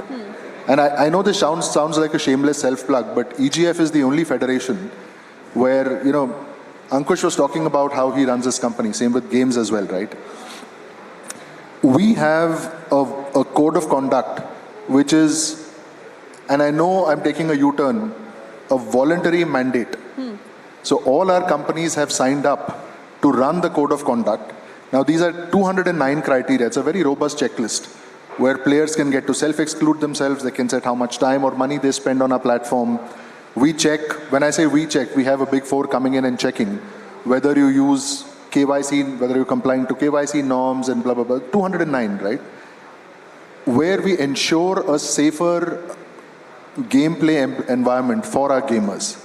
And what's our message here, right? As Samir said, even before the government wants to regulate us, we are saying, listen, we want this business to be sustainable in the long run. I mean, I don't want a player to sell away his wife's Mangal Sutra and come and play on my platform. I want them to play for 50 rupees, 100 rupees, whatever, every day. It could be 5,000, 10,000, whatever it is. And therefore, as an industry, we are saying that, listen, we are looking for a 5, 10, 20-year sustainability through the higher standards of responsible gaming which we've adopted on ourselves. And remember, this is not stuff the government is asking us to do. So we are here to stay. We do want to be an industry for the future. We know that gaming is always the first use case for future technologies. Right? AI and ML find its way into gaming before anywhere else. So I do hope people's notion changes about gaming from, 20-year-old hoodie, dark room, neon lights, to, hey, this is a legitimate industry. This is an industry of the future. And look, man, India's missed the bus on all waves of technology. We missed the bus on hardware in the 80s, software in the 90s, enterprise solutions in the 2000s, social media in the 2010s. We really don't want to miss the bus on gaming. All right. On that note, hoping that the demands of the industry are met, and this conversation goes out to the youngsters, goes out to the parents. So we do hope that the kind of growth that we've seen in the last decade, it's much higher than that. On that note, thank you for speaking to us this afternoon. Thank you. And thanks so much, Suresh. Thank you.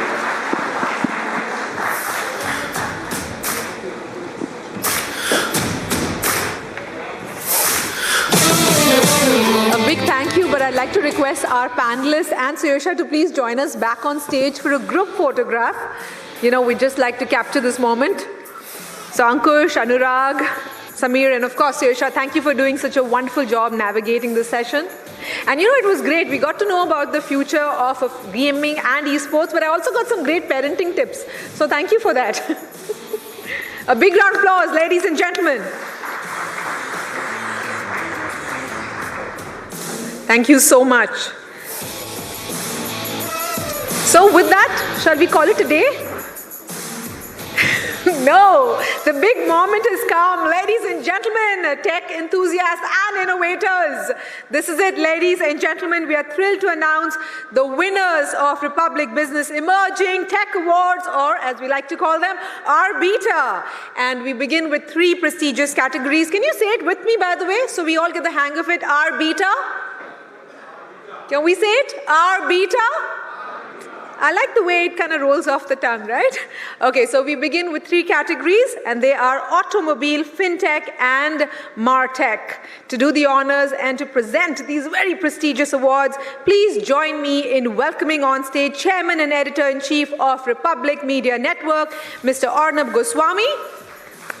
Welcome back, sir. Partner Marketing Advisory and Services, EY India, Mr. Amir Swaroop. And Mr. Shirish Joshi, Chief Business Officer, ONDC. Welcome back to the stage, Mr. Goswami, Mr. Swaroop, and Mr. Joshi. A big round of applause, ladies and gentlemen. They shall be presenting the trophies to the winners in these first 3 categories. So we begin with the automobile category. We, of course, just had a very riveting session, and we know automobiles and EVs are the buzzword. Chalti ka naam hai? EV, right? You were listening. Wonderful. So the competition in the auto category was truly a tough one. And the winner, who has zoomed past in the fast lane of the automobile category, I think my heart is beating so fast as well, first edition. But the winner, ladies and gentlemen, put your hands together. It is Greencore Electronics Private Limited. Zoom past in the fast lane of the automobile category. Such a well-deserved award, but that round of applause was not enough. Let me tell you about their groundbreaking, wholly owned Make in India car vacuum cleaner and their impressive lineup of innovative vehicle-enhancing products that are transforming the automotive industry, making them truly earn this award. A big round of applause, ladies and gentlemen, Greencore Electronics. And you have to say a few words.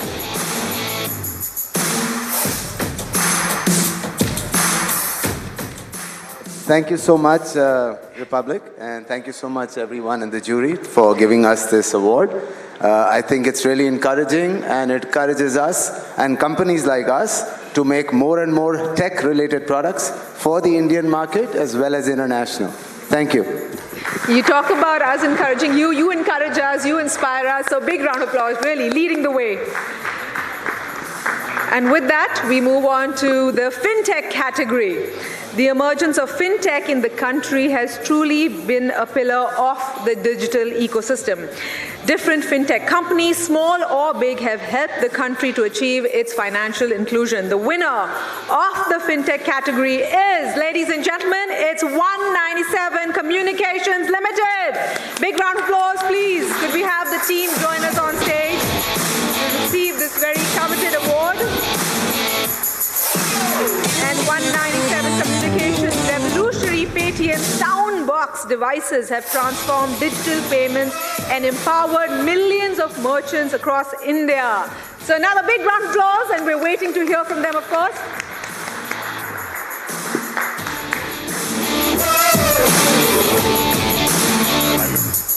thank the Team Republic, of course.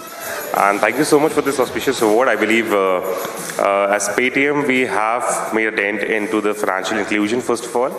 And with this continuous category nominations, of course, we will continue to our efforts in furthering our initiatives. Thank you so much, Republic, for this. Thank you so much. Well, ladies and gentlemen, with that, we move on to the category of Martech. So for their exemplary innovation in the Tata Tea Gold Durga Puja campaign, Lakshya Media is our winner in the Martech category. A big round of applause. So we have the team join us on stage.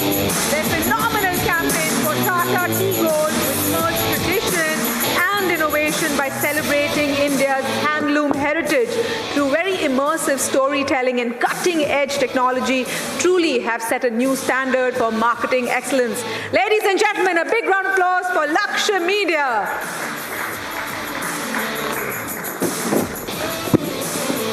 And of course, you can't go anywhere without telling us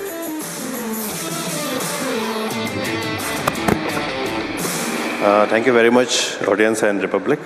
It's really great privilege to be here and got the award. As Lakshya Media is always doing the innovations in terms of marketing, communications and everything, so that's why. Very motivated. Thank you so much. I love the way I'm collecting all the mics. I will be the loudest voice in the room now. Thank you so much, gentlemen, for doing the honors. These were the first set of awards, ladies and gentlemen. Coming up, many more categories, so that much more excitement. But right now, time for us to grab some lunch. Yes? Okay, I know you're hungry for more to what's, about what's coming on stage, but I think time for us to get some fuel and recharge and come back. So 30 minutes, please. Coming up, we have a renowned sand artist, Nitish Bharti. So he's going to be doing something amazing on stage. You don't want to miss that. That's coming up in 30 minutes. Please do join us for lunch and then back here. 30 minutes. Thank you so much, ladies and gentlemen. We'll see you post a short break.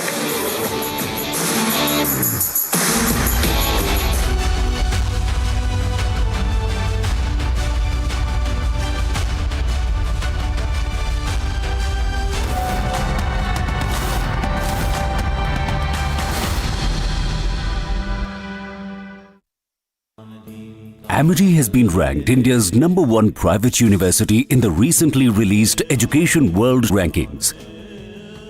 A testimony to Amity's globally benchmarked standards in education.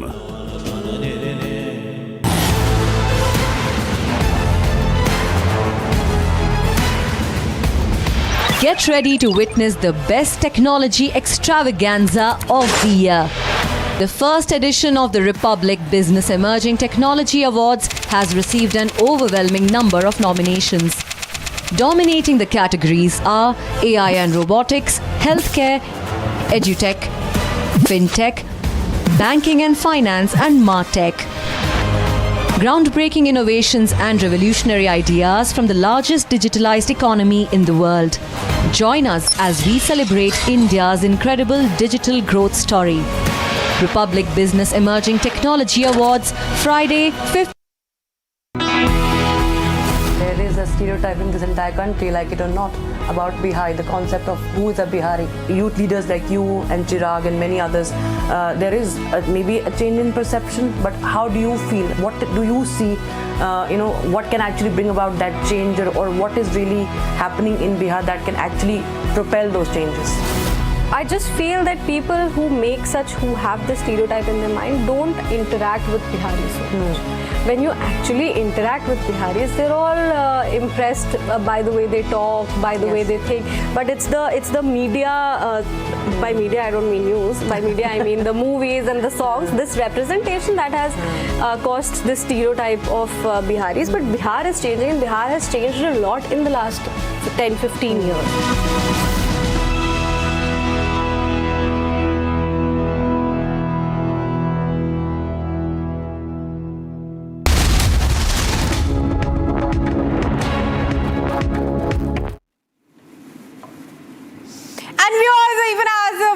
continue our Republic Business Emerging Technology Awards. It's time now to get to some big news that's coming in from Hathras. A big lead in connection to the tragedy. The Special Operations Group has sent a detailed investigation report to the UP government. The report is about 14 pages and statements of 100, including the DM and the SSP, have been recorded. This is the latest breaking news that we are bringing you in connection to the Hathras stampede tragedy, and it comes after the Special Operations Group was asked to submit the report within 24 hours. Now, this report has been submitted, and it includes statements of 100 people who were quizzed and interrogated, and the statements of the district magistrate Ashish Kumar as well as the SSP have been recorded.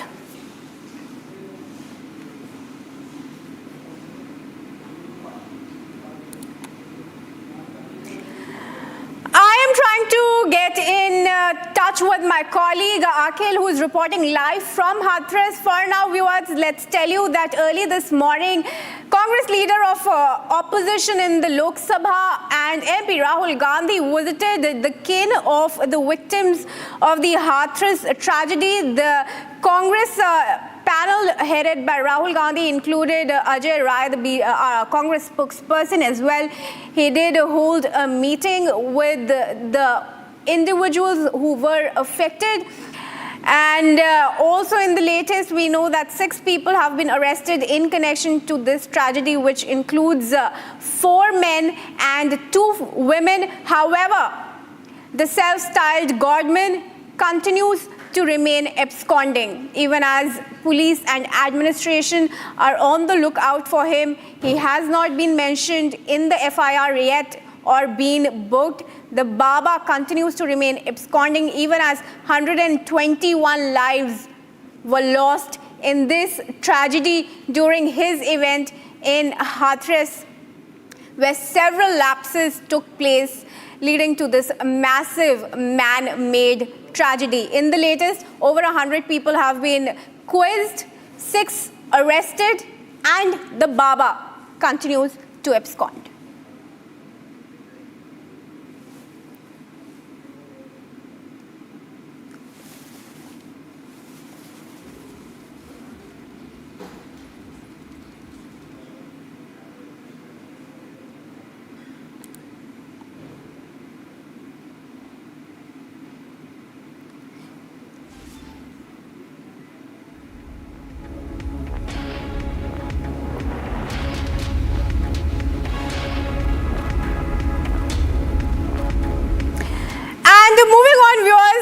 Bringing you raw footage from Noida, where a massive fire was reported at Logic's mall.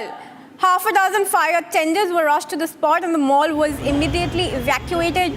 The reason of the fire is yet to be ascertained. However, dramatic visuals have come from the site at the Logic's mall. Firefighting operations continue. Huge plumes of smoke were seen emanating. Those are the visuals from inside the mall. Smoke all over at Noida Logic's mall, where a fire broke out. However, the cause of the fire, how it broke out, is yet to be ascertained.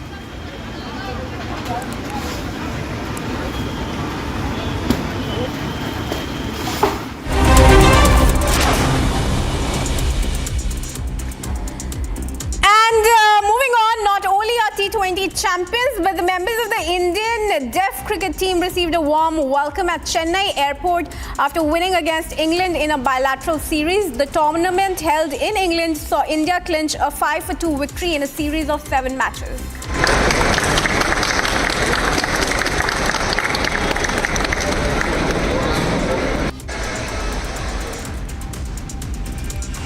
Assam Chief Minister Himanta Biswa Sarma visited flood-affected areas in Dibrugarh district today, where he assessed the urban flooding in Dibrugarh town and assured residents that immediate actions would be taken to restore normalcy.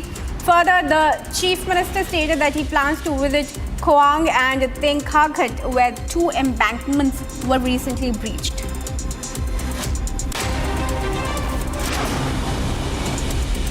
Assam में बाढ़ का स्थिति सुधर गया है और पानी कम हुआ है, लेकिन जहाँ जहाँ एम्बैंकमेंट ब्रिज हो गया उधर का लोगों का परेशानी बना हुआ है। हम कोशिश कर रहे हैं जितना हो सकता है सबको मदद करने।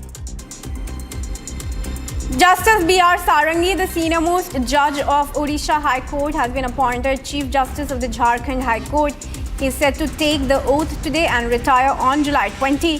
The post has been vacant since December 28 last year. A massive blaze in Bolpur, West Bengal, resulted in the death of a mother and her 4-year-old, which allegedly started while they were sleeping. The father, also in the house, suffered serious injuries and is hospitalized. Authorities are investigating the circumstances surrounding the fire. And as per latest updates, the vehicular movement on Badrinath National Highway in Chamoli was halted for several hours today due to debris at 2 locations. The disruptions affected the Bhanerpani, Peoplekoti and Angthala roads, stranding many commuters. Further, the Chamoli police reported the incidents early in the morning. Followed by this, the local authorities cleared the debris and traffic resumed after 3 hours. पूरा टूट चुका है यहाँ पे, road बंद हो चुकी है।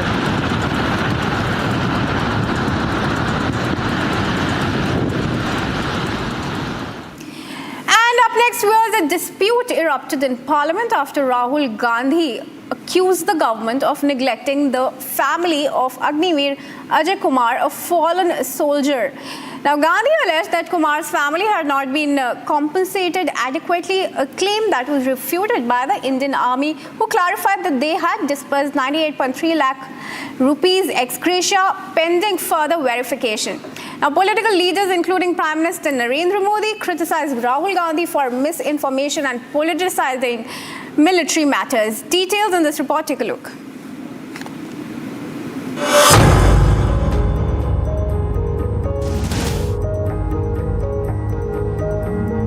The man who never misses a chance to berate our brave forces. Rahul Gandhi has slandered the brave warriors who defend this nation in the sacred halls of the Parliament. छोटे से घर में अग्निवीर शहीद हुआ, लैंडमाइन ब्लास्ट में शहीद हुआ। मैं उसे शहीद कह रहा हूं, मगर हिंदुस्तान की सरकार उसे शहीद नहीं कहती है। नरेंद्र मोदी उसे शहीद नहीं कहते हैं, नरेंद्र मोदी उसे अग्निवीर कहते हैं। उस घर को पेंशन नहीं मिलेगी, उस घर को कॉम्पेंसेशन नहीं मिलेगी, शहीद का दर्जा नहीं मिलेगा। Rahul claimed that Agniveer Ajay Kumar's family was not compensated after he was martyred. He was left red-faced after the army responded, stating that the family had been paid rupees 98.39 lakh. Earlier, the Prime Minister also did not hold back when attacking Rahul, accusing him of spreading lies. इन्होंने देश आजाद हुआ तब से भ्रष्टाचार की परंपरा बनाई। Jeep घोटाला हो, पनडुब्बी घोटाला हो, बोफोर्स घोटाला हो, इन सारे घोटालों ने देश की सेना की ताकत को बढ़ने से रोका है। Defense experts even back saying that forces and politics shouldn't be mixed.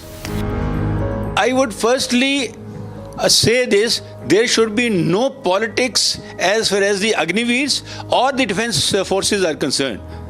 It has happened earlier also when the defense forces have gone in for surgical strikes.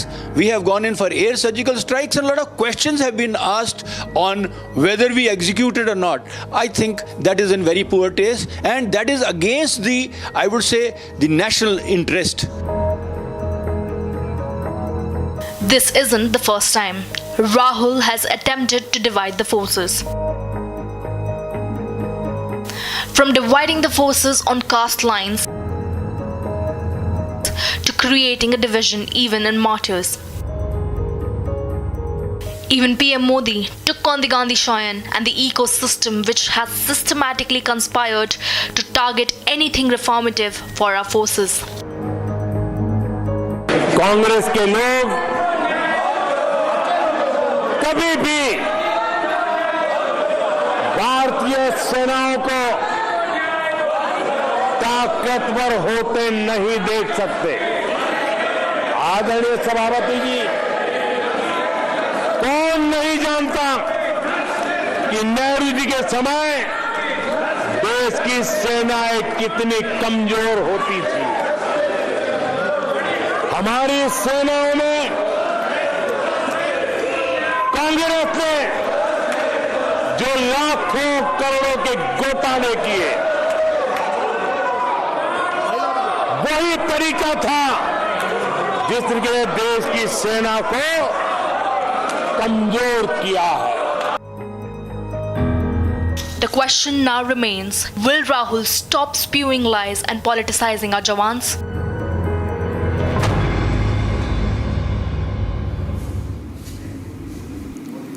And viewers, in news from Jammu and Kashmir, heavy landslide at Shedera of Poonch district of Jammu has upended the traffic movement there. Jammu-Poonch National Highway has been closed following the landslide. We're playing up next a comprehensive report on what we know so far. Take a look. Traffic on Jammu-Poonch National Highway has been blocked due to a major landslide that has taken place in the Shedera area of the Poonch district. There has been an advisory that has already been issued by the Meteorology Department saying that there are chances of the landslides due to incessant rainfalls that is predicted today and tomorrow, and there is a high possibility of the flash floods as well. Soon after the landslide hit the area, the traffic police along with the Jammu and Kashmir police has blocked the road and the traffic has been halted. Now the efforts are being made to resume the traffic on the area, which is strategically very important as the Mughal road is already been shut due to the landslides that has taken place, and the Jammu-Srinagar National Highway is very key for the movement of the security forces as well as for the movement of the locals, as this connects a huge chunk of the area, that is the Rajouri-Poonch, to the main city of the Jammu and the nearby areas. The efforts are being made to restore the traffic at an earliest. With Gaurav Sani, Gursimran Singh for Republic Media Network. And on to some international news now, viewers. Putin says Russia won't let Ukraine use a ceasefire to replenish army. Is it time for Zelensky to give up? Here's a report. Listen in.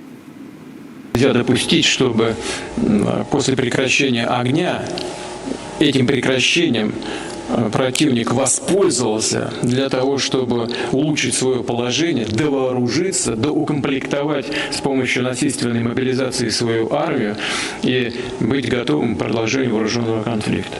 Нам нужно добиться того, чтобы противная сторона согласилась предпринять такие шаги, которые являлись бы необратимыми и были бы приемлемы для Российской Федерации.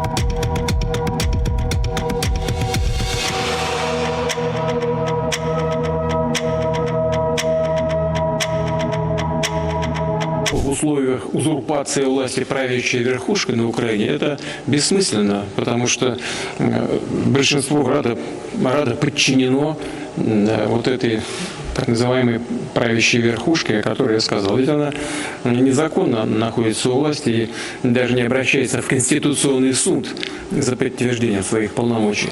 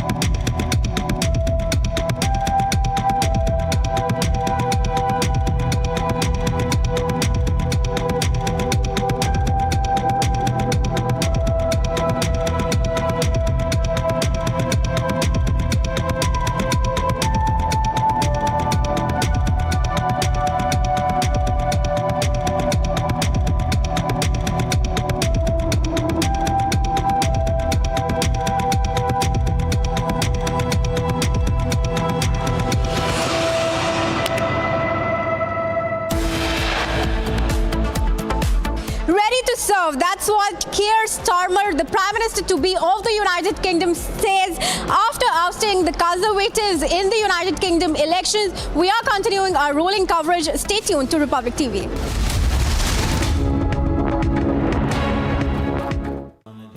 Amity has been ranked India's #1 private university in the recently released Education World Rankings. A testimony to Amity's globally benchmarked standards in education.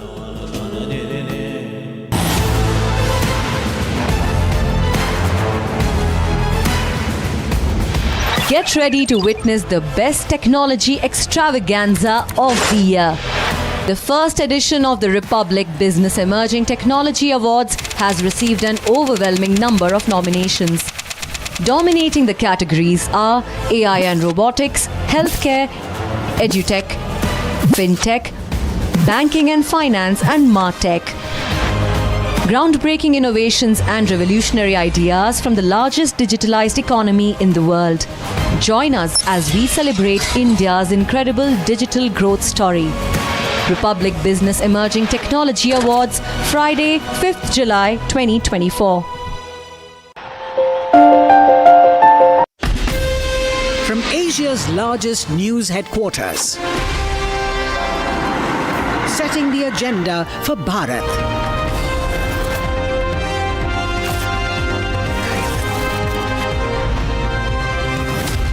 You're watching Republic.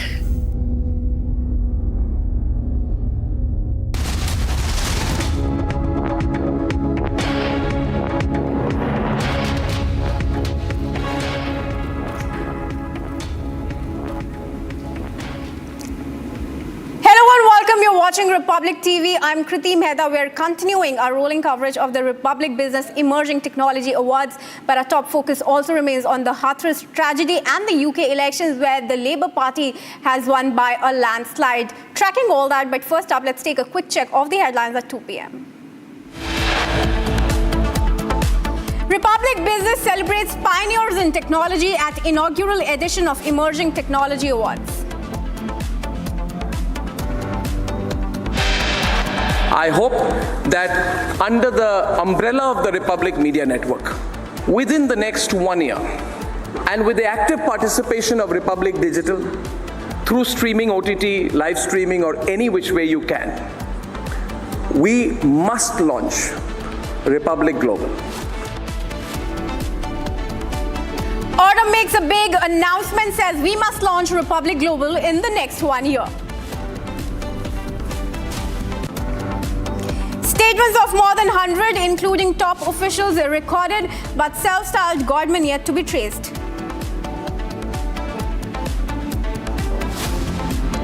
On a visit to the national capital, Chandrababu Naidu meets Nirmala Sitharaman and Rajnath Singh.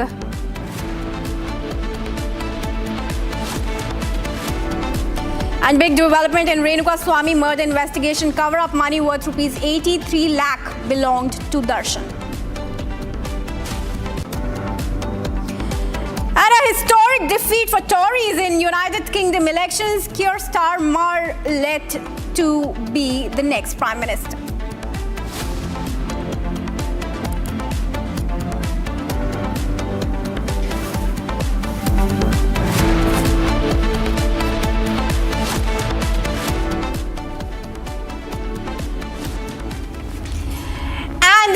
Our top focus, the Hathras stampede tragedy. Viewers, we're learning the biggest update in connection to the investigation so far, that the report with the interrogation details of 100 people has now been submitted. The Special Operations Group has sent a detailed investigation report to the UP government. The report is about 14 pages, includes 100 statements, including that of the DM and the SSP, and it is coming after the SOG was asked to submit the report within 24 hours. These developments, even as the Baba Bhole, the prime accused, continues to remain absconding, as is his team. Over 100 people have been quizzed in this report that have been submitted in connection to the stampede in Hathras that claimed the lives of 121 people. So, joining us live on the story now is my colleague Akhil, who's reporting from Hathras. Akhil, a very good afternoon to you. Tell us about the details of the report that has been submitted. We're learning that the statements of 100 people have been recorded. You were trying to talk to the district magistrate, Ashish Kumar, yesterday and even today, I believe, but he has not really given in a word, but his statement has been recorded. Do you have any information as to what is in this 14-page report? Well, absolutely. We do have some exclusive input regarding that. If you see what happened, that a reporter, the special committee which has been formed in this regard, has submitted its report to the UP government. And in that report, it's very clearly mentioned that the element of those who were present at that time, some organizers were also present at that time. As you can see what happened earlier, when 6 people have been arrested, there were 2 females in that, there were 4 men in that. So statements of all those arrested people have already been arrested. And apart from that, there were people who were part of the organizing committee. They were also questioned by the authority. And apart from that, what we have been getting to learn from the police sources, that those security personnel from the district administration side, from the Hatras police department as well, who were deployed at that point of time for the intelligence input and for the security measures and for the traffic measures at that point of time, they were also questioned by that investigation team. So as we all know, Kriti, that when that incident took place, immediately what happened, that UP Chief Minister Mr. Yogi Adityanath came down heavily and directly said in stringent words that अगर इसमें कोई साजिश होती है, अगर या फिर कोई हादसा है, इसकी तहकीकात के हम जड़ तक जाएंगे और पूरी जांच की जाएगी. This is what he said, and after that what we saw, that a committee was formed which was headed by additional DG of Agra, and in that committee a legal commissioner was also present in that committee. But the second part of the story, that is Mr. Bhole Baba, who is seen by many as one of the key persons in this case, because he was the one on behalf of him only, the team which organized the satsang, in which 121 lives have been lost. Back to you in the studio, Kriti. All right, thanks for joining us with your details. For now, Akhil, we will continue to come back to you as and when more updates come in. For now, viewers, the self-styled godman Bhole Baba continues to remain absconding, and Republic investigation team is on the ground. It has been tracking all the latest developments. Take a look at this report filed from Baba's Mainpuri Ashram.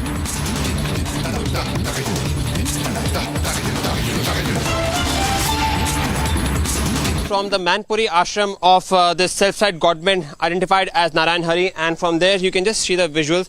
In fact, we are going to just try our best of getting as much visuals as we can because we are not being allowed to shoot the inside of the ashram of this self-styled godman.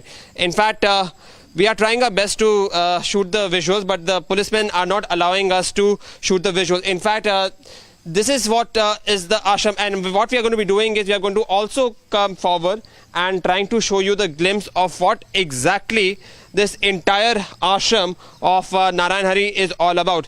Mind you, Narayan Hari has got several ashrams, including one at Patiali and Bahadur Nagar, which is in Kaskanj district. Now that ashram is significant because that ashram is situated where this person was born.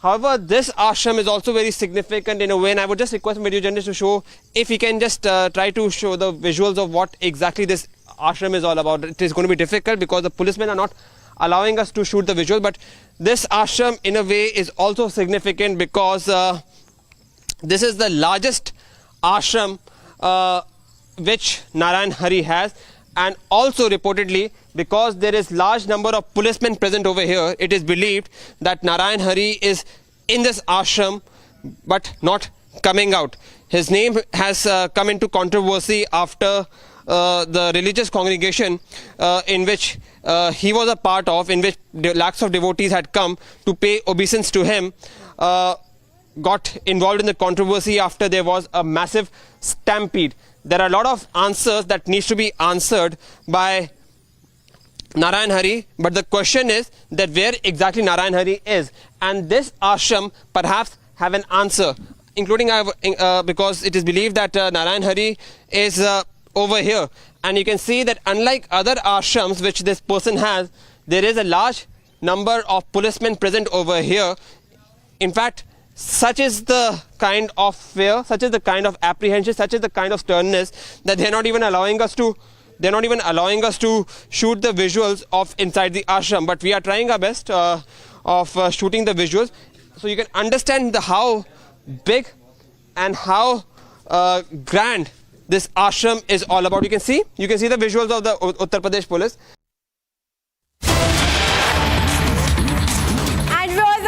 Breaking news in connection to the NEET postgraduate examination. The National Board of Examination has announced the date for the NEET PG exam on August 11. Now, the NBE had been planning extra security measures for the NEET postgrad examination. The exams were, of course, likely to be conducted in August, and now the date has been announced for August 11. The NBE, the National Board of Examination, is an autonomous body under the Health Ministry that is responsible for conducting the examination. Remember, the centre had earlier on June 22 postponed the NEET postgrad exam in the wake of the allegations of paper leak. The government said that the decision was taken as a precautionary measure and to undertake a thorough assessment of the robustness of the processes of the NEET postgraduate examination for admission to postgraduate medical courses. Now, there are 70,000 postgraduate seats in the government and private medical colleges, and more than 2 lakh candidates have applied for NEET PG this year. In fact, joining us live on the news now is my colleague Harsha from New Delhi.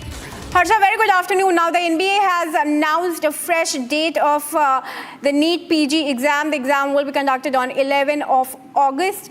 What heightened security measures can we expect this time? Yes, Preeti, you rightly pointed out just now the information coming in, the breaking update which is coming in from the National Board of Examination, where they have tweeted that now the NEET PG exams will be conducted on 11th of August, and the eligibility criteria will continue on from 15th of August. It is very important to know that why the exam was first cancelled 10 hours before the students left for their centers to give the exam. It was cancelled in the wake of the paper leak, and earlier we saw in the NEET exams how the grace marks was given to these students, and after that the allegations were that there is a paper leak in this entire NEET exam, and this was then when the NEET PG exam was postponed and the dates were not announced at time by the Education Ministry. But now the fresh update we are getting in is that NEET PG exam will now be held on August 1, and also the officials will be meeting today in National Capital to ensure that there are stringent measures at each and every center for the conduction of the NEET PG exam, so that the students can appear for the NEET PG exam, and the loopholes which we saw earlier in the NEET exam could not be seen this time. So lots and lots of students, more than 2,000 students to appear for this NEET PG exam, a very crucial exam, the postgraduate exam. After that, the students will be getting entrance into the top university. So this is what the latest update we are getting in from the National Board of Examination. Back to you. All right, thanks for joining us with those details. Harsha, let's tell you viewers once again that the NBE had said that there will be more invigilators this time around, and extra security measures will be in place to ensure a fair conduct of the NEET examination. Meanwhile, moving on to our next big story, this one coming in from West Bengal, where a mother and a 4-year-old infant were charred to death after a fire was reported at a house. Investigation has been launched in the case, and in fact, to give you more details, I'm joined in by my colleague Kishle from the Bangla newsroom. Kishle, a very good afternoon to you. We're learning about this tragic news of a mother and her infant charred to death in a fire at West Bengal's Bolpur. What really led to the fire, and how did the incident break out? Well, Kriti, there were 4 members of this family in this house: the mother, her husband, the younger son, 4 years old, and a son. Now, in one particular room, this mother, the wife, husband, and the younger child was sleeping. And at that point of time, through the open window, there is allegation that someone poured in kerosene oil and then started a fire, lit a fire, and the whole house started burning.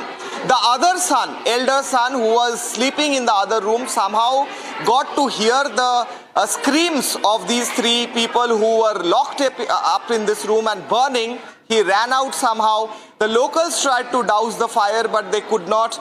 Two of them already died, the mother and the son. The husband or the father is also fighting for his life in the hospital. Now there is a direct allegation that someone tried to kill them by putting the house on fire. That is the news from Bolpur in West Bengal. All right, thanks for joining us for now, Kishlay. Viewers, we will move on and take a look at some of the other top stories that we're tracking for you from across the nation in Bharat in 5 minutes. Deputy Abbot of Wat 4, Deb Vajracharya, expressed profound gratitude to Prime Minister Narendra Modi for gifting Buddhist relics to Thailand. This gesture, fostering spiritual and cultural exchange, deeply resonated with Thai residents. He thanked Prime Minister Modi on behalf of the Thai people for sending the relics. Deb Vajracharya stated his positive remarks and reflected their importance to Thai Buddhists. He emphasized how this event strengthened ties between Thailand and India, rooted in their shared Buddhist heritage. The relics exhibition in Thailand from February 22 to March 18 further symbolized the enduring cultural connection between the two nations. Union Home Minister Amit Shah convened a crucial BJP meeting in Delhi, focusing on Jammu and Kashmir's upcoming assembly election. BJP leaders discussed election strategies and plans to contest all 90 seats. Jammu and Kashmir, now a union territory under MH jurisdiction, awaits its first assembly polls since Article 370's abrogation in 2019. The Supreme Court had mandated polls for September, following demands for statehood restoration. Chief Election Commissioner Rajiv Kumar highlighted logistical challenges, emphasizing the need for adequate security. Elections will likely align with the next Lok Sabha polls, balancing legal requirements and regional conditions. They will be held before September. Union Home Minister Amit Shah will visit Chhattisgarh on July 5-6 ahead of Prime Minister Modi's visit on July 7. Shah will hold internal BJP meetings at Kaushambha Thakre Bhavan to discuss State Assembly and 2024 Lok Sabha elections. Senior BJP leaders, including former Chief Minister Raman Singh and others, will attend. A recent internal survey highlighted the party's shaky position, prompting this strategic meeting. Former Bharat Rashtra Samiti leader K. Keshav Rao, who rejoined the Congress party, has resigned as a Rajya Sabha member. Keshav Rao rejoined the Congress in the presence of party leaders, including party chief Mallikarjun Kharge, leader of opposition Rahul Gandhi, and Telangana Chief Minister Revant Reddy. Kharge, over a social media post, welcomed Rao and congratulated him. Keshav Rao is a former chief of Andhra Pradesh Congress Committee. He had joined the BRS, then TRS in 2013 and had returned to the Congress after over a decade. The Odisha government has reconstituted a high-level committee led by Justice Biswanath Rath to oversee the inventorying of valuables, including jewelry, stored in the Ratna Bhandara of Sri Jagannath Temple in Puri. Dissolving the previous committee, the new panel includes prominent members like C.A. Rajiv Sahu and Swami Pragyananda. Known as the land of Lord Jagannath, Puri houses one of India's tallest temples dedicated to Lord Jagannath, standing at 214 feet tall. This new move aims to ensure meticulous supervision and management of the temple's treasures, reflecting its cultural and religious significance in Odisha. Amritpal Singh, detained under the National Security Act, will be flown to Delhi tomorrow for his oath-taking as a Lok Sabha member.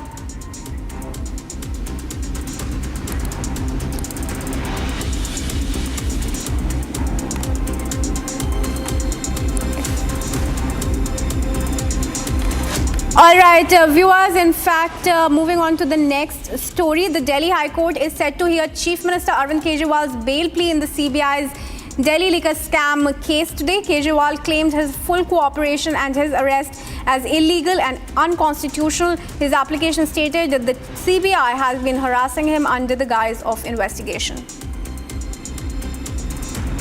The Supreme Court will hear a petition on July 5 regarding the film The Kerala Story, filed by Puneet Kaur Bajwa. The petition challenges the film's depiction of Kerala girls being brainwashed and forced to join terrorist organizations like IS, including the conversion of non-Muslim girls. The film has faced opposition from various groups.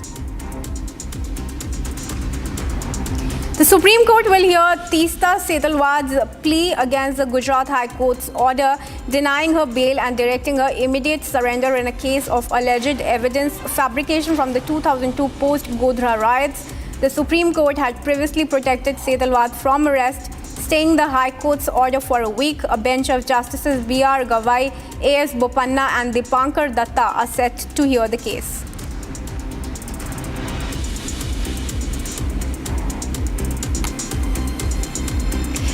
And moving on, viewers, now in a significant turn of events, a major danger has been averted while the neutralization of a live mortar shell in Poonch. More details on the management of this detonation in this upcoming report.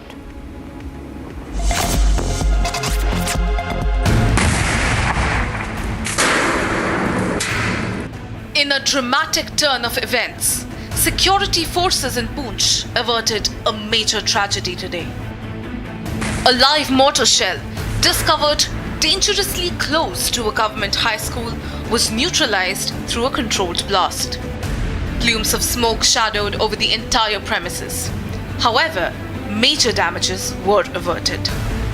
The timely action also prevented any major harm to the local community and ensured safety in the volatile line of control region. Police personnel who were already present at the spot ensured full safety of the situation. Residents and students were swiftly evacuated as experts conducted the operation.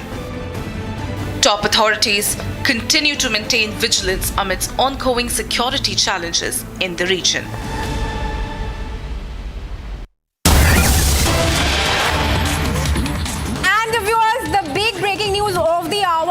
The National Board of Examination has announced that the NEET postgrad examination will be held on August 11, and we're bringing you now more details of this exam. The exam will be held in 2 shifts. Furthermore, the cut-off date for the purpose of the eligibility to appear in the NEET exam shall continue to be August 15.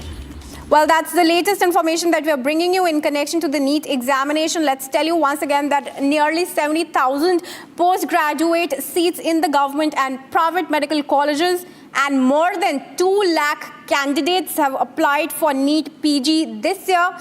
And it will, of course, determine their eligibility for admission to various specialty courses in both government and private medical colleges. Now, sources in the NBE had said that the board is planning to put in place extra security measures to ensure the sanctity of the exam. This includes more invigilators and heightened security measures. Now, joining us live on the phone line is my colleague Gopi.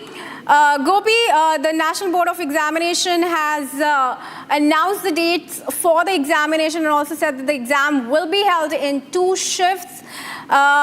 What extra security measures for the postgrad exam of NEET can we expect this time around? Right, Kriti, as you have rightly mentioned, that NBE has in fact declared the new dates of NEET PG, which is 11th August, and the cutoff date will be 15th August, which was the same before as well when it was scheduled in the end of last month. While the new security measures that they are going to take is, what we have understood from our sources is that paper will be made only 2 hours before the exam will be conducted, like on the day of exam. So it is on the 11th of July that, 11th of August that the papers would be made 2 hours before they would be submitted or they would be given to the NEET aspirants. This is something that we are learning. Obviously, this comes after the NEET UG fiasco, which we have seen. Many petitions of that also are going to be heard on 8th of July. there were issues with the grace marks in the NEET UG. On the same lines, since this wouldn't repeat in the NEET PG, strict actions will be taken against, while also this will be organized in 2 shifts, which would be happening for the first time ever in the history of NEET PG exam. Back to you. All right, thanks for giving our viewers those details. Gopi, viewers, we're continuing with back-to-back breaking news now. Getting in news from Hyderabad, where 6 members of Legislative Council have joined the Congress in a big setback for the Bharat Rashtra Samiti. Those are the visuals of the former BRS leaders joining the Congress. I'm joined in now by my colleague Aneri, who is in Hyderabad. Aneri, very good afternoon to you. Please take us through the names of these 6 leaders who've joined the Congress and what really led to their defection.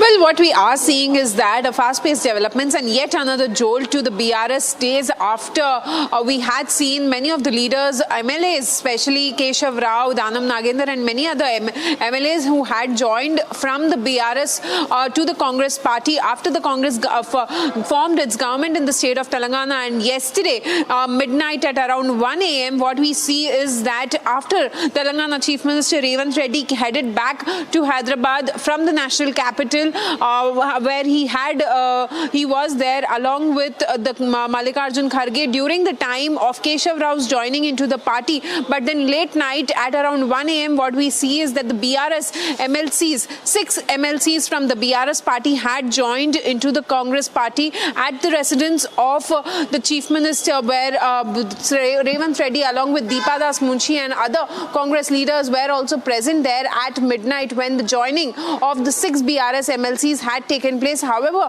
now what we are seeing is that the BRS has hit it out at the Congress party over defections of the BRS leaders into the Congress party, and also the BRS says that when Rahul Gandhi save constitution in the parliament, then why don't they make these leaders who have joined into the Congress party, why don't they ask them to resign and go for re-election is what the BRS is asking for. So now we'll have to wait and watch how it turns out to be. But yes, definitely a face-off between the BRS and the Congress has been going on after a lot of leaders have joined into the Congress party.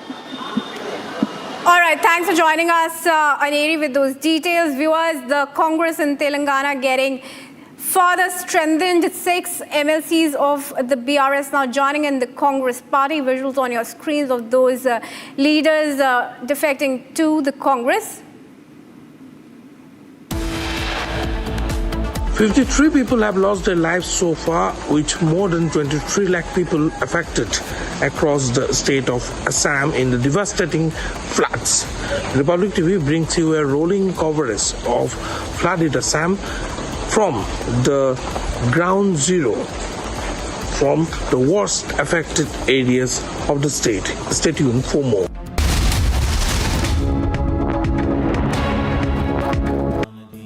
Amity has been ranked India's #1 private university in the recently released Education World Rankings. A testimony to Amity's globally benchmarked standards in education.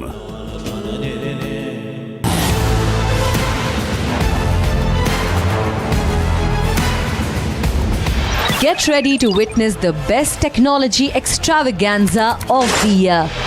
The first edition of the Republic Business Emerging Technology Awards has received an overwhelming number of nominations.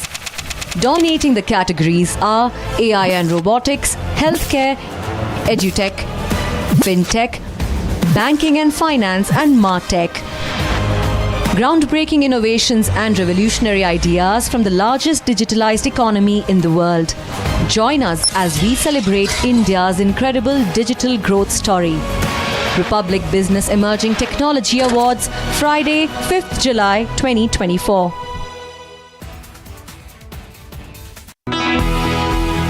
You are a representative of the, if I could say, Gen Z.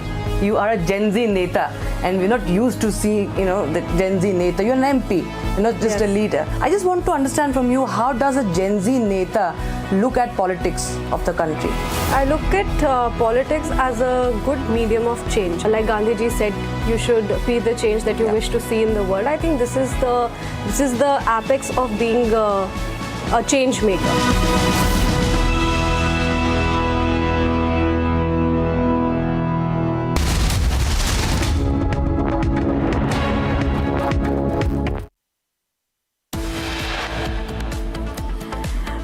Business celebrates pioneers in technology at the inaugural edition of Emerging Technology Awards. I hope that under the umbrella of the Republic Media Network, within the next 1 year, and with the active participation of Republic Digital, through streaming, OTT, live streaming, or any which way you can, we must launch Republic Global. Arnab makes a big announcement. It says we must launch Republic Global in the next 1 year. Statements of more than 100, including top officials, are recorded, but self-styled godmen yet to be traced. NEET postgrad examinations to be conducted on August 11 in 2 shifts.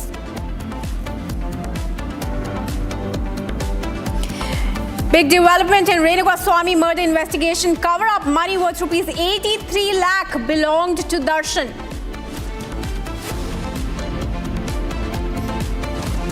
And it is a historic defeat of the Tories in United Kingdom's elections. Keir Starmer is set to be the next Prime Minister.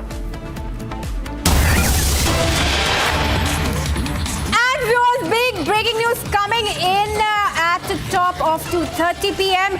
YSRCP leader and former Kodumur MLA Dr. Jaradori Sudhakar was arrested by the police on Thursday night over grave charges by a minor girl who alleged that she was sexually assaulted and harassed several times. Now, Sudhakar was booked under Rape and POCSO Act.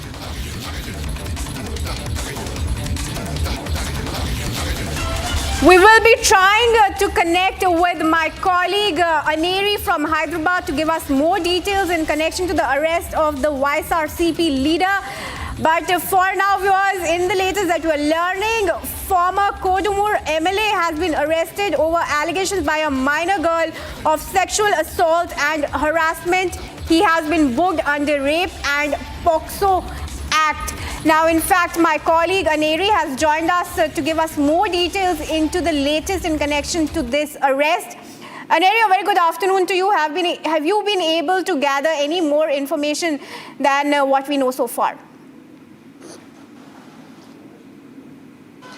Well, what we are seeing right now is that a shocking incident which has been now reported where a minor girl went ahead and filed a complaint against the YSRCP leader and the former MLA of Sudhakar, where Sudhakar is now accused of sexually assaulting and harassing the minor girl. Well, what we are being told through our police is that the minor girl, along with her parents, was working there as a helper, as a domestic helper since 2019 to 2023, and back then in 2023 they were removed from the work and then they went back to the village, but then now finally, after all of these months, finally the girl has come out and registered a complaint against the YSRCP MLA, and now the police officials have booked a case against the YSRCP MLA under the BNS Act, and also a POCSO case has been booked against the YSRCP leader in this connection. And now what we are being told is that yesterday night, on Thursday night, Sudhakar was arrested and produced before the magistrate, and now he's been sent to 14 days of judicial custody. Well, definitely we have been seeing how there has been a massive face-off between the TDP and the YSRCP, but amid all of this, back then in 2024 May, there was a video which went viral of sexual harassment on social media, but then no action was taken at that time. But now what we are seeing is that the family members and the minor girl has come out and filed a complaint against the YSRCP leader, and he has been arrested by the police and sent to 14 days of judicial custody. All right, well, thanks for joining us, Aneri. Viewers, we're now moving in to take a look at our next big report from Andhra Pradesh, where Chief Minister Chandrababu Naidu is in the national capital on his two-day visit. And in a mission mode, Naidu held discussions with the Union Finance Minister today in a bid to secure resources for the development of Andhra Pradesh. A 2-minute report on this up next.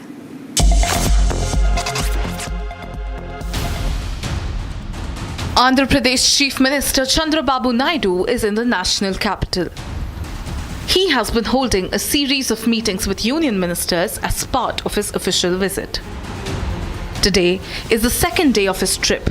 Naidu met with Union Minister Nirmala Sitharaman to discuss the allocation of priority funds for Andhra Pradesh in the upcoming union budget. Flanked by TDP MPs, Andhra Pradesh Finance Minister Payyavula Keshav, Chief Secretary Neerab Kumar Prasad and Andhra Pradesh Finance Secretary Piyush Kumar Naidu also met with Niti Aayog CEO BVR Subramaniam to discuss key development projects in the state.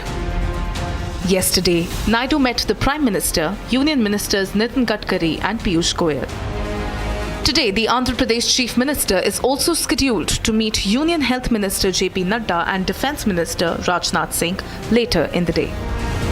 Naidu discussed the needs of his state Andhra Pradesh with the BJP top brass. It highlights the importance of securing necessary resources for the state's development projects and infrastructure. Back-to-back meetings of Chandrababu Naidu with the cabinet ministers in national capital. Yesterday evening only Chandrababu Naidu arrived, and this is his first arrival after taking charge as the CM of Andhra Pradesh. Chandrababu Naidu first early in the morning met Piyush Goyal, and after that he met Prime Minister Narendra Modi, and just now he has left from the residence of Nitin Gadkari after meeting him, to tell you precisely how important these meetings are in the backdrop of what Chandrababu Naidu has been demanding for the development of the Andhra Pradesh. To know that the special status along with the funds, Andhra Pradesh special funds is what Chandrababu Naidu has been seeking since the time he has come to alliance with the NDA. And the first demand was that the entire state is in debt, and so the proper funds should be given to Andhra Pradesh to develop Amravati, which Chandrababu Naidu wants to develop as the capital of the Andhra Pradesh. And moving on to our next big focus, viewers, as Assam battles floods with 53 lives lost and 29 districts affected. The Congress has blamed the prevailing situation on faulty embankment work. Here's more. As the Assam floods worsen living conditions, affecting 16.5 lakh people across 29 districts, the Congress has gunned for the BJP. Congress MP Gaurav Gogoi claims Union Jal Shakti Ministry gave embankment contracts to dubious contractors. Gogoi alleges that those who built broken embankments won contracts over and over again. कि बहुत ही चिंतनीय का विषय है, बहुत ही चिंतित हूँ और मुझे लगता है केंद्र सरकार को भी और तत्पर होना चाहिए। मैं अवगत हूँ कि प्रधानमंत्री मोदी जी ने मुख्यमंत्री के साथ फ़ोन पर बातचीत की, लेकिन मुझे चिंता है कि क्या मुख्यमंत्री स्वयं वास्तविक जो सच्चाई है जानते हैं कि नहीं। At a time when the flood-marooned people of Assam are crying for relief, the larger question is, shouldn't the Congress extend a helping hand to the state government instead of scoring political brownie points?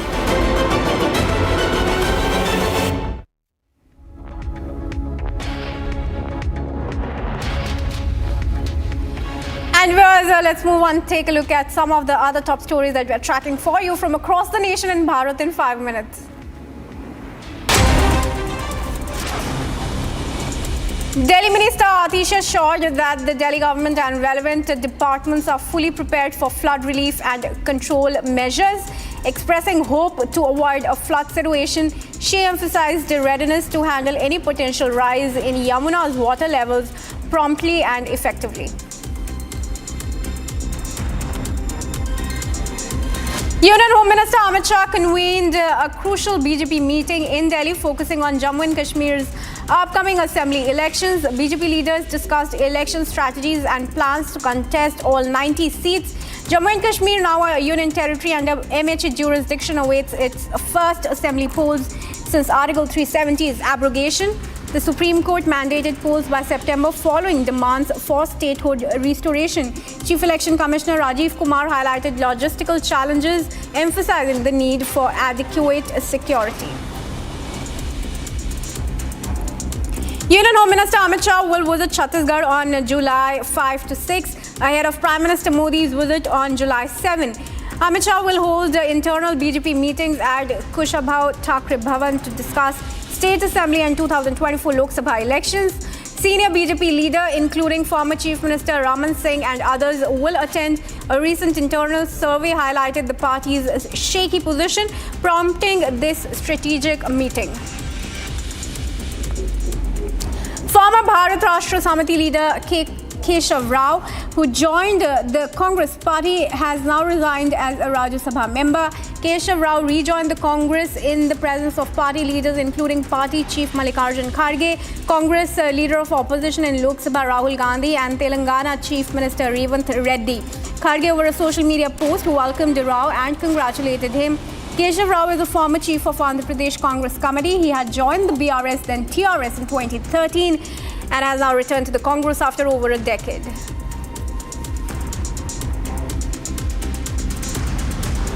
The Odisha government has reconstituted a high-level committee led by Justice Biswanath Rath to oversee the inventorying of valuables, including jewellery, stored in the Ratna Bhandar of Sri Jagannath Temple in Puri. Dissolving the previous committee, the new panel includes prominent members like C.A. Rajiv Sahu and Swami Pragyanand.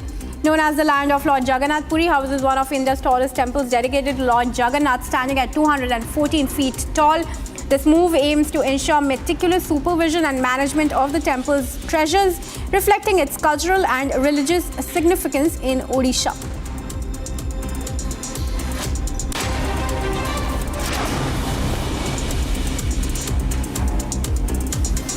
Amritpal Singh, detained under NSA, will be flown to Delhi tomorrow for his oath-taking as a Lok Sabha member. He'll be transferred from Dibrugarh Central Jail to Mohanbari Air Force Station by a special Indian Air Force plane. Punjab Police will escort him with special security, and the District Magistrate of Amritsar has granted parole with 10 specific conditions. The Delhi High Court issued a notice to the CBI on Chief Minister Arvind Kejriwal's bail plea in the excise policy case. Kejriwal, who was arrested on June 26, claims his arrest was illegal and sought regular bail. Now, the court scheduled a detailed hearing for July 17. Kejriwal's lawyers argue he poses no flight risk and has deep societal roots. The CBI alleges Kejriwal's non-cooperation and potential to influence the investigation. The court previously sent Kejriwal to judicial custody, and the CBI emphasized the need for adherence to legal procedures in arrests. The Supreme Court will hear a petition on July 5 regarding the film The Kerala Story, filed by Puneet Kaur Bajwa. The petition challenges the film's depiction of Kerala girls being brainwashed and forced to join terrorist organizations like the Islamic State, including the conversion of non-Muslim girls. The film has faced opposition from various sectors. The Supreme Court will hear the Teesta Setalwad plea against the Gujarat High Court's order denying her bail and directing her immediate surrender in a case of alleged evidence fabrication from the 2002 post-Godhra riots.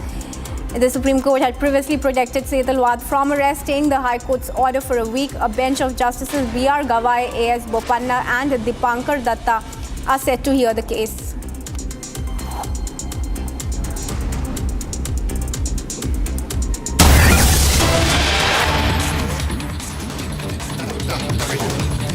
And now, viewers, a big breaking news in connection to the United Kingdom elections. Prime Minister Modi has congratulated Keir Starmer. In a tweet, he said, and I quote, "Heartiest congratulations and best wishes to Keir Starmer on the remarkable victory in the UK general elections. I look forward to a positive and constructive collaboration to further strengthen the India-UK comprehensive strategic partnership in all areas, fostering mutual growth and prosperity. So a message coming in from Prime Minister Narendra Modi to the PM-elect-to-be of the United Kingdom, Keir Starmer, who is a Labour Party, won by a landslide in the United Kingdom elections.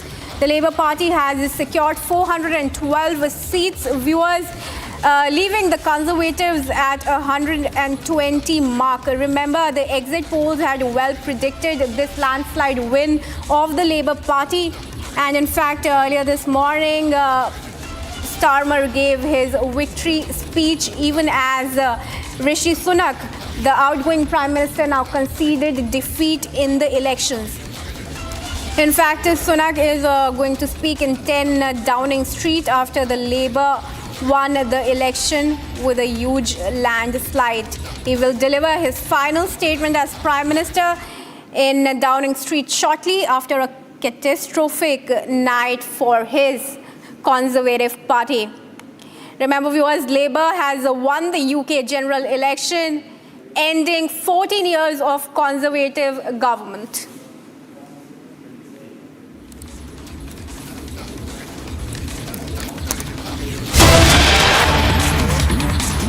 And now bringing you a fresh breaking news, viewers.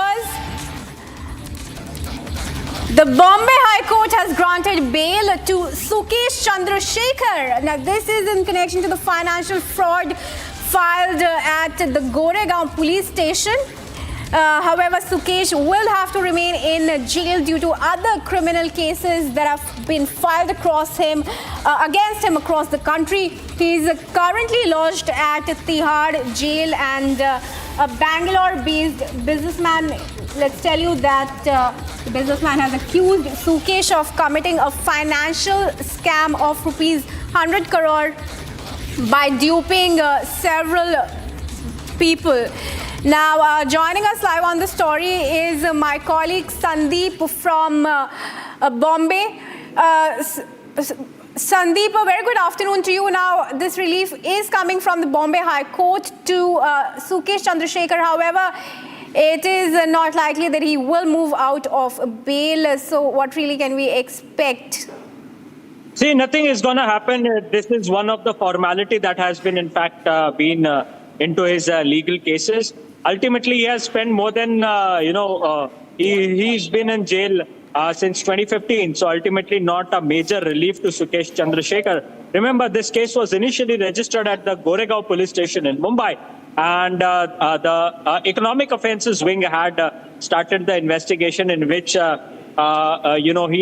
has been alleged of duping hundreds of people regarding this very financial fraud. Ultimately, he had filed a bail application before the Honorable Bombay High Court.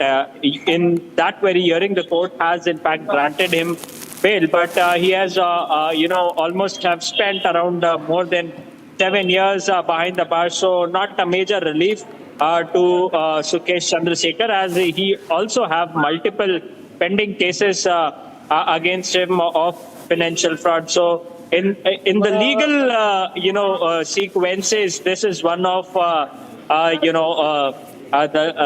relief to Sukesh, but not that major relief to Sukesh, as he's gonna still be behind the bar. All right, thank you for giving us those inputs and joining us on the story, Sandeep. Viewers, let's move on. And now we're showing you a report from Jammu and Kashmir, where in a significant turn of events, a major danger has been averted while the neutralization of a live mortar shell in Poonch. We're bringing you more details on the management of this detonation in this report up next.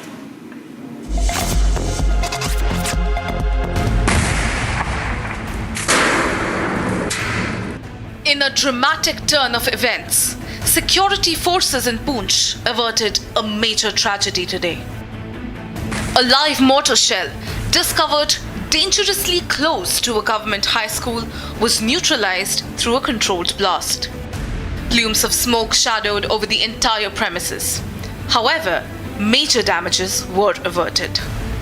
The timely action also prevented any major harm to the local community and ensured safety in the volatile line of control region. Police personnel who were already present at the spot ensured full safety of the situation. Residents and students were swiftly evacuated as experts conducted the operation. Top authorities continue to maintain vigilance amidst ongoing security challenges in the region. And moving on, viewers, the European Commission has said that it is imposing provisional duties on Chinese electric cars to counteract what it called unfair subsidies received by the Chinese EV makers. Here's a report on this from our digital desk. The introduction of tariffs is not an objective per se. It is a means to correct an imbalance, an unfair competitive situation to the detriment of producers of electric vehicles in the EU compared to those who are producing vehicles in China. What we need is a solution that corrects the unfair advantage that is given to producers in China.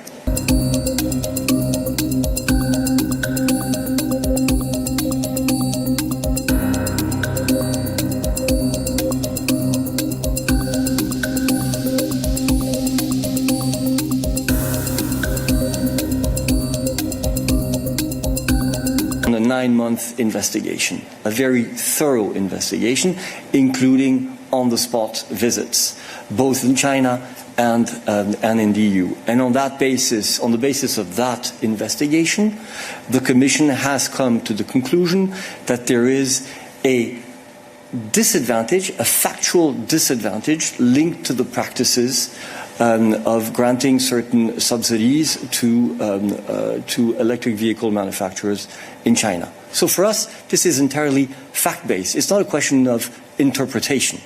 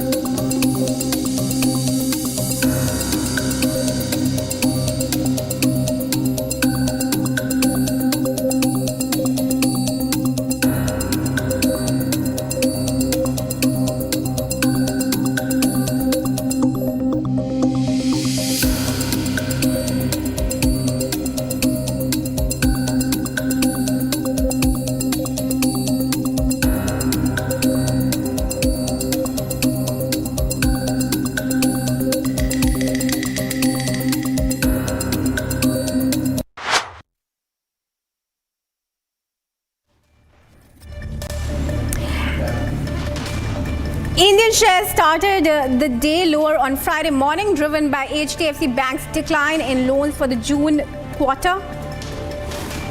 As of 9:23 a.m., the NSE Nifty dropped 50 points to 0.45% to 24,193.05 points, while the S&P BSE Sensex fell 0.58% to 79,591.47 points. HDFC Bank's 3% decrease led financials and bank indices down, reflecting concerns over loan growth. Market sentiment remains cautious amid mixed sector performances and recent high market levels.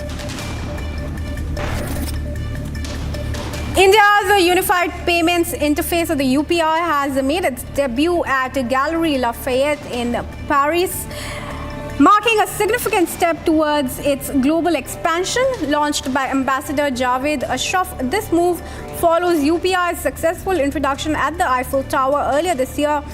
The initiative aims to streamline payment for Indian visitors during the upcoming Paris Olympics and enhance UPI's role in the international digital transactions and remittances.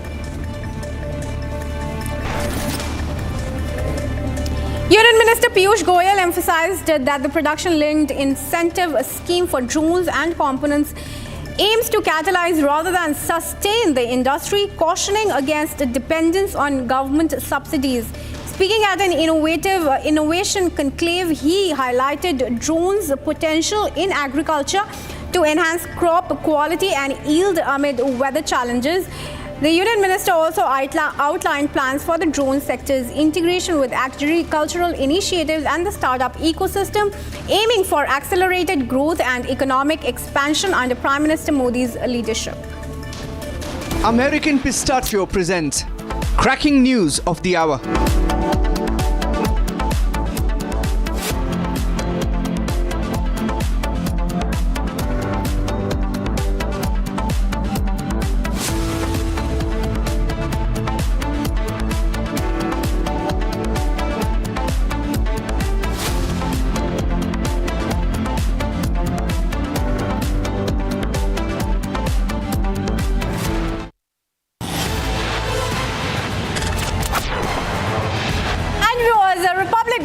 Emerging Technology Awards are underway. You can tune in to the event on our YouTube page. Stay tuned as we celebrate India's pioneers in technology.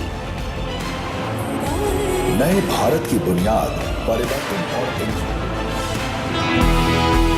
There is a stereotype in this entire country, like it or not, about Bihar, the concept of who is a Bihari. Youth leaders like you and Chirag and many others, there is maybe a change in perception, but how do you feel? What do you see, what can actually bring about that change, or what is really happening in Bihar that can actually propel those changes?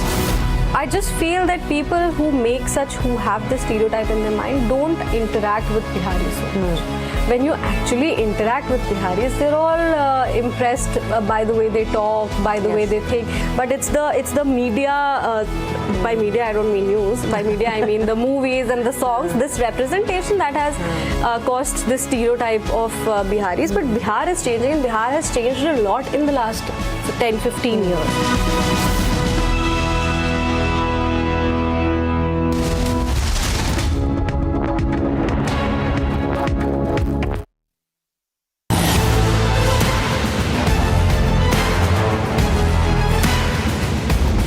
Get ready to witness the best technology extravaganza of the year.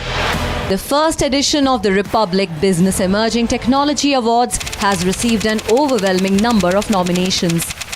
Dominating the categories are AI and robotics, healthcare, edutech, fintech, banking and finance, and martech. Groundbreaking innovations and revolutionary ideas from the largest digitalized economy in the world. Join us as we celebrate India's incredible digital growth story. Republic Business Emerging Technology Awards, Friday, 5th July 2024.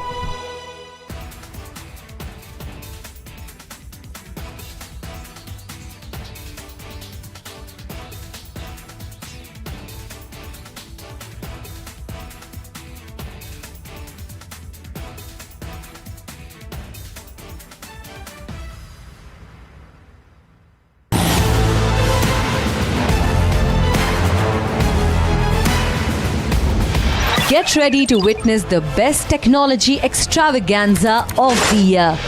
The first edition of the Republic Business Emerging Technology Awards has received an overwhelming.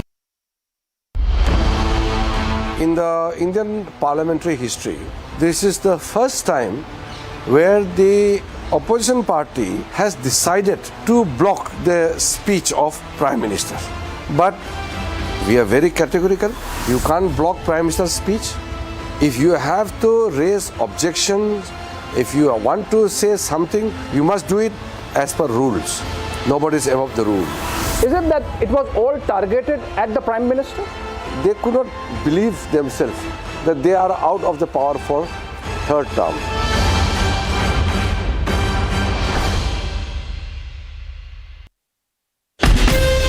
From Asia's largest news headquarters, setting the agenda for Bharat.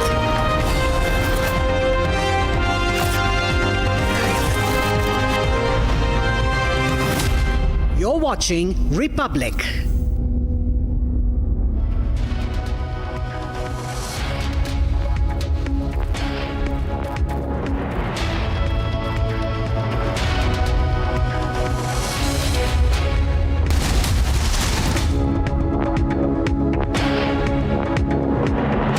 American Pistachio presents cracking news of the hour.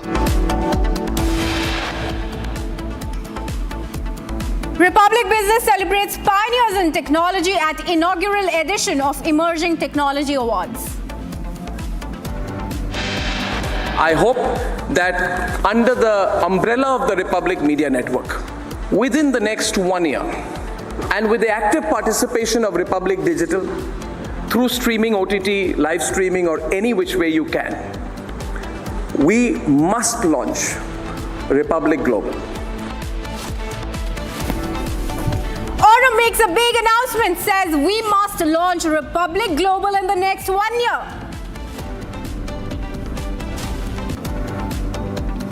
Statements of more than 100, including top officials, recorded, but self-styled government yet to be traced. NEET postgrad examination to be conducted on August 11 in 2 shifts. Big development in Arnab Goswami murder probe. Cover-up money worth rupees 83 lakh belonged to Darshan. And a historic defeat for the Tories in United Kingdom elections as Keir Starmer is set to be the next Prime Minister.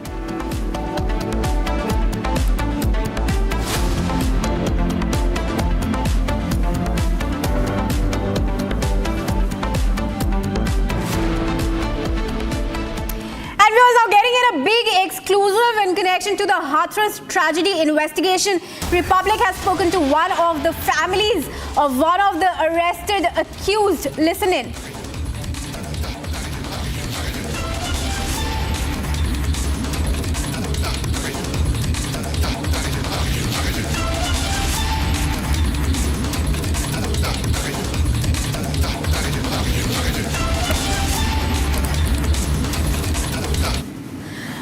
Alright viewers, we will be playing out that sequence for you very quickly, but let's tell you once again that we're bringing you a big exclusive in connection to the Hathras tragedy that has claimed the lives of 121 people. We have spoken to one of the families of the arrested accused. We will be playing out that sequence for you in a short while, but let's tell you as of now, 6 people have been arrested in connection to the case, of which 4 are men and 2 women. Let's play out that exclusive now. Residence of one of the persons who had been arrested by the Uttar Pradesh police in this Hathras incident, and we would request that what their family members are going to say. Namaste, Ram Ladat ji ko police ने पकड़ा, कितने बजे करीब कल पकड़ा दीदी? आज सुबह 4:30 बजे, सुबह 4:30 बजे, क्यों लेटे थे, सो रहे थे, अचानक कुंडी खड़काई, उनने खोल दी कुंडी, तो इनने की चलो थाने तक चलो, क्यों कि थोड़ी बातचीत पूछताछ करनी है, तो इनने की चलो ऐसी कोई दिक्कत ना, चले तो जी होते इनने कपड़ा पहरे चले गए एक बाजे की 2 घंटा बाद हम भेज दिए, कोई दिक्कत ना है, तो हम तो जा ही रहे कि 2 घंटा इंतजार करो, जब ना आए तो मैंने फोन मान ली लगो ना, जो भैया इनसे लेके गए थे सिविल ड्रेस में थे, शायद पुलिस वाले थे, तो उनका अभी फोन आया 2:30 बजे फोन आया उनको कि इनके आधार कार्ड भेज दे और पैसे भेज दे। हमने क्यों कि मैं सिकंदर आ रहा हूँ, ले जा रहा हूँ। हमने क्यों भैया कि अरे वो जा रहे हैं अभी शाम तक आ जाएंगे, तो हमने उनके पास पैसा ना है कि तू भेजो जल्दी। मैंने पैसा भेजे, तब तक इंतजार ना करो, बिल्ला चले गए। हाँ, और फिर मान ली इनकी ड्यूटी फिटी कचना जे तो सत्य साथ करने के लिए गए थे, तो मान ली इन्हें वहाँ खड़ो कर दो कि बांध ने खरबा जाम न लगे रोड पे। दीदी कितने सालों से जुड़े हुए थे बाबा जी के साथ, और कितने सालों से मतलब इस ड्यूटी को कर रहे थे कि मतलब लोगों को हटाना या करना? तारीख तो मुझे याद नहीं है, ऐसे ही मैं बता दूं, ऐसे ही बता रहे अंजाज से 6-7 साल हुई हो, कम ज्यादा हो नहीं बता सकते हैं। तो वे जाते आते थे, तो वो वाले जाम लगने की वजह से वहाँ पर वाहन आगे पीछे करवाते थे, और जहाँ सत्य के साथ हो रहा तो वहां से 2 किलोमीटर पीछे थे। जी हादसा हुआ तो घर पे आके तब पता लगा, जब मोबाइल देखे तब कि अरे मैं सिकंदरा राव में हादसा हो गया। तब तो आप कहना चाहते हो कि आपके जो पति है राम लड़ाई जी वो मतलब वहाँ पे नहीं थे, मतलब हाथ नहीं थे सत्य के साथ में, वहाँ पर जी हादसा हुआ वहाँ पर नहीं थे।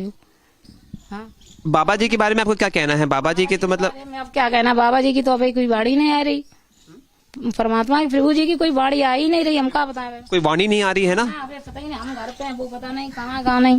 बिल्कुल हाँ, अबे कोई बल्कि मतलब जो जितने कमेटी वाले भैया हैं उनके फोन लगाए रहे, स्विच बंद जा रही, हम कैसे पता करें, हम घर पे हैं बताओ। आते जाते जब ही परमात्मा की बात पता लगती, जब जाते तब बाणी मिलती। दुख नहीं हो रहा कि आपके जो पति है राम लड़ाई जी अपने कमेटी मेंबर्स के साथ इतना किया है, बाबा जी के साथ इतना किया है, इतना कुछ किया है, कुछ ना कुछ तो कौन नहीं थे भाई, आप होल्डिंग रखी उनमें नाम पढ़ लेना। कमेटी में वो ये जो 10,000 से ऊपर पैसे वहाँ देते हैं, और वहाँ कार्य जो चलते आयोजन जो चलते ना, हम पैसा जो खर्च हो, धन खर्च हो, तो वो कमेटी वाले पैसे देते हैं, तभी ये आयोजन होता है। तो मैं तो किसान आदमी अपनी गुजर का तो अपना भाड़ा किराया तो मुश्किल के कर पाते, जब जाते तो हमारे पास इतना धन था ही नहीं जो मैं देती। दीदी देखिए जो हाथरस में हुआ है वो भी बहुत दुखदाई है। हमें कष्ट को, हमारे घर तो परसों खाना नहीं बनो, जो हम कष्ट है, जिस घर से 3-3 आत्माएं निकली हैं वो घर में का गुजर तो ये नहीं, मैं बिल्कुल आपकी बात मानता हूँ। तो दीदी जवाबदही किसकी होगी? अगर मैं आपसे पूछूं कि देखिए दोषी किसको ठहराया जाए, ये जो होना चाहिए, जो नहीं होना चाहिए था ना, किसको हमें तो वहाँ पे यही समझ में आ रही कि वहाँ पर कहीं पर केमिकल छिड़का गया, क्यों जे व्यवस्था भंग करने के लिए ये सबके सत्य के साथ बंद हुई, सत्संग सबके बंद हुई, जी बाबा जी का सत्संग क्यों नहीं बंद होता?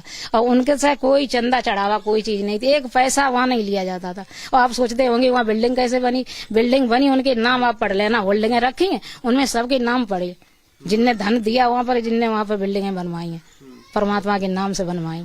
आपका जुड़ाव कैसे हुआ? मतलब क्योंकि इतना मतलब आपका गांव कितना अंदर है, बाबा जी का जो आश्रम कितना बड़ा है, बाबा जी तो यहाँ पे रहते भी नहीं है, यहाँ पे मतलब यहाँ के है भी नहीं निवासी, तो उन्होंने आपके बारे में कैसे पहचाना? आपके भैया जैसे कोई गाँव के आन गाँव के गए, उनने बताया वहाँ जाओ, वहाँ से फायदा मिले, तो ऐसे मैं जाने आने लगी।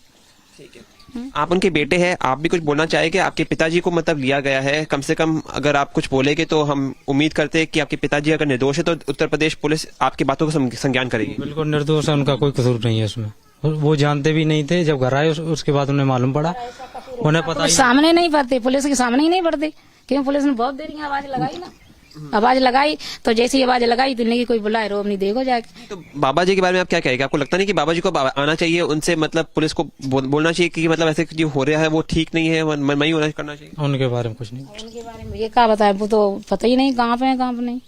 हाँ अभी तो पता नहीं उनका, और जब फोन खुले रहते कमेटी वाले इनके तब पूछ बताओ कर लेते, तब पता हो जाता, अब फोन ही बंद है सबके, ये बात है। लेकिन उनका कसूर कुछ नहीं भैया, उनका बगैर कसूर गए जी, उनका कसूर नहीं यार। आज पंडाल में होते तो उन्हें गिरफ्तार किया जाता, मुझे कुछ टेंशन नहीं थी। लेकिन आप बोल रहे हो कि पंडाल में नहीं थे? नहीं थे पंडाल में।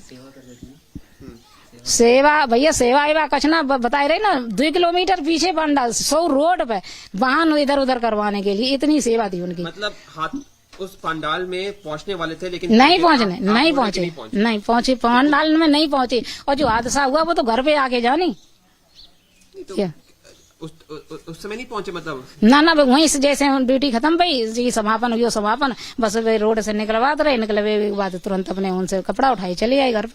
तो एक मैं आखिरी सवाल पूछ रहा हूँ, जो सेवा करते थे हटाते थे, वो नारायणी सेना नहीं, उनकी प्राइवेट गार्ड नहीं थी, मतलब एक सिपाही के रूप में काम नहीं करते थे बाबा के लिए? नहीं, सिपाही के रूप नहीं, अपने ऐसे ही खड़े हो जाते हो, कोई भी करवाने लगता था वो। And another big breaking news in connection to the tragedy itself was after Rahul Gandhi met the victims and the families of the Hatras stampede, the BJP has taken a jibe at the leader of opposition in Lok Sabha. The BJP has said that he is playing politics of confusion and that insensitivity should be maintained. Listen in. देखिए, सरकार ने उस पर जांच गठित कर दी है और जांच की रिपोर्ट के अनुसार जो भी व्यक्ति दोषी पाए जाएंगे उन पर प्रभावी कार्रवाई होगी। अभी घायलों को इलाज मुहैया कराना और जो लोग हादसे में मारे गए उनको कंपनसेशन देने का काम सरकार कर रही है। कंपनसेशन के बारे में भी सरकार पूरी गहनता से उदारता से विचार कर रही, परंतु अगर राहुल गांधी जी ये कहें कि वहाँ पॉलिटिक्स करने नहीं गए थे तो मानवीय बात है। वहाँ पर वो कोई ऐसा तो है नहीं कि वो कोई आध्यात्मिक प्रवचन देने गए थे, वो 100% राजनीति करने गए थे। और दुख की बात यह है कि राजनीति बहुत सेलेक्टिव करने गए हैं। हम सभी घटनाओं पे समान रूप से संवेदना व्यक्त करते हैं, परंतु वो पिक एंड चूज करते हैं। इसलिए मेरा मानना है कि इस प्रकार की दुर्घटनाओं पे जो राजनीति वो कर रहे हैं वो दुखद है। इस पे संवेदनशील राजनीति होनी चाहिए। बल्कि मैं कहना चाहूंगा कि ये हादसों के ऊपर राजनीति की यह दृष्टि एक प्रकार से सियासी लाभ की गिद्ध दृष्टि है। Prime Minister Narendra Modi encouraged the Indian contingent for the Paris Olympics, highlighting efforts to support the athletes by engaging the Indian community in Paris. He conveyed his best wishes to the team and boosted their morals by supporting them. The Prime Minister also invited them to be present at the Red Fort during the 15 August celebrations, showcasing their achievements to the nation. He reiterated his commitments to the athletes' success and conveyed his eagerness to welcome them back after their Olympic journey.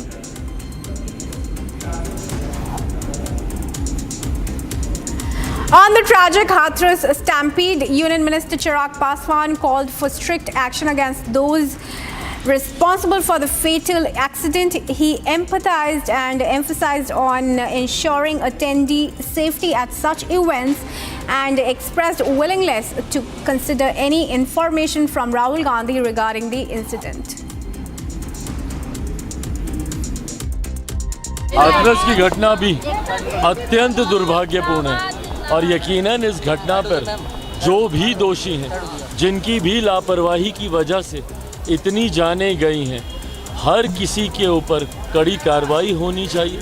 कि जब ऐसे कार्यक्रम होते हैं तो जो लोग उनको आयोजित कर रहे हैं वो इस बात को खास तौर पर इस बात का ध्यान दें कि जो श्रद्धालु वहाँ पर आ रहे हैं, जो भी व्यक्ति जो एक आस्था के साथ वहाँ पर आ रहा है, उसको कैसे सुरक्षित रखा।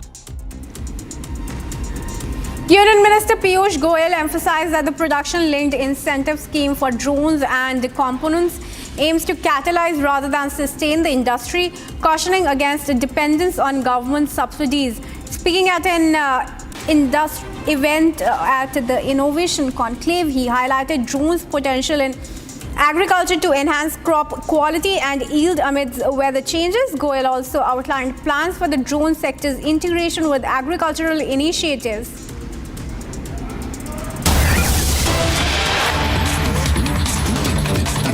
Signal that the government of the United Kingdom must change, and yours is the only judgment that matters. I have heard your anger, your disappointment, and I take responsibility for this loss. To all the Conservative candidates and campaigners who worked tirelessly but without success, I am sorry that we could not deliver what your efforts deserved. It pains me to think how many good colleagues who contributed so much to their communities and our country will now no longer sit in the House of Commons. I thank them for their hard work and their service. Following this result, I will step down as party leader, not immediately, but once the formal arrangements for selecting my successor are in place. It is important that after 14 years in government, the Conservative Party rebuilds, but also that it takes up its crucial role in opposition professionally and effectively. When I first stood here as your Prime Minister, I told you the most important task I had was to return stability to our economy. Inflation is back to target, mortgage rates are falling, and growth has returned. We have enhanced our standing in the world, rebuilding relations with allies, leading global efforts to support Ukraine, and becoming the home of a new generation of transformative technologies. And our United Kingdom is stronger too, with the Windsor Framework, devolution restored in Northern Ireland, and our union strengthened. I'm proud of those achievements. I believe this country is safer, stronger, and more secure than it was 20 months ago. And it is more prosperous, fairer, and resilient than it was in 2010. Whilst he has been my political opponent, Sir Keir Starmer will shortly become our Prime Minister. In this job, his successes will be all our successors, and I wish him and his family well. Whatever our disagreements in this campaign, he is a decent, public-spirited man who I respect. He and his family deserve the very best of our understanding as they make the huge transition to their new lives behind this door, and as he grapples with this most demanding of jobs in an increasingly unstable world. I'd like to thank my colleagues, my cabinet, the civil service, especially here in Downing Street, the team at Chequers, my staff, CCHQ, but most of all, I'd like to express my gratitude to my wife Akshata and our beautiful daughters. I can never thank them enough for the sacrifices they have made so that I might serve our country. One of the most remarkable things about Britain is just how unremarkable it is that 2 generations after my grandparents came here with little, I could become Prime Minister, and that I could watch my 2 young daughters light Diwali candles on the steps in Downing Street. We must hold true to that idea of who we are, that vision of kindness, decency, and tolerance that has always been the British way. This is a difficult day, at the end of a number of difficult days. But I leave this job honoured to have been your Prime Minister. This is the best country in the world, and it is thanks entirely to you, the British people, the true source of all our achievements, our strengths, and our greatness. Thank you.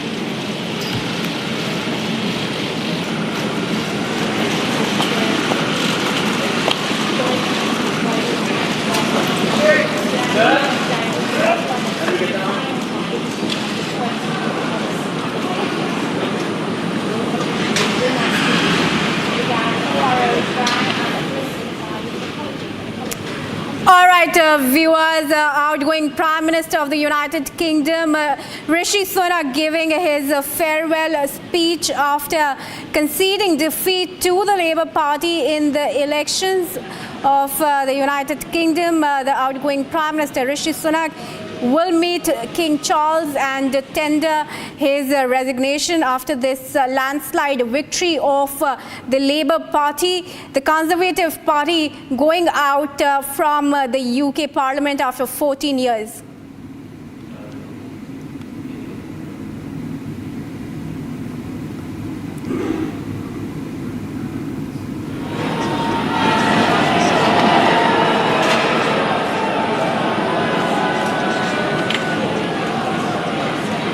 Have audio in the end.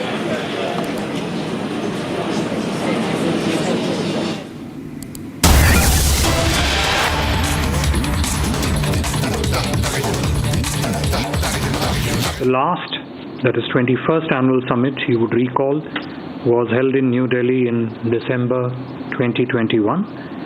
The 2 leaders thereafter met in September 2022 in Samarkand on the margins of the SCO summit in Uzbekistan. They have also stayed in touch with each other through several telephonic conversations through these years. As of now, Prime Minister is scheduled to arrive in Moscow in the afternoon, late afternoon of 8th July. President Putin will host a private dinner for Honorable Prime Minister on the day of arrival. The next day, Honorable Prime Minister's interactions would include an interface with the Indian community in Russia. As part of programming elements, Prime Minister will also lay a wreath at the tomb of the unknown soldier in Kremlin, and thereafter Honorable Prime Minister will visit the Rosatom Pavilion at the exhibition venue in Moscow. These engagements will be followed by a restricted level talk between the 2 leaders which will then be followed by delegation-level talks led by Honorable Prime Minister and the Russian President. Honorable Prime Minister will depart Moscow for Vienna in the afternoon of 9 July.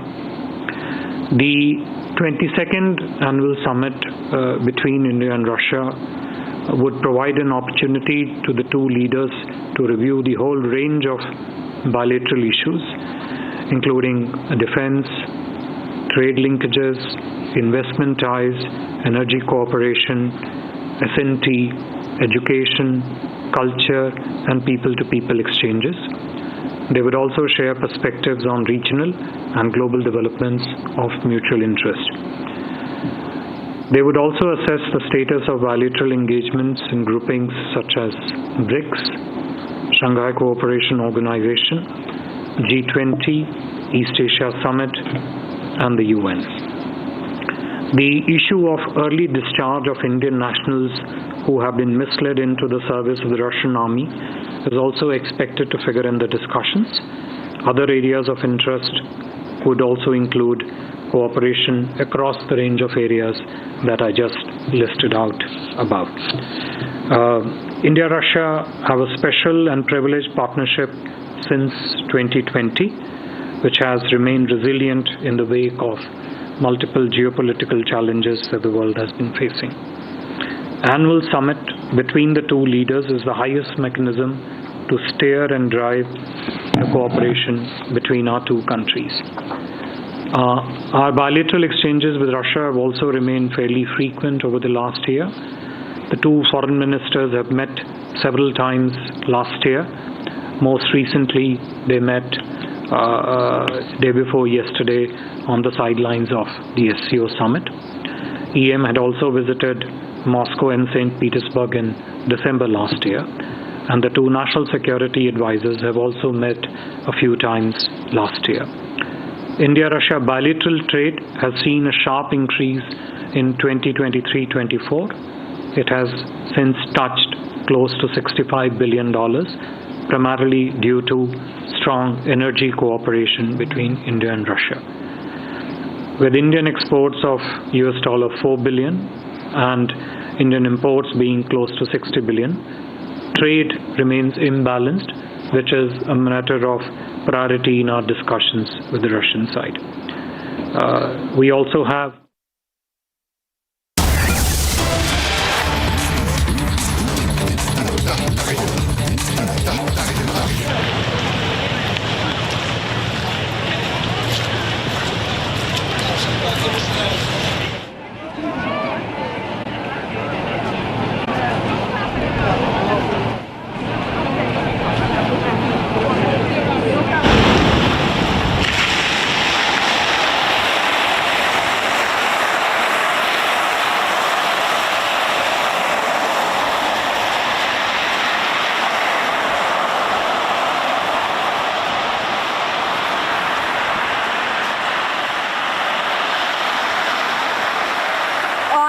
screens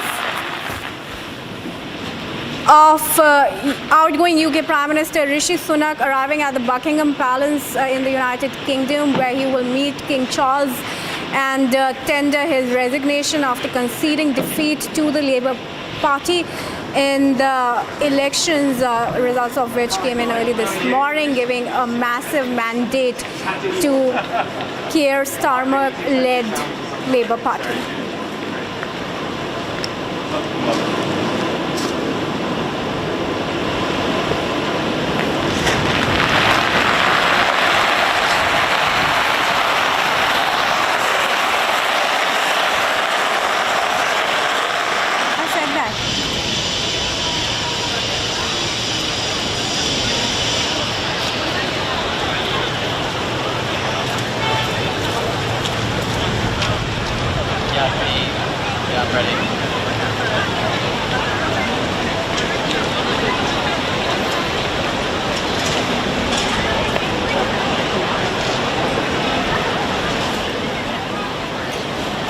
So Rishi Sunak is to resign as the Conservative Party leader after this catastrophic night for his party.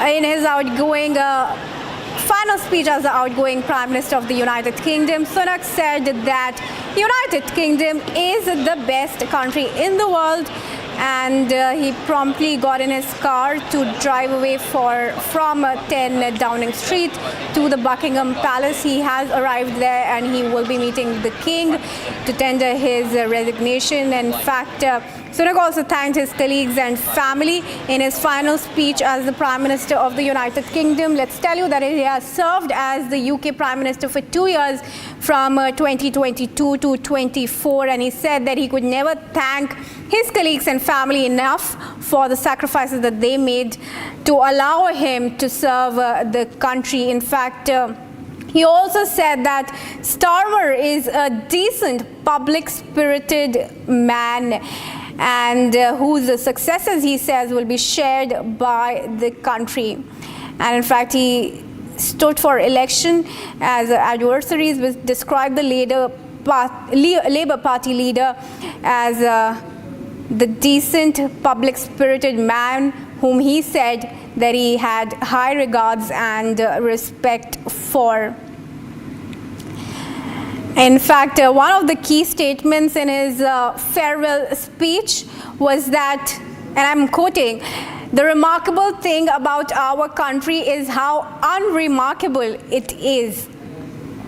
And in fact, he goes on to mention how he became the Prime Minister within 2 generations of his grandparents arriving in the United Kingdom.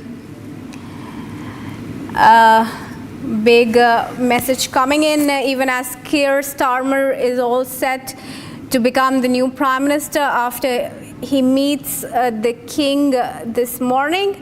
Let's tell you that Labour has won the UK general election in a landslide, ending 14 years of the Conservative government.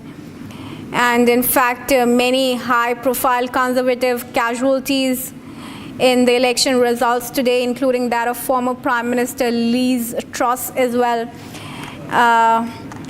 The Labour has secured 412 in this landslide victory, leaving the Conservative to just 121 when a majority mark of 326 was required to secure victory. A historic defeat, of course, for the Tories in the United Kingdom election. The centre-left Labour Party coming back to power in the United Kingdom after a whole 14 years.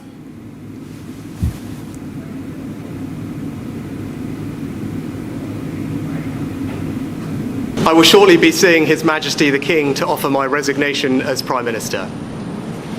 To the country, I would like to say first and foremost, I am sorry. I have given this job my all, but you have sent a clear signal that the government of the United Kingdom must change, and yours is the only judgment that matters.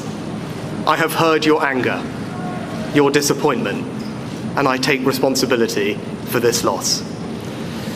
To all the Conservative candidates and campaigners who worked tirelessly but without success, I am sorry that we could not deliver what your efforts deserved.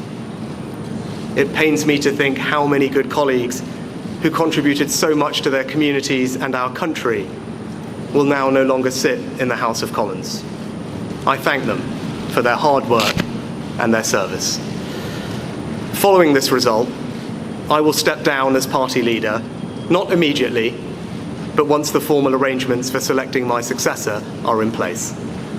It is important that after 14 years in government, the Conservative Party rebuilds, but also that it takes up its crucial role in opposition professionally and effectively.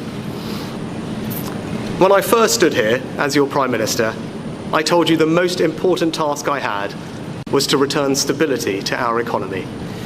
Inflation is back to target, mortgage rates are falling, and growth has returned. We have enhanced our standing in the world, rebuilding relations with allies, leading global efforts to support Ukraine, and becoming the home of a new generation of transformative technologies.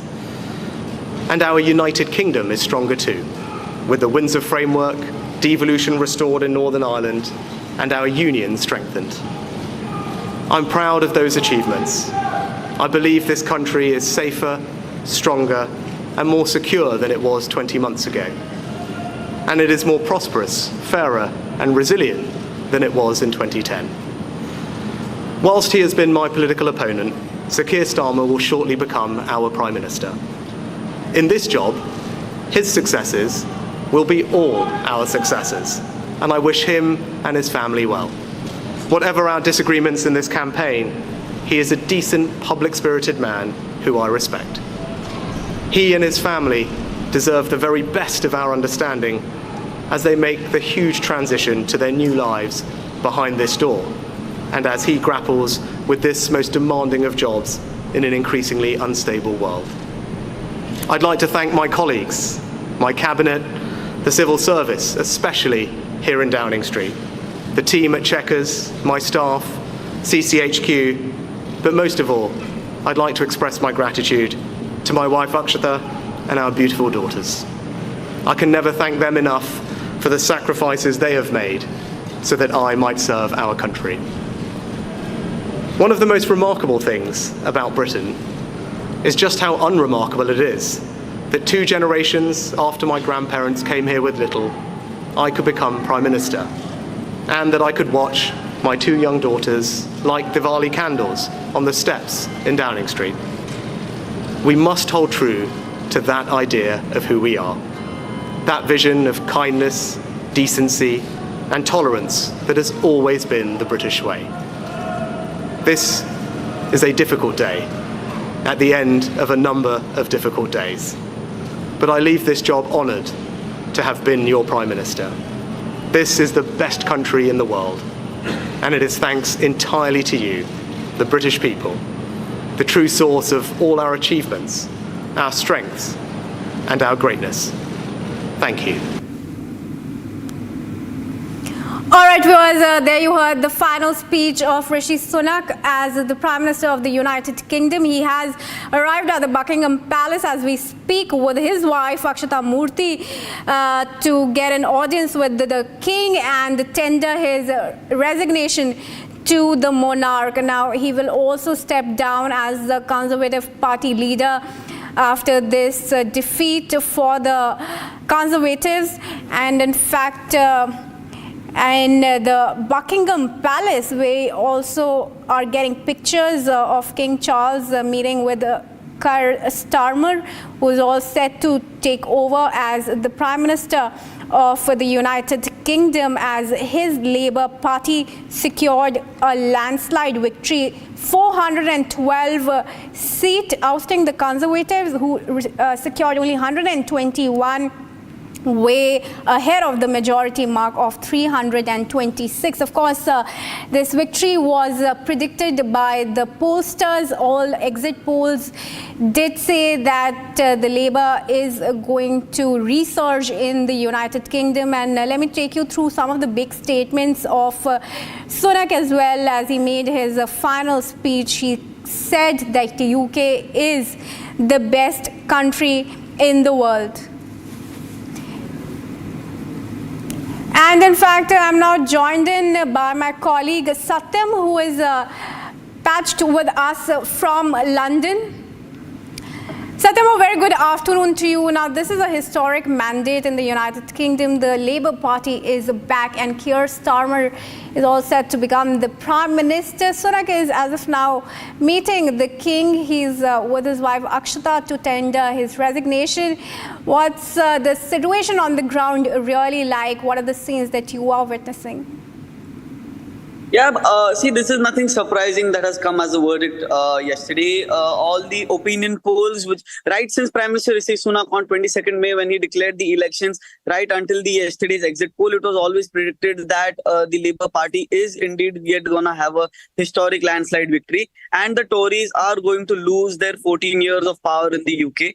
And everybody had expected this result, and this is no surprise to anyone that Rishi Sunak is now resigning as Prime Minister, and there will be a new Prime Minister from the Labour Party to lead UK.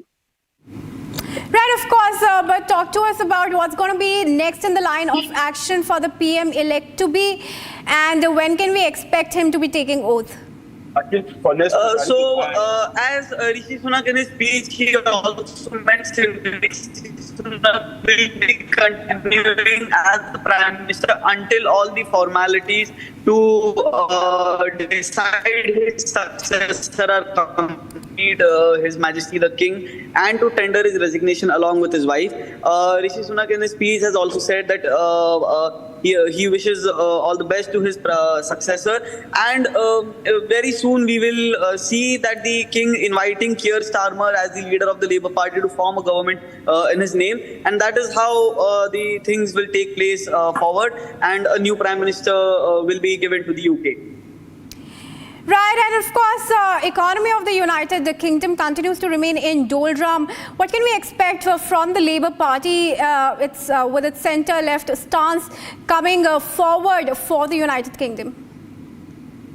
The Labour Party's manifesto has been quite clear on its economic policies, and as opposed to the Conservative policy, the Conservatives have always been targeting the Labour Party and accusing them that they are going to increase taxes, which will be a heavy fold increase and which will be a burden on the common man in the UK. So now let's see how Keir Starmer takes up his economic policies. It was not only about economy, it was all about migration and immigration as well, which is indirectly affecting the economy of this nation. So let's see of how, because of its centre-left stance, the Labour Party has always been liberal as to immigration and migration when it comes to the UK. So let's see how these immigration policies also affect the economic policies then.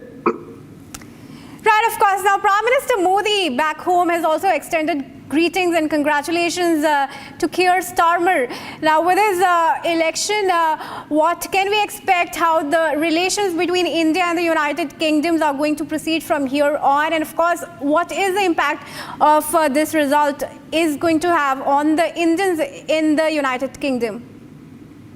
See, because Rishi Sunak was an Indian origin Prime Minister, it was always an upper hand for the Indian side to have pride in that fact. And India-UK relations have always been in the good fold. I think there has never been a bitter fall in the India-UK relations, irrespective of the party that has been in power. Be it Prime Minister Modi wishing Keir Starmer, Prime Minister Modi has also congratulated and thanked Rishi Sunak for his service.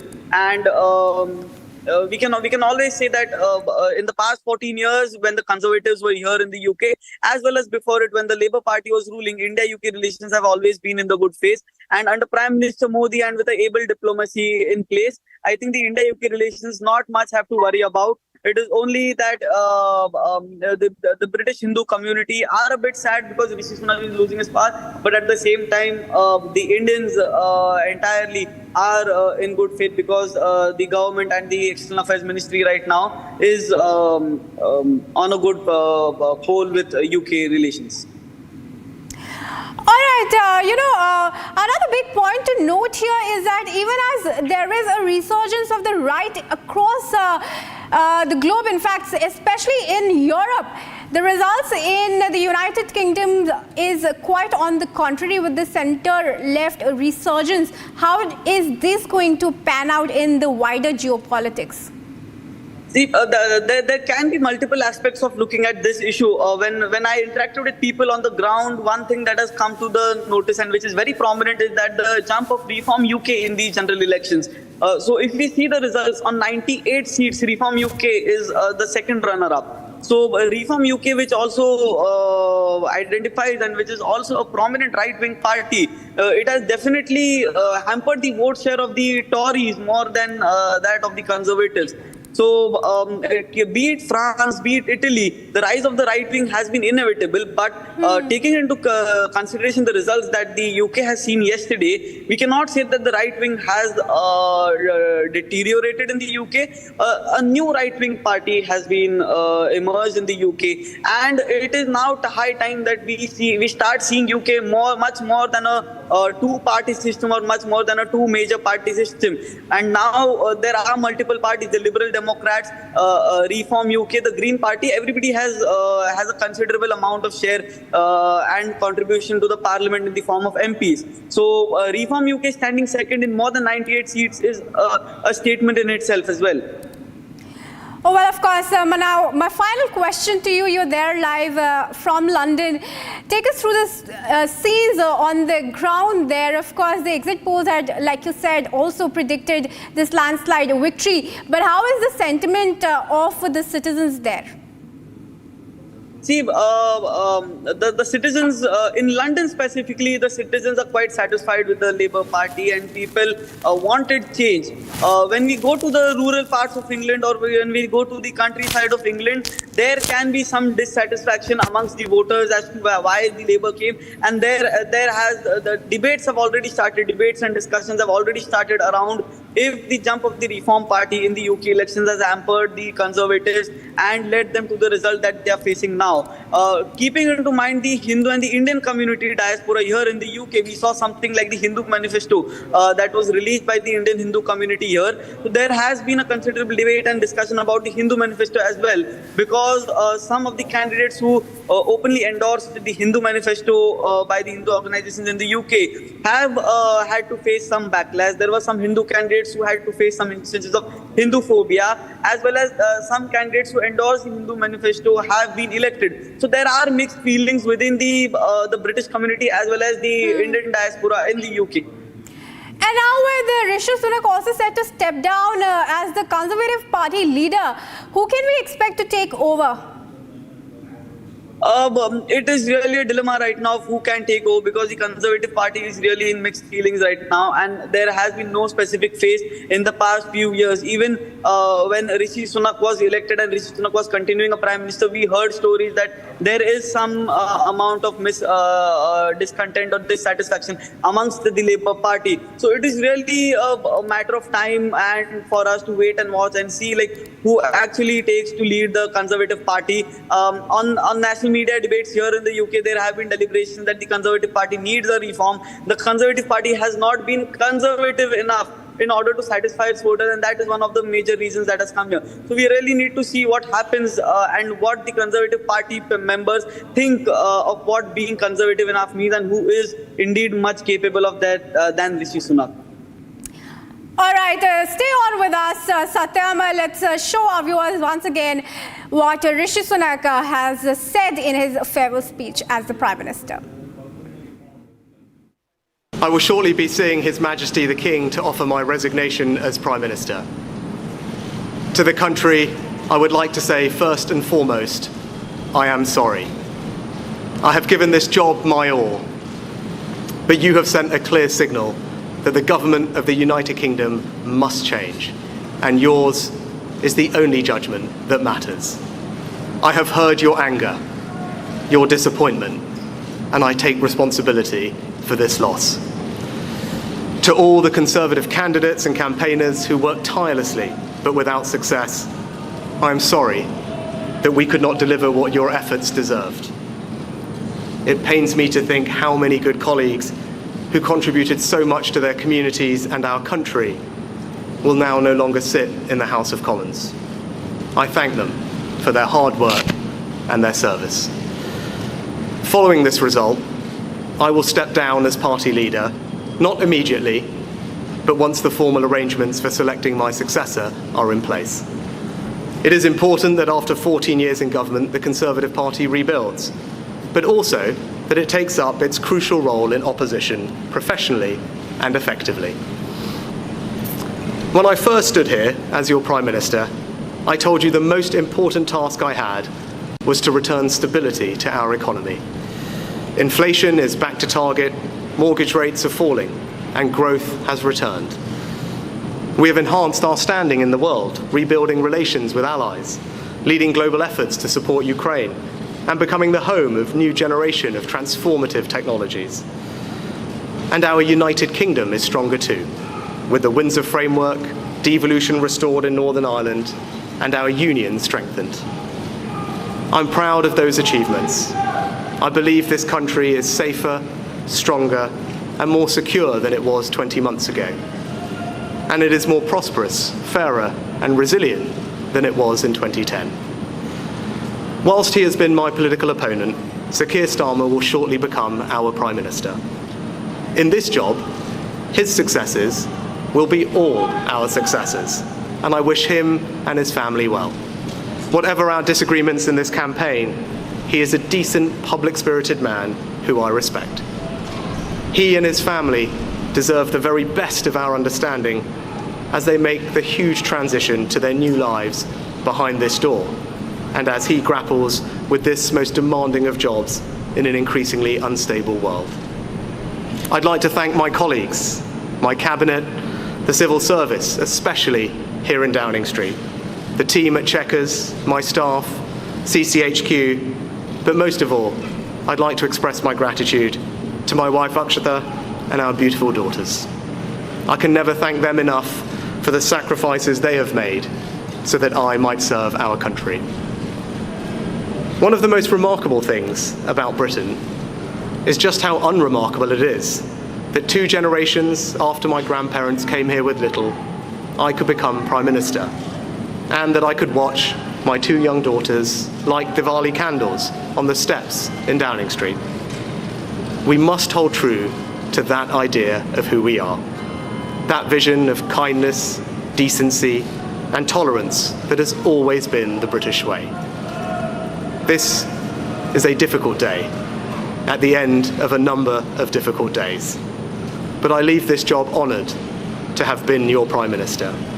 This is the best country in the world, and it is thanks entirely to you, the British people, the true source of all our achievements, our strengths, and our greatness.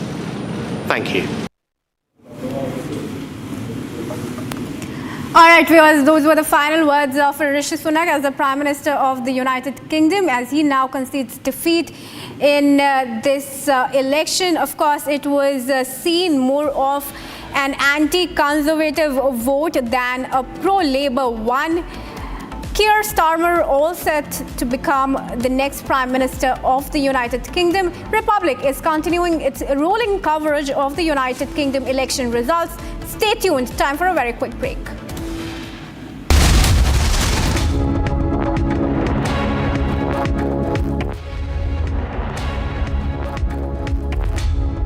American Pistachio presents cracking news of the hour.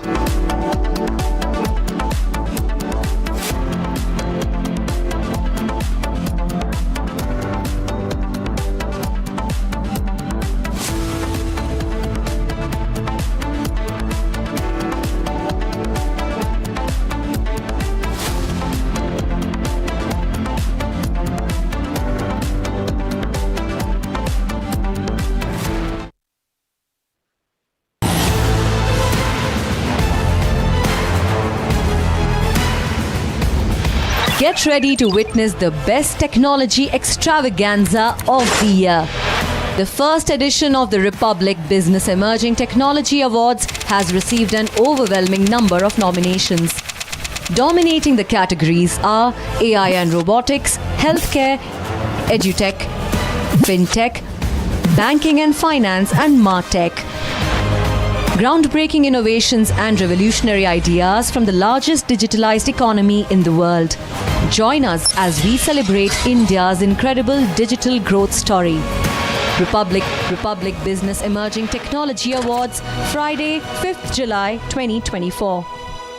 من امروز به پشتوانه این که شما از جهش ایران دفاع خواهید کرد به دنبال فناوری‌های پیشرفته هستیم. Invited me to come play for them, and I'm actually really glad that they called because I wasn't really thinking about auditioning. And something that I want to achieve from AGT is to introduce many people, even from overseas, about Carnatic music, because when most people overseas listen to Carnatic music, they'll think it's something related to Bollywood, but now because of AGT I can introduce them to what Carnatic music really is. She's an 11-year-old rock goddess who broke the floor at America's Got Talent. She is an emerging rock sensation. Join us on the interview this weekend with Maya Neelakanthan.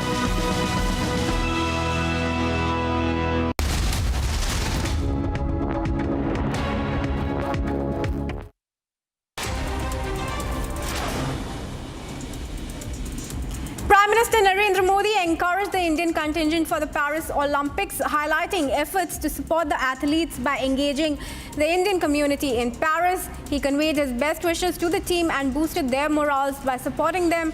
The Prime Minister also invited them to be present at the Red Fort during the 15 August celebrations, showcasing their achievements to the nation. He reiterated his commitment to the athletes' success and conveyed his eagerness to welcome them back after their Olympic journey. देश के लोग जाते हैं, कई कठिनाइयां होती है, बहुत सी असुविधाएं होती है, लेकिन दिल में उसके मन में रहता है मेरा देश, मेरा तिरंगा झंडा, और इसलिए वो कठिनाइयों को, असुविधाओं को बिल्कुल साइड में रखता है। मुझे पक्का विश्वास है कि इस बार भी खेल के मैदान में आप भारत का नाम रोशन करके आएंगे। On the tragic Hatras stampede, Union Minister Chirag Paswan called for strict action against those responsible for the fatal accident. He emphasized on ensuring attendee safety at such events and expressed a willingness to consider any information from Rahul Gandhi, who has visited the camp of the victims. Hathras की घटना भी अत्यंत दुर्भाग्यपूर्ण है और यकीनन इस घटना पर जो भी दोषी हैं, जिनकी भी लापरवाही की वजह से इतनी जानें गई हैं, हर किसी के ऊपर कड़ी कार्रवाई होनी चाहिए। कि जब ऐसे कार्यक्रम होते हैं तो जो लोग उनको आयोजित कर रहे हैं वो इस बात को खास तौर पर इस बात का ध्यान दें कि जो श्रद्धालु वहाँ पर आ रहे हैं, जो भी व्यक्ति जो एक आस्था के साथ वहाँ पर आ रहा है, उसको कैसे सुरक्षित रखा। Union Minister Piyush Goyal emphasized that the production-linked incentive scheme for drones and components aims to catalyze rather than sustain the industry, cautioning against dependence on government subsidies. Speaking at an innovation conclave, he highlighted the potential of drones in agriculture to enhance crop quality and yield amid weather changes. Goyal also outlined plans for the drone sector's integration with agricultural initiatives and the startup ecosystem, aiming for accelerated growth and economic expansion under Prime Minister's leadership. On recent incidents of bridge collapses in Bihar, Union Minister Jitan Ram Manjhi held the monsoon weather responsible for such devastations. He stated that the abnormal amount of rains weakened the structures, as a result of which the bridges collapsed. It is monsoon time. There has been an abnormal amount of rain, which is the reason behind the collapse of the bridges, is what he said, further stating that the Chief Minister of Bihar has been looking into the cases as he is concerned and sensitive towards the investigation. Listen in.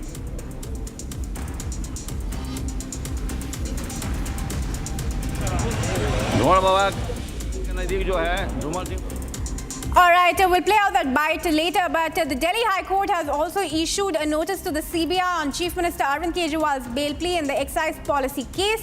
Kejriwal, who was arrested on June 26, claims his arrest was illegal and seeks regular bail. The court scheduled a detailed hearing from July 17. Kejriwal's lawyers argue he poses no flight risk and has deep societal roots. The CBI alleged Kejriwal's non-cooperation and potential to influence the investigation. The court previously sent Kejriwal to judicial custody, and the CBI emphasized the need for adherence to legal procedures in arrests. Bholanath Mitra, former TMC block president, is accused of embezzling rupees 3.64 million from a cooperative society in Dubrajpur in Birbhum. The deputy director of the district cooperative society has requested the state cooperative society registrar to recover the funds. This cooperative, formed in 2008 to provide labor for the Bakreshwar thermal power plant, has seen no general meetings or elections since 2010. Now, despite the new board forming recently, Mitra remains a director. Allegations of corruption during his tenure have led to an ongoing investigation. Viewers, and Mitra, who was once close to Anubrata, was removed from his position before the recent panchayat polls.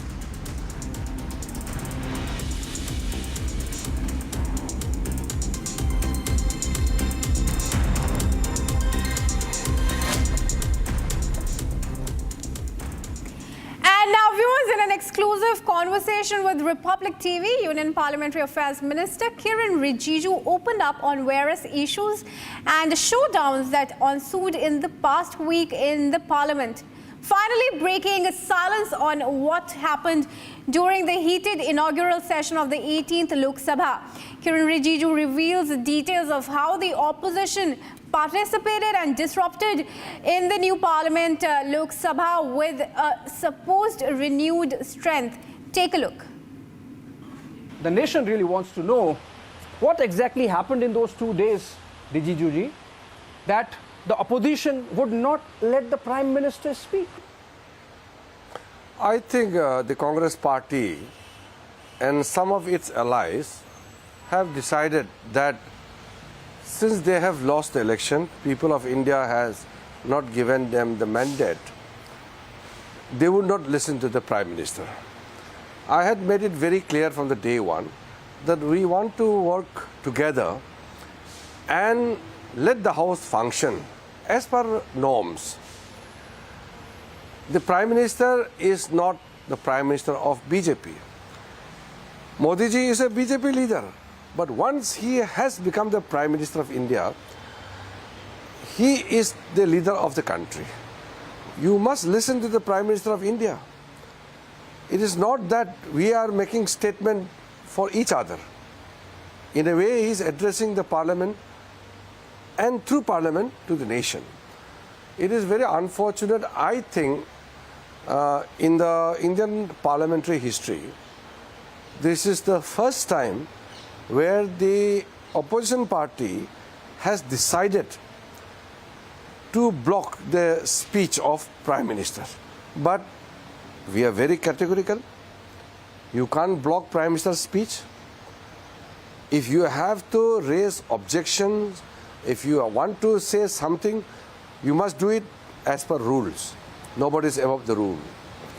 But if you just want to jump on the well of the House and create ruckus just only to prevent the Prime Minister from speaking, that is not going to happen, because we have been given a mandate to serve the nation and we can't keep ourselves away from our duty, and we can't let the opposition party put Parliament into ransom.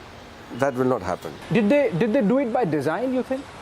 Absolutely. Otherwise, I had spoken to many of the opposition leaders individually, the Congress leaders, Trinamool, DMK, many other parties. There are even smaller parties also. I had reached out to them.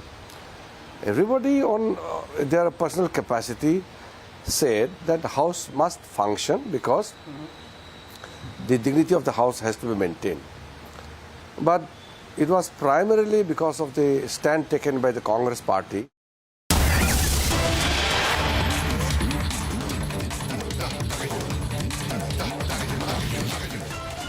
All right, viewers, getting in those live visuals of the T20 champion Captain Rohit Sharma meeting the Chief Minister of Maharashtra, Eknath Shinde. Milind Deora also on the frame there, viewers. Rohit Sharma holding a meeting with the Chief Minister after meeting with the Prime Minister Modi yesterday. The champion will be felicitated by the Chief Minister of Maharashtra. In fact, other cricketers are also scheduled to be meeting the Chief Minister of Maharashtra. Of course, Rohit Sharma, who belongs to Mumbai, was expected to have this meeting with Eknath Shinde, and this is after a massive victory parade was held yesterday evening.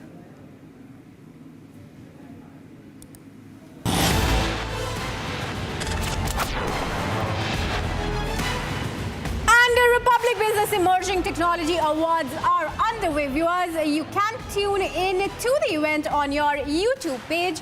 Stay tuned as we celebrate India's pioneers in technology.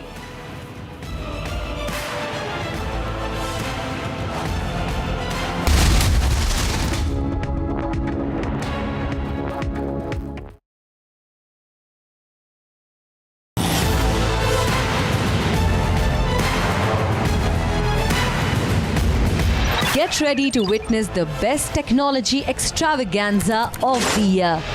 The first edition of the Republic Business Emerging Technology Awards has received an overwhelming number of nominations. Dominating the categories are AI and robotics, healthcare, edutech, fintech, banking and finance, and martech. Groundbreaking innovations and revolutionary ideas from the largest digitalized economy in the world. Join us as we celebrate India's incredible digital growth story. Republic Business Emerging Technology Awards, Friday, 5th July 2024.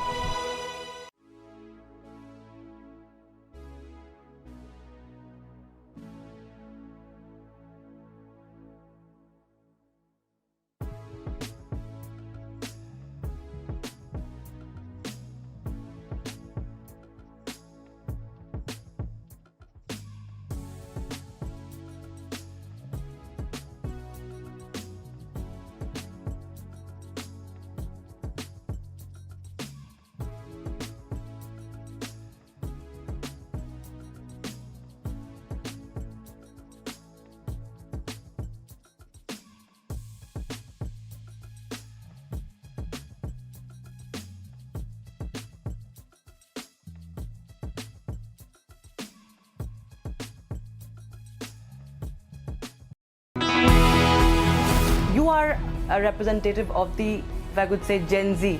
You are a Gen Z Neta, and we're not used to see, the Gen Z Neta. You're an MP, you're not just a leader. I just want to understand from you, how does a Gen Z Neta look at politics of the country?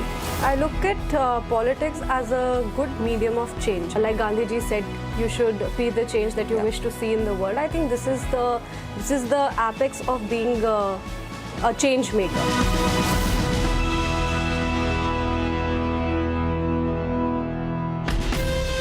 From Asia's largest news headquarters, setting the agenda for Bharat.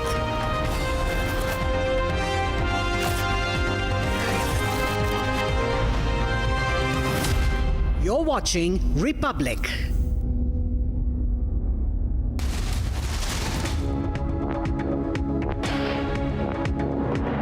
American Pistachio presents cracking news of the hour.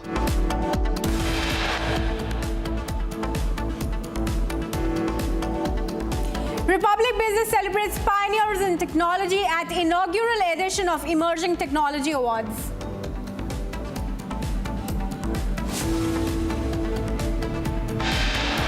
I hope that under the umbrella of the Republic Media Network, within the next 1 year, and with the active participation of Republic Digital,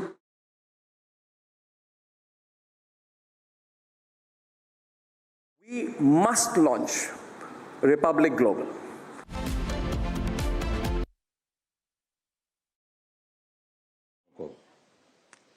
आपने जीत लिया है। मेरी तरफ से बहुत बहुत बधाई आपको। आमतौर पर मैं देर रात दफ्तर में काम करता रहता हूँ, तो लेकिन इस बार मैं टीवी भी चल रहा है और सफाई भी चल रही थी। ध्यान केंद्रित नहीं हो रहा था फाइल में। लेकिन आप लोगों ने शानदार अपने टीम स्पिरिट को भी दिखाया है, अपने टैलेंट को भी दिखाया है, और एक पेशेंस नजर आ रहा था। मैं देख रहा था कि पेशेंस था, तो हड़बड़ी नहीं थी, बड़ा आत्मविश्वास से भरा हुआ आप लोगों का। तो मेरी तरफ से आपको बहुत बहुत बधाई है साथियों। पहले तो मैं शुक्रिया कहना चाहता हूँ आपका कि आपने हमें मौका दिया आपको आपके साथ मिलने का, और आपने जब हम नवंबर में अहमदाबाद में हम वो मैच हारे थे, तो वहाँ पे भी आप आए थे, जब हमारा थोड़ा समय इतना अच्छा नहीं था, तो हमें बहुत खुशी हुई कि आज हम आपको इस खुशी के मौके पे भी मिल सकते हैं। मैं सिर्फ ये कहूँगा कि जो रोहित और इन सब लड़कों ने बहुत जो फाइटिंग स्पिरिट दिखाई है, जो नेवर से डाई एटीट्यूड दिखाई है बहुत मैचेस में, फाइनल में जाके भी वो बहुत मतलब इन लड़कों का बहुत क्रेडिट है इसमें। बहुत मेहनत की है इन लड़कों ने। बड़ी खुशी की बात है कि जो इन लड़कों ने इंस्पायर किया है, जो यंग जनरेशन आएगी, ये लड़के भी इंस्पायर हुए हैं। 2011 का जो विक्ट्री थी उसको देख के बड़े हुए हैं काफी ये लड़के। तो अभी इन लड़कों ने ये परफॉर्मेंस दे के आई एम श्योर लड़के लड़कियां हमारे देश में इन लोगों को हर स्पोर्ट्स में बहुत इंस्पायर किया है। तो हम पहले शुक्रिया देना चाहते हैं आपका, और मैं सिर्फ इन लड़कों को कांग्रेचुलेट करना चाहता हूँ। बधाई तो आप लोगों को है भाई। देश के नौजवानों को आप बहुत कुछ आगे वाले दे सकते हैं। विक्ट्री तो दिए हैं, लेकिन आप उनको बहुत इंस्पायर कर सकते हैं। हर छोटी छोटी चीज में आप देश के लोगों को गाइड कर सकते हैं। अपने आप में एक आपके पास एक अथॉरिटी है ना। चाहे क्यों सीरियस है, हाँ? मैंने सही पकड़ा है ना?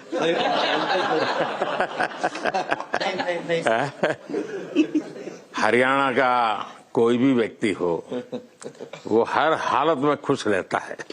वो हर चीज में खुशी ढूंढता है। रोहित, मैं इस पल के पीछे आपका मन को जानना चाहता हूँ।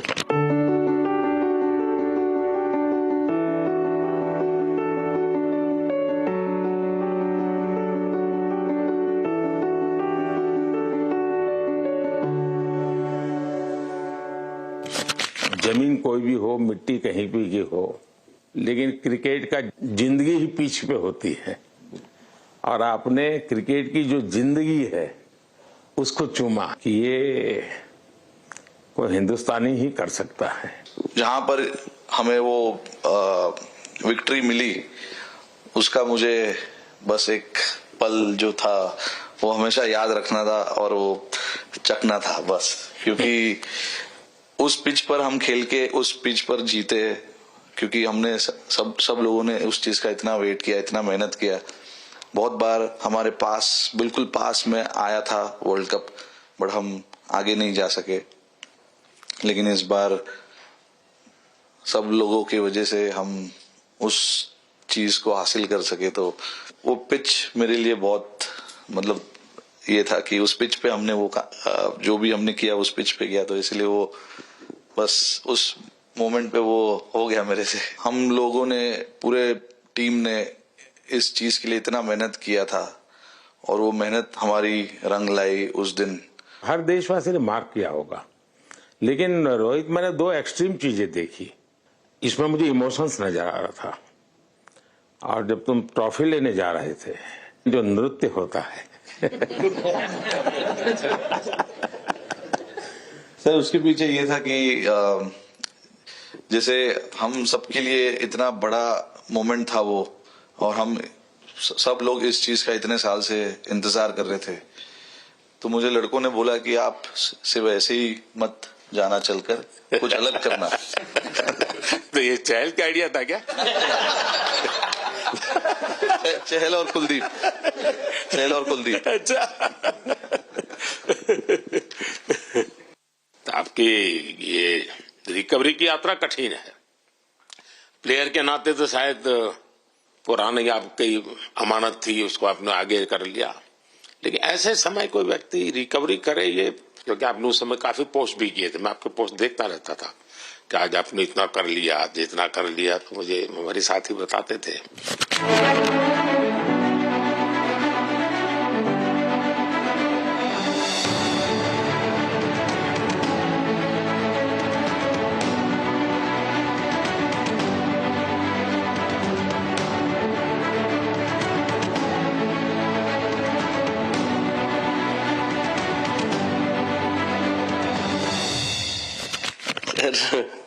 थैंक यू पहले कि आपने हम सबको यहाँ बुलाया।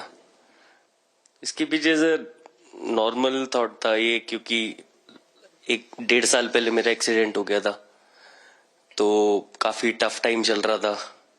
वो मेरे को याद है बहुत ज्यादा, क्योंकि आपका कॉल आया था सर मेरी मम्मी को, तो बहुत ज्यादा दिमाग में बहुत सारी चीजें चल रही थी। बट जब आपको कॉल आया, मम्मी ने मेरे को बताया कि सर ने बोला कोई प्रॉब्लम नहीं है, तब थोड़ा मेंटली रिलैक्स हुआ काफी। उसके बाद फिर रिकवरी के टाइम पे आसपास सुनने के लिए मिलता था सर कि क्रिकेट कभी खेलेगा या नहीं खेलेगा, तो मेरे को स्पेशली विकेट कीपिंग के लिए मेरे को बोलते थे कि यार बैट्समैन तो फिर भी कर लेगा, बैटिंग कर लेगा, बट विकेट कीपिंग करेगा या नहीं करेगा। तो पिछले 1.5-2 साल से सर यही सोच रहा था कि यार वापस फील्ड में आके जो कर रहा था उससे बेटर करने की ट्राई करनी है, और किसी और के लिए नहीं बट अपने आप को प्रूव करना है, नहीं वापस डेडिकेट करके कि यार नहीं वापस इंटरनेशनल क्रिकेट खेलना है और इंडिया को जिताने को देखना है। ऋषभ, जब आपका रिकवरी चल रहा था, मैंने आपसे माँ से बात किया तो मैंने 2 बातें कही थी। एक तो मैं पहले डॉक्टर से चर्चा की थी, तो डॉक्टरों से मैंने ओपिनियन लिया था। फिर मैंने कहा कि भाई कहीं इसको बाहर ले जाना है तो आप मुझे बताइए, हम चिंता करेंगे। लेकिन मुझे आश्चर्य था आपकी माँ के आत्मविश्वास का। ऐसा लग रहा था जब मैं उनसे बात कर रहा था, मेरा परिचय तो नहीं था, कभी मिला तो नहीं था, लेकिन ऐसा लग रहा है जैसे वो मुझे आश्वासन दे रही है।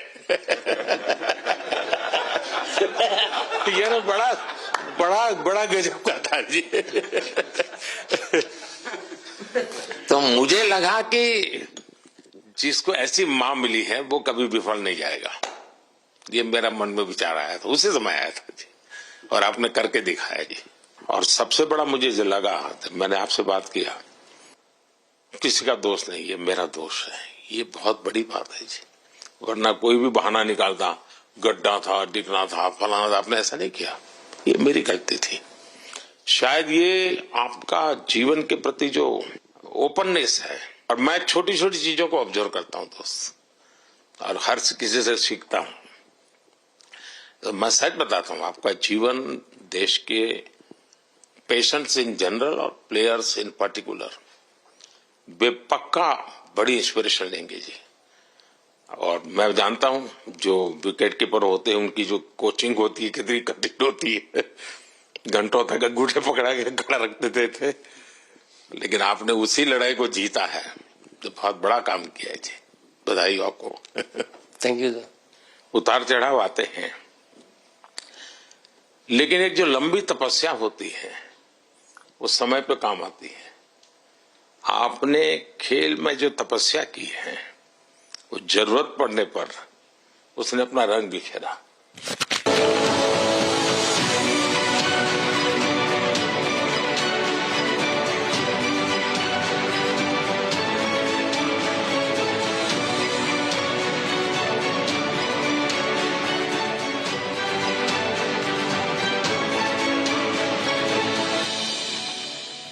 विराट, बताइए, इस बार की लड़ाई तो आप उतार चढ़ाव वाली रही आपकी।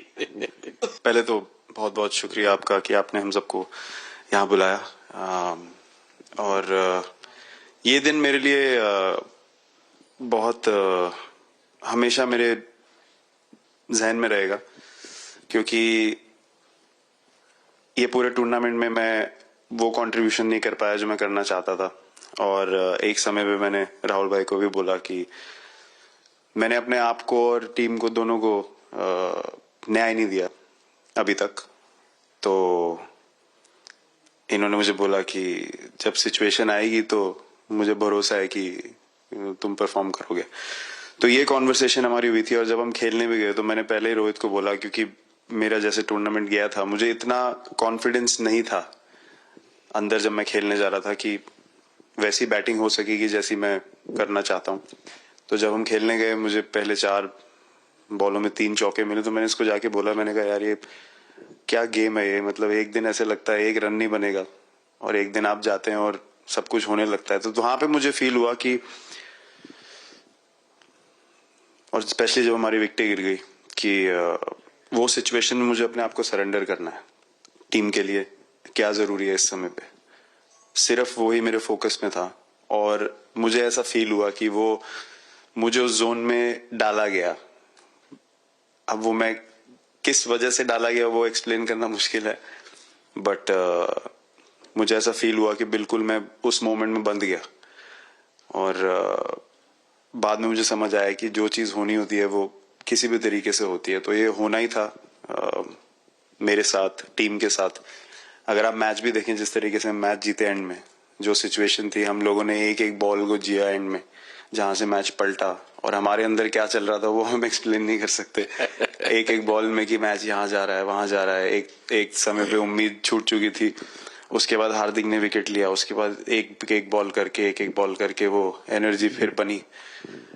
तो मुझे खुशी इस बात की कि मैं इतने बड़े दिन में कंट्रीब्यूट कर पाया टीम के लिए एक मुश्किल समय के बाद। और वो पूरा दिन जैसे गया हमारा, और जिस तरीके से हम जीते, जैसे मैंने बोला, वो मैं कभी नहीं भुला पाऊंगा अपनी जिंदगी में। तो मुझे बस खुशी थी कि मैं टीम को उस जगह तक ले जा पाया जहां से हम मैच को जीतने की कोशिश कर सकते हैं। ये सबको लग रहा था विराट कि टोटल आपका 75 और बाद में एकदम 76। तो कभी कभार ये पल होती है जी, जब सब लोग कहते हैं यार तुम ही कर लोगे, वो भी एक बार करा के ड्राइविंग फोर्स बन जाता है। लेकिन परिवार से इमीडिएट क्या रिएक्शन आया होगा जब 75 में दबे रहते थे? तो अच्छी बात ये थी सर, यहाँ टाइम का डिफरेंस ज्यादा है, तो परिवार से ज्यादा बात नहीं हुई। मेरी मम्मी ज्यादा टेंशन ले लेती हैं। पर एक ही मतलब जो भी मैं करने की कोशिश कर रहा था वो हो नहीं पा रहा था। तो मुझे यही लगा कि जब आप अपनी तरफ से इतनी और आपको ये लगता है कि मैं कर दूंगा, तो वो कहीं ना कहीं आपका अहंकार ऊपर आ जाता है, तो फिर खेल आपसे दूर चला जाता है। तो वही छोड़ने की जरूरत थी। और जैसे मैंने कहा कि गेम की सिचुएशन ही ऐसी बन गई कि मेरे लिए जगह ही नहीं थी अपने अहंकार को ऊपर रखने की, वो पीछे रखना ही पड़ा टीम के लिए। और फिर गेम ने, फिर जब गेम को इज्जत दी तो गेम ने वापस उस दिन इज्जत दी। तो मुझे ये एक्सपीरियंस हुआ सर। बहुत बधाई भैया।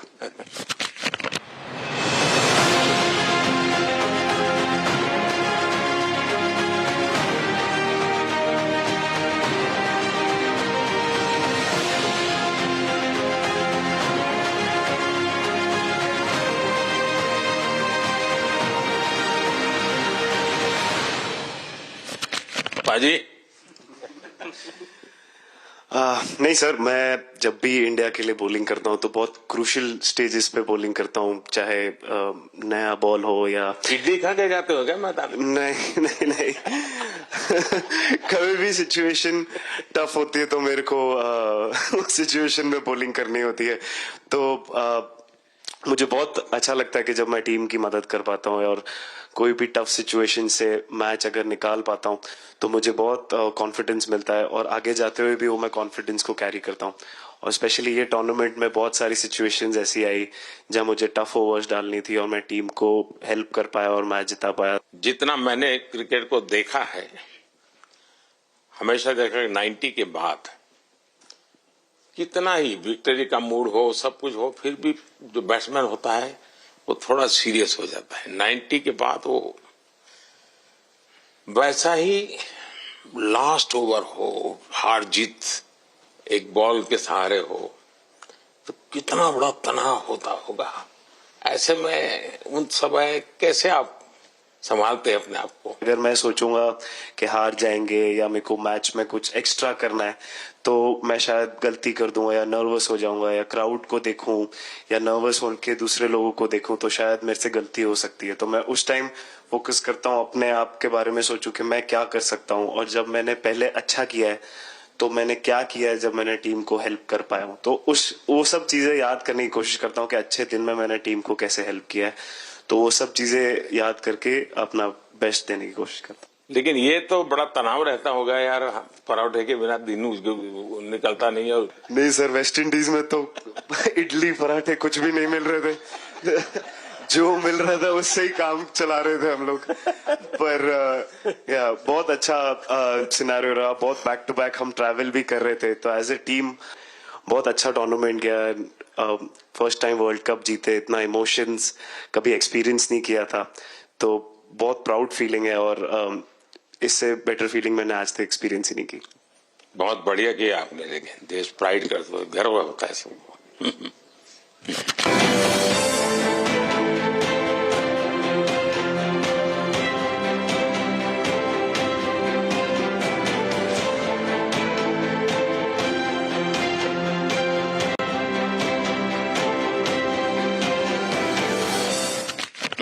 हार्दिक बताइए।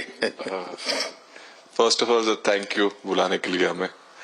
और आई मीन वो जो इंटरव्यू के टाइम जो मैं बोला था वो इसलिए था क्योंकि 6 महीने थोड़े काफी एंटरटेनिंग रहे मेरे लिए, काफी उतार चढ़ाव के साथ रहे हैं। जहाँ ग्राउंड पे गया हूँ और पब्लिक ने बूइंग किया है और बहुत सारी चीजें गई, और हमेशा मैंने माना था कि मैं जवाब अगर दूंगा तो मैं खेल से दूंगा, कभी अपने जवाब से नहीं दूंगा।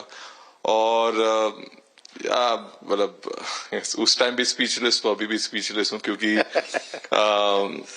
जो बोलते ना आप हमेशा झगड़ते रहते। मैं लाइफ में हमेशा मानता था कि आप बैटल में लड़ते रहे, कभी भी ग्राउंड छोड़ के ना जाए, क्योंकि ये मुश्किल भी यही दिखाता है और सक्सेस भी यही दिखाता है। सो बिलीव किया सर कि रहेंगे, मेहनत करेंगे, और सब टीम प्लेयर्स का, सबका कैप्टन कोच सबका सपोर्ट बहुत बढ़िया था, और बस प्रिपरेशन किया और तैयारी की, और ऊपर वाले तकदीर भी ऐसी दी गई। लास्ट ओवर में मौका मिला। नहीं, वो ओवर तो आपके हिस्टोरिकल हो गए, लेकिन सूर्या को क्या कहा आपने? सूर्या ने जब सूर्या ने कैच पकड़ा, हम सबका फर्स्ट रिएक्शन हम लोग सबने सेलिब्रेट कर दिया। फिर रियलाइज हुआ कि सूर्या को पूछ तो ले कि भाई सूर्या परफेक्ट है ना, तो पहले कंफर्मेशन लिए कि भाई हमने सेलिब्रेट तो कर लिया, कि तूने तो उसने बोला कि नहीं, और मतलब गेम चेंजिंग कैच पकड़ लिया, जहां से पूरी हम जहां टेंशन में था वहां से सब खुशी में चले गए।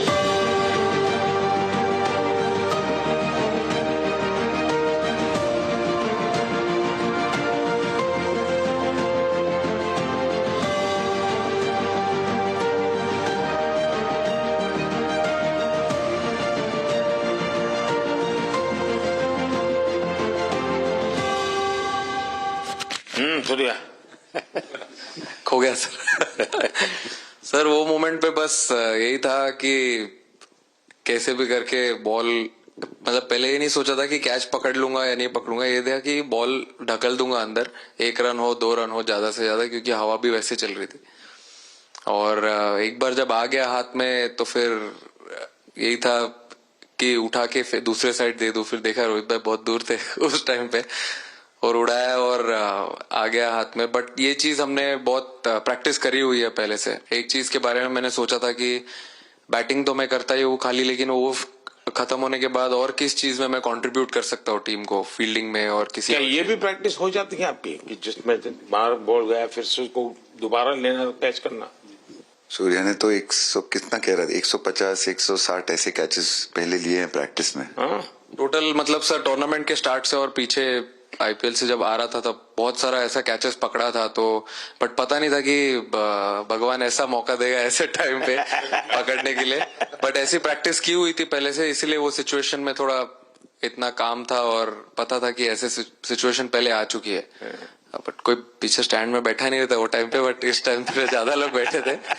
बट बहुत अच्छा लगा वो मोमेंट में रह के। मैं बताता हूँ जी, मैं इसकी तारीफ किए बिना रह नहीं सकता, क्योंकि एक तो पूरे देश का एक मिजाज, उतार चढ़ाव बड़ा तनावपूर्ण था, और उसमें से पूरी परिस्थिति पलट जाए, ये घटना, ये अपने आप में बहुत बड़ी बात बन जाती है, और आपकी जिंदगी के साथ ही जुड़ गई, तो आप तो बहुत बहुत लकी इंसान हो यार। एक और स्टार लग गया सर, अच्छा लग रहा है। बहुत बधाई हो आपको। Thank you sir. आपके पिताजी का एक स्टेटमेंट पूरे देश में बार बार चर्चा हो रही है। उनको जब पूछा गया तो बड़ा यानी दिल को छूने वाला जवाब है इनके पिताजी का। उन्होंने कहा, देखिए पहले देश बाद में बेटा, ये बहुत बड़ी बात है। हाँ और बताइए। सर थैंक यू, पहले तो आपने मौका दिया हमें आपसे मिलने का, एंड उसके बाद क्रिकेट को लेके बहुत बढ़िया फीलिंग है सर। बहुत अच्छा लग रहा है कि ये टूर्नामेंट हम जीते हैं। एंड बॉलिंग में मैंने पहले भी जैसे बताया कि बहुत अच्छा लगता है जब जस्सी भाई साइड से बॉल डालते हैं, तो बहुत ज्यादा प्रेशर बना के रखते हैं बैट्समैन पे, और बैट्समैन मेरे को ट्राई करते हैं तो मेरे को विकेट्स मिलते हैं काफी सारे। और बाकी भी बॉलर्स ने बहुत अच्छे से गेंदबाजी की है, तो मैं कहूंगा उसका फल मेरे को मिलता रहा। एंड वही काफी मजा आ रहा था, मेरे को विकेट्स मिल रहे थे, एंड क्रेडिट सारी टीम को जाता है।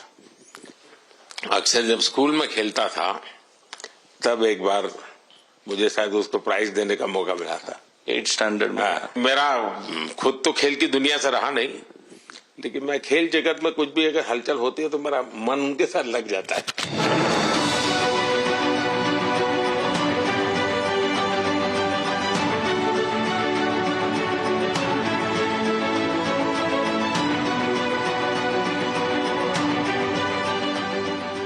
वो कैच में यही था, उनकी पार्टनरशिप बनी हुई थी, पहले ओवर में विकेट गिरा था, उसके बाद गिरा नहीं था। और जब कुलदीप बॉल डाल रहा था तो मैं जिस तरफ खड़ा था उस तरफ ही हवा चल रही थी, तो मैं खड़ा था और उसने जब शॉट मारा तो मुझे लगा कि इजी कैच हो रहा है, बट वो हवा के साथ इतना तेज जाने लगा तो मैं पहले सोच रहा था मैं लेफ्ट हैंड में पकड़ूंगा, लेकिन जब बॉल गया तो मतलब ये तो राइट हैंड पे जा रहा है, तो फिर जंप मैंने मारा उस टाइम पे। और जब हाथ में इतना जोर से आवाज आया उस टाइम पे मुझे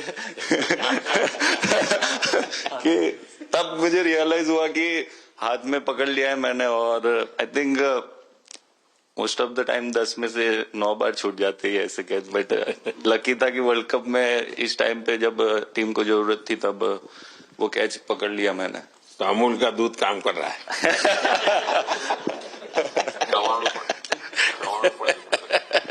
नड़ियात नु चवाणु नड़ियात टप टप खाने की थोड़ी दिक्कत थी, अक्सर को ढोकला दिखा।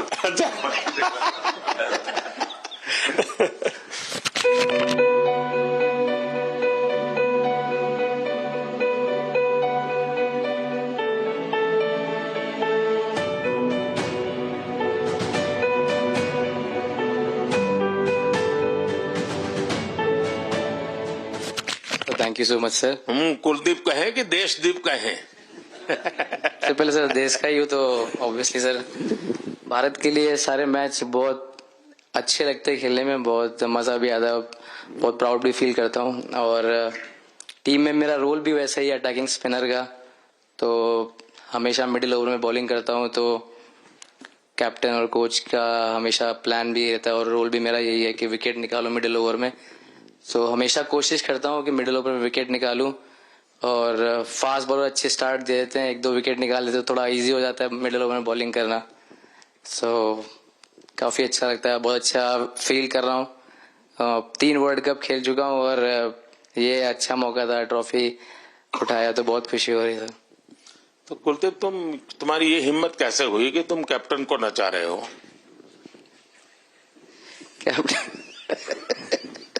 कैप्टन को मैंने नहीं चाहा। अरे सर वाह भाई, मैंने उनको बोला था कि ये करने के लिए, जब उन्होंने बोला कि कुछ करते नहीं तो मैंने इनको ही बताया कि ये कर सकते हैं।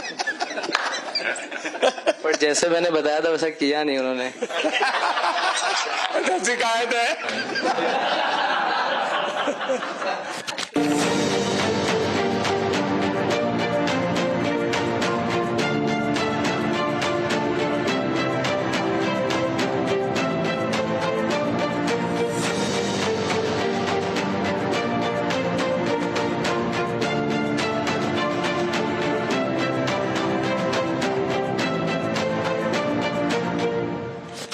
2007 में सबसे छोटे खिलाड़ी और 2024 में विजयी टीम के कैप्टन, क्या अनुभव करते हैं?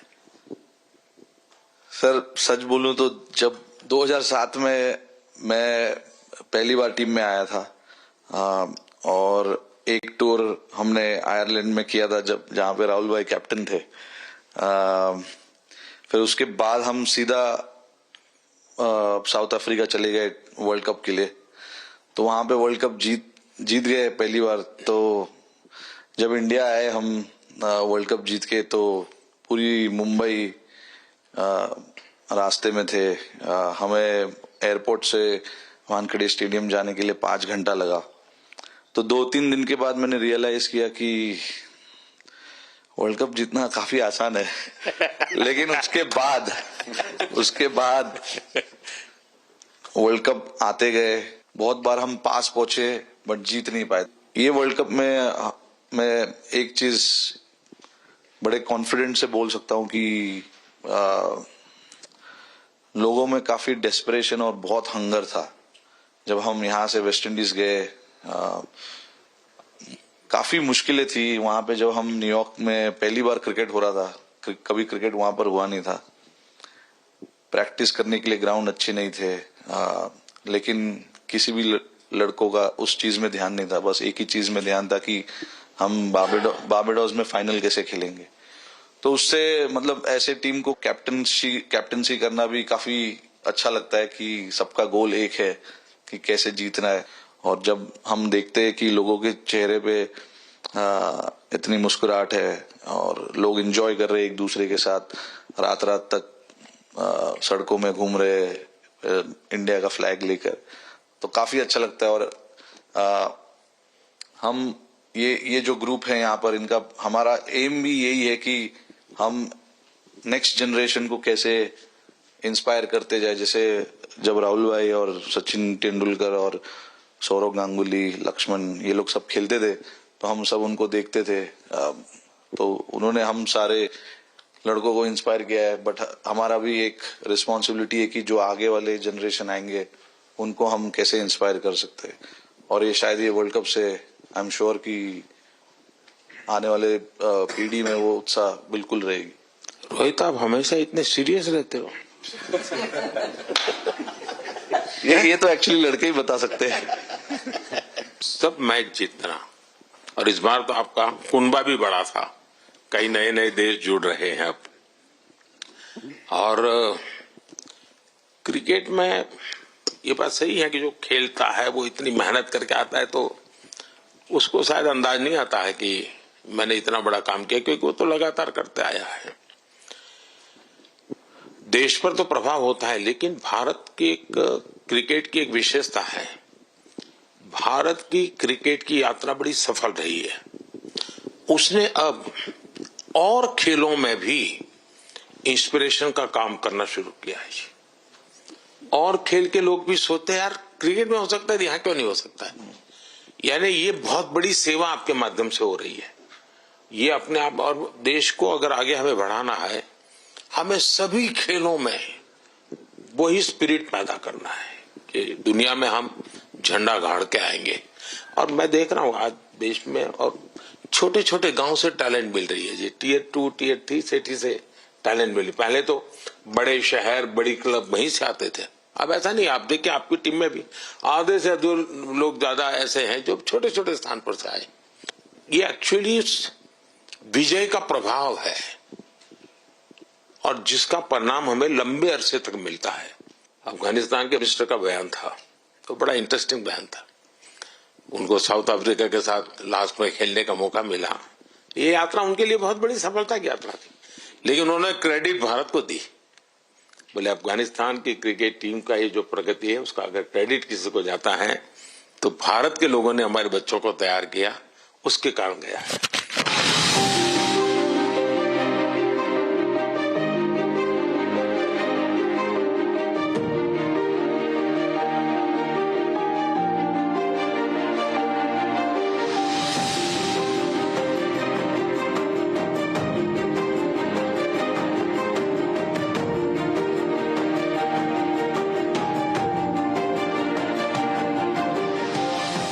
आप लोगों ने राहुल को 20 साल छोटा कर दिया।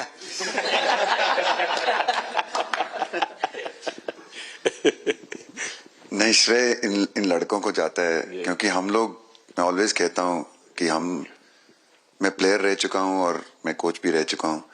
हम सिर्फ इन लड़कों को सपोर्ट कर सकते हैं। मैं इस पूरी टूर्नामेंट में मैंने एक रन भी नहीं किया बनाया, या एक विकेट भी नहीं ली, एक कैच भी नहीं ली।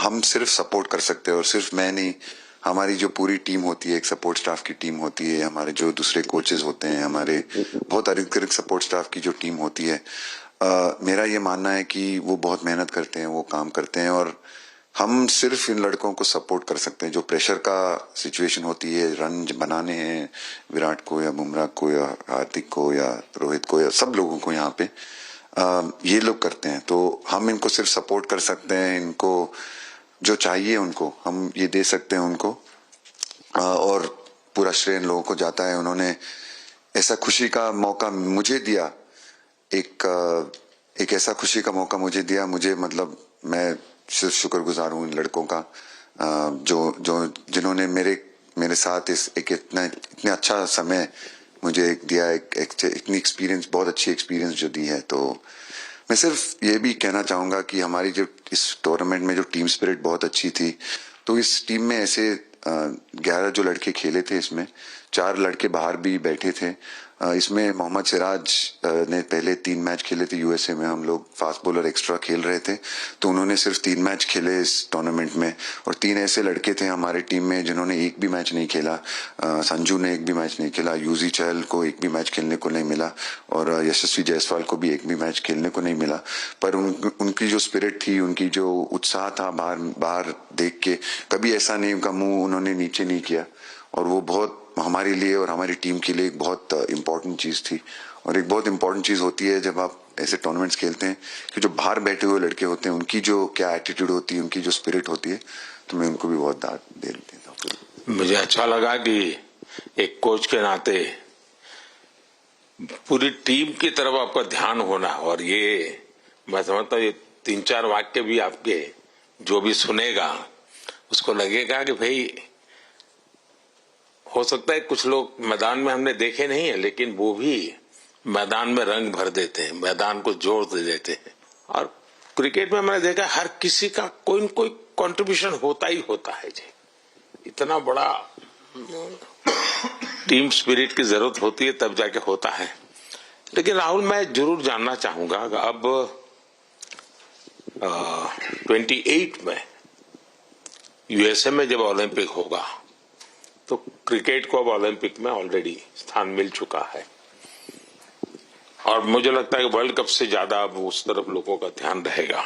अगर भारत सरकार एज सच या क्रिकेट बोर्ड एज सच या थोड़ा आप लोग माइंड अप्लाई करके ओलंपिक की तैयारी का मतलब क्या होता है, कैसे करना होता है, उस पर थोड़ा सीरियसली सोचना है, तो आपका क्या रिएक्शन रहेगा? नहीं, जरूर मोदी जी, ये ओलंपिक में खेलना एक्चुअली क्रिकेटर्स के लिए एक वो मौका मिलता नहीं है हमको, क्योंकि ओलंपिक्स में क्रिकेट इस बार फर्स्ट टाइम आएगा 2028 में। तो मेरे ख्याल से बहुत एक बड़ी चीज होगी देश के लिए भी और क्रिकेट बोर्ड के लिए, क्रिकेटर्स के लिए, कि उस टूर्नामेंट में बहुत अच्छा करना है। और एक जो दूसरे, जैसे आपने पहले भी कहा, दूसरे जो स्पोर्ट्स है उनके साथ रहना, उनके साथ, क्योंकि उन स्पोर्ट्स में भी कितने बेहतरीन खिलाड़ी हैं, कितने हमारे देश को गर्व लाते हैं। और ये जो ओलंपिक्स इतनी मतलब बड़ी इवेंट है, उसमें क्रिकेट का रहना क्रिकेट के लिए गर्व की बात है। और मेरे पूरी उम्मीद है कि जो भी होंगे बोर्ड में उस टाइम में, हमारी जो बीसीसीआई होंगे वो पूरी तैयारी उस टूर्नामेंट के लिए करेगी। होपफुली मेरे पूरी उम्मीद है इस टीम में से तो काफी लड़के होंगे ही होंगे उसमें, मुझे पूरी उम्मीद है। काफी यंग लड़के हैं, जैसे रोहित है, विराट है, तो बहुत लोग होंगे 28 तक तो बहुत लोग। तो मुझे पूरी उम्मीद है कि ये लड़के आएंगे और वहां पे गोल्ड जीतना मतलब और खुशी की बात हो नहीं सकती। तो उस पर पूरा मेहनत करना चाहिए हमें।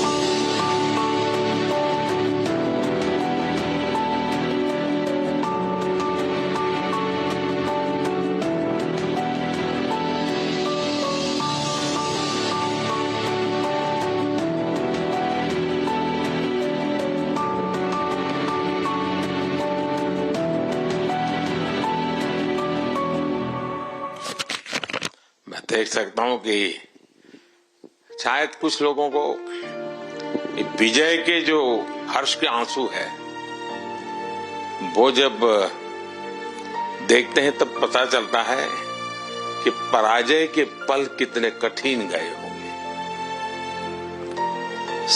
पराजय के पल उस माहौल में लोग फील नहीं कर पाते, वो कितनी वेदना झेलता है एक प्लेयर, क्योंकि इतनी तपस्या करके ही आया होता है और एक कदम के लिए रह जाता है। और जब वो विजय प्राप्त करता है, उसकी खुशी से पता चलता है कि वो पराजय की पल कितनी कठिन गई होगी। और मैंने उस दिन इन सबको देखा था जी, मैं खुद फील करता था कि, और विश्वास भी था कि ये ओवरकम कर जाएंगे, और मुझे लग रहा है कि आज आपने वो करके दिखाया है। बहुत बहुत बधाई के पात्र हैं आप लोग।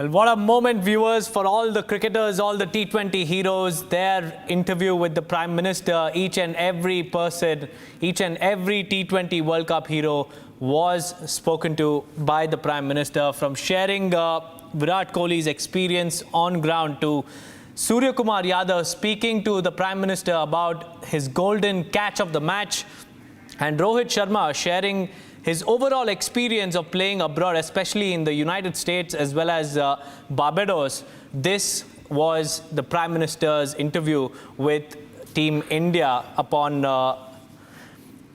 returning to India from Barbados.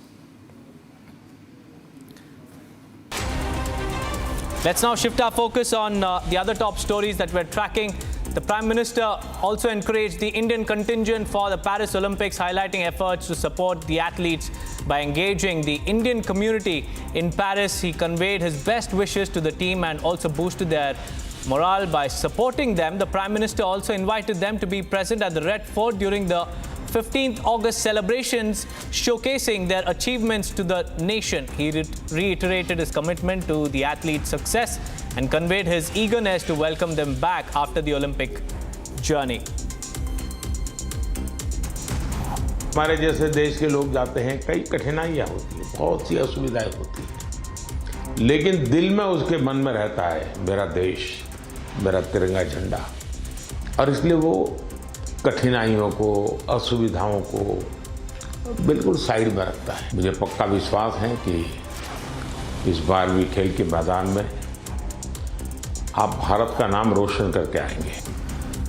On the tragic stampede, Union Minister Chirag Paswan called for strict action against those responsible for the fatal accident in Hatras. He emphasized on ensuring safety at such events and expressed his willingness to consider any information from Rahul Gandhi regarding the incident.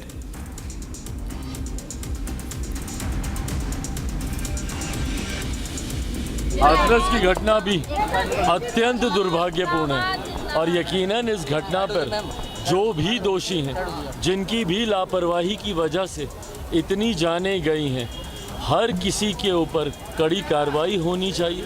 कि जब ऐसे कार्यक्रम होते हैं तो जो लोग उनको आयोजित कर रहे हैं वो इस बात को खास तौर पर इस बात का ध्यान दें कि जो श्रद्धालु वहाँ पर आ रहे हैं, जो भी व्यक्ति जो एक आस्था के साथ वहाँ पर आ रहा है, उसको कैसे सुरक्षित रखा। Union Minister Piyush Goyal emphasized that the production-linked incentive scheme for drones and components aims to catalyze rather than sustain the industry, cautioning against dependence on government subsidies. Speaking at an innovation conclave, he highlighted drones' potential in agriculture to enhance crop quality and yield amid weather challenges. Goyal also outlined plans for the drone sector's integration with agricultural initiatives and the startup ecosystem, aiming for accelerated growth and economic expansion under PM Modi's leadership.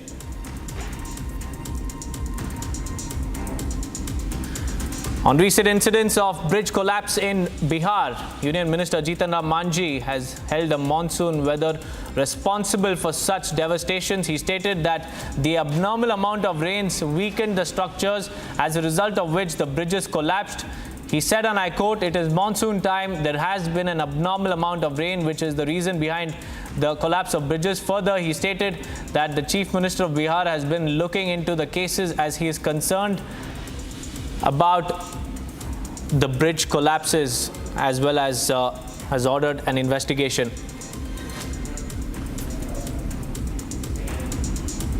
The Delhi High Court issued a notice to the CBI on Chief Minister Arvind Kejriwal's bail plea in the excise policy case. Kejriwal, arrested on June 26th, claims that his arrest was illegal and seeks regular bail. The court has scheduled a detailed hearing for July 17th. Kejriwal's lawyers argued that he poses no flight risk and has deep societal roots. The CBI alleges Kejriwal's non-cooperation and potential to influence the investigation. The court previously sent Kejriwal to judicial custody, and the CBI emphasized the need for adherence to legal procedures in the arrests. Bhulannath Mitra, former TMC block president, is accused of embezzling 3.64 million rupees from a cooperative society in Dubrajpur of Birbhum. The Deputy Director of the District Cooperative Society has requested the State Cooperative Society's registrar to recover the funds. This cooperative, formed in 2008 to provide labour for the Bakreshwar thermal power plant, has seen no general meetings or elections since 2010. Despite a new board forming recently, Mitra remains a director. Allegations of corruption during his tenure have also led to an ongoing investigation. Mitra, once close to Anubrata, was removed from his position before the recent Panchayat polls.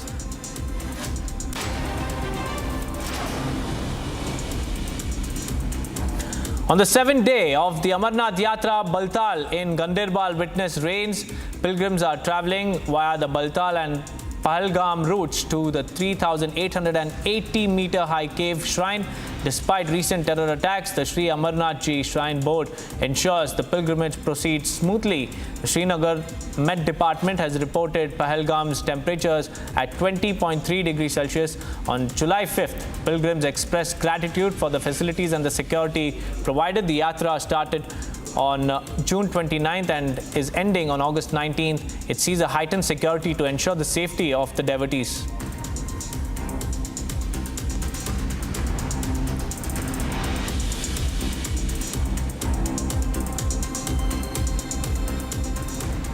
Well, moving on, viewers, we have some big breaking news coming in. The NTA has now filed a reply in the Supreme Court in the NEET scam case. In its affidavit, the agency has said that the CBI is investigating the matter because there have been complaints of paper leak of this exam in many states. In its affidavit, NTA has also said that arrests have also been made in the cases related to it. Investigation is currently underway to find out the organized gang and the mastermind behind the paper leak. In fact, the NTA has also said that steps were taken as soon as the information of paper leak was received, but cancelling the exam is not appropriate. This would be a betrayal of promising students. This is what the NTA has said in its response. We have Gopi joining us live.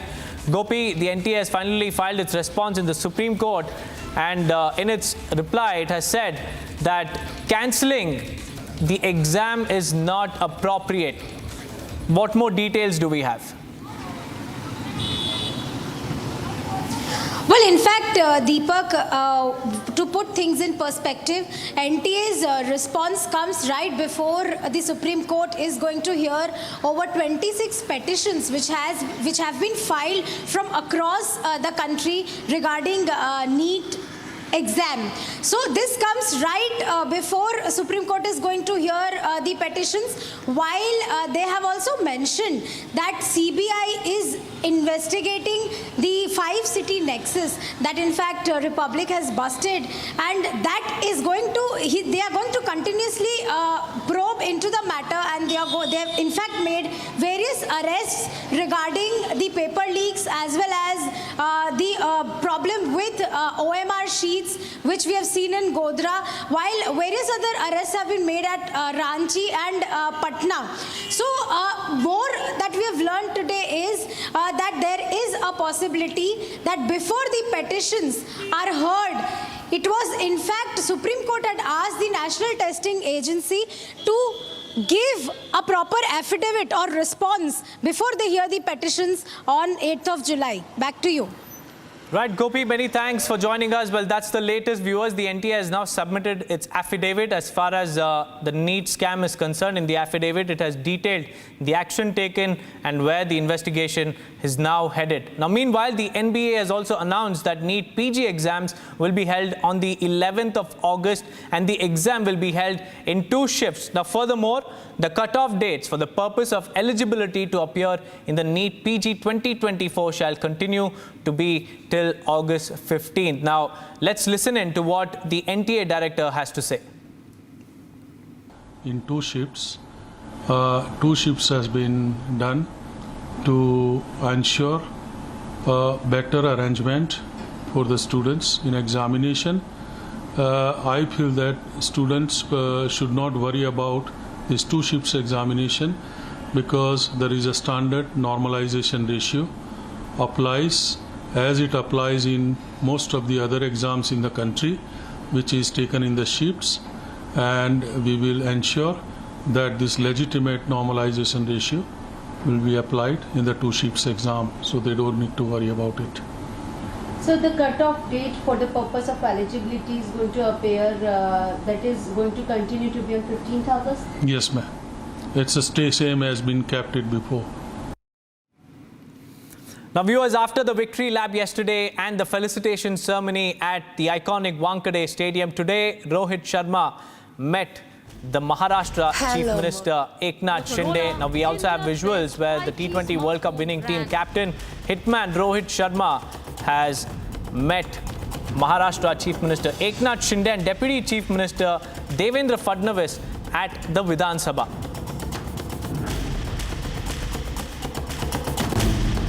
Hello, Moto.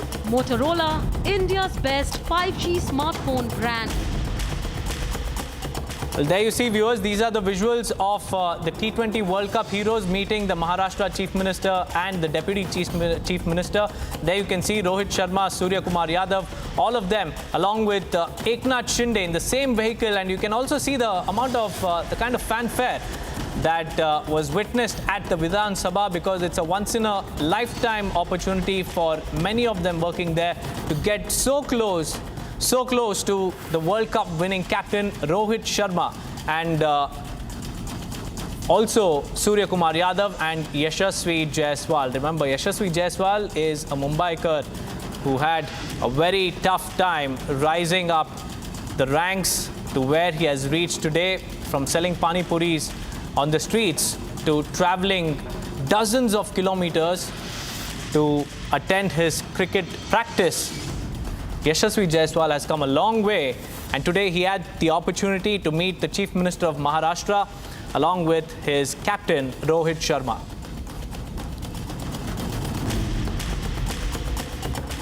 Now, winds of change have blown through the UK after being in the opposition for 14 years. The Labour Party has finally secured a mammoth mandate with over 400 seats as the outgoing Prime Minister, Rishi Sunak, assumed responsibility for the historic defeat. Here's a report. After 14 years of being in the opposition. What an amazing reception. We did it! You campaigned for it, you fought for it, you voted for it, and now it has arrived. Change begins now. Keir Starmer-led Labour Party has swept the UK general elections. The historic mandate of over 400 plus seats marked a major shift in power. In his victory speech, Starmer thanked the electorate for the mammoth mandate. But a mandate like this comes with a great responsibility. Our task is nothing less than renewing the ideas that hold this country together. National renewal. Whoever you are, wherever you started in life, if you work hard, if you play by the rules, this country should give you a fair chance to get on. It should always respect your contribution, and we have to restore that. Enjoy the feeling of waking up on a morning like this, with the emotion that you do see the country through the same eyes. Hold on to it, because it is what unity is made from. But use it to show to the rest of the country, as we must, that this party has changed, that we will serve them faithfully, govern for every single person in this country. On the contrary, outgoing British Prime Minister Rishi Sunak says that the people have delivered a sobering verdict, as he conceded that the left of centre Labour Party has won the general elections. I will shortly be seeing His Majesty the King to offer my resignation as Prime Minister. To the country, I would like to say first and foremost, I am sorry.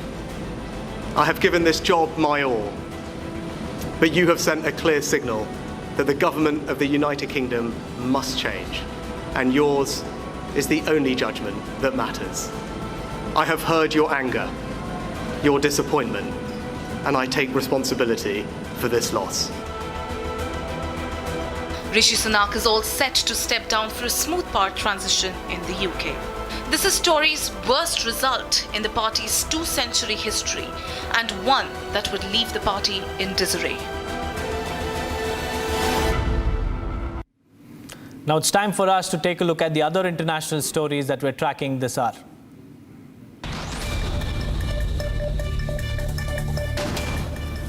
While US President Joe Biden celebrated July 4th with military service members on the White House's South Lawn, he personally addressed rumors amid recent campaign challenges, including a poor debate performance.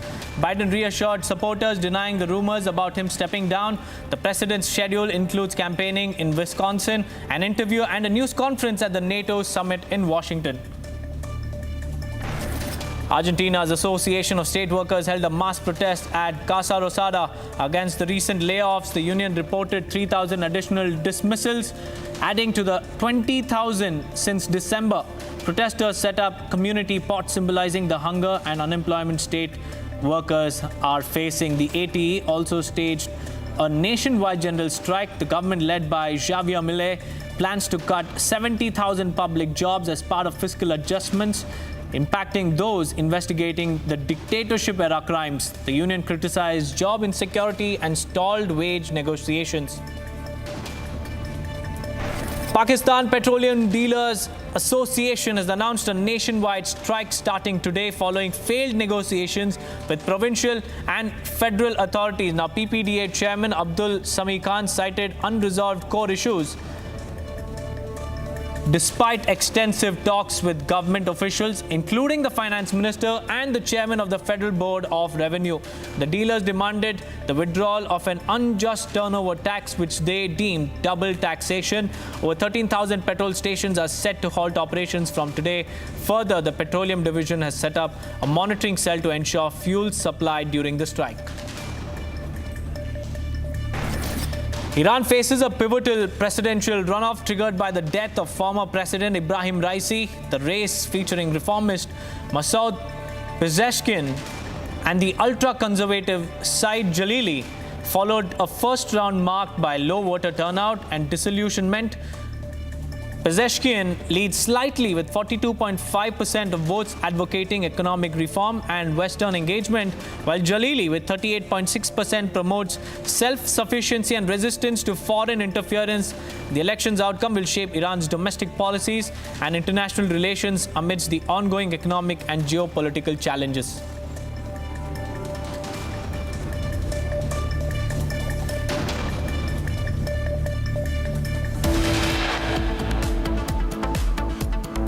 In the Hathras stampede case, but the key question is that will this self-styled godman identified as Narayan Hari will be questioned by the UP police, or will he come out in the open and provide any clarification of whether he takes the responsibility of this killings of 100 people that have taken place, which should not have taken place in this religious congregation. Stay tuned to Republic Media Network as we bring you minute-to-minute update in the Hathras stampede case, which unfortunately resulted in 121 lives.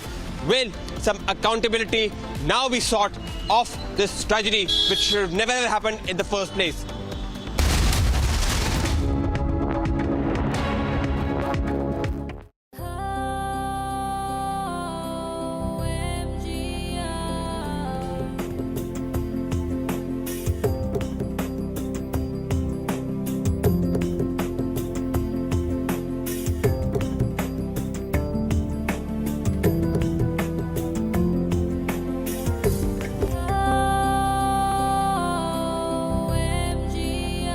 Dr. MGR Educational and Research Institute, Madhurapur, Chennai. पहले account खोलो, फिर POS के लिए apply करो और फिर QR. पता नहीं कब मिलेगा ये सब। मुझे तो सब इंस्टेंटली मिल गया।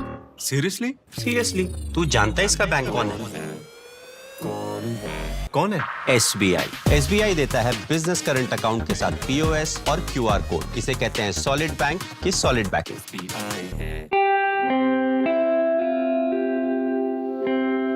RP Sanjeev Goenka Group, growing legacies over 200 years. The AGT had invited me to come play for them. And I'm actually really glad that they called because I wasn't really thinking about auditioning. And something that I want to achieve from AGT is to introduce many people, even from overseas, about Carnatic music. Because when most people overseas listen to Carnatic music, they'll think it's something related to Bollywood. But now, because of AGT, I can introduce them to what Carnatic music really is. She's an 11-year-old rock goddess who broke the floor at America's Got Talent. She is an emerging rock sensation. Join us on the interview this weekend with Maya Neelakanthan.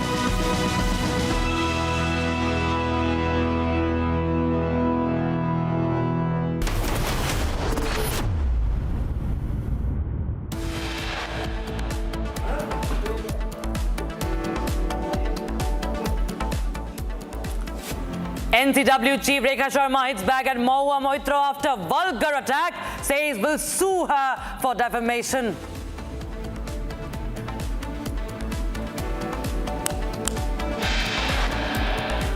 Rahul's Agniveer lie busted as Republic accesses exclusive documents that list compensation.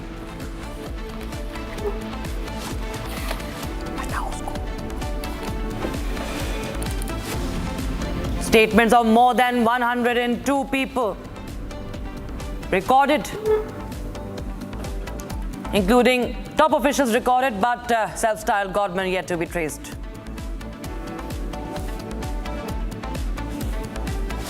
After being postponed over a scam showdown, NEET PG to be conducted on the 11th of August.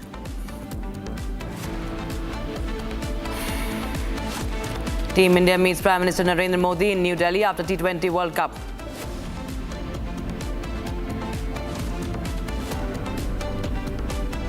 I will shortly be seeing His Majesty the King to offer my resignation as Prime Minister. To the country, I would like to say first and foremost, I am sorry. I have given this job my all, but you have sent a clear signal that the government of the United Kingdom must change.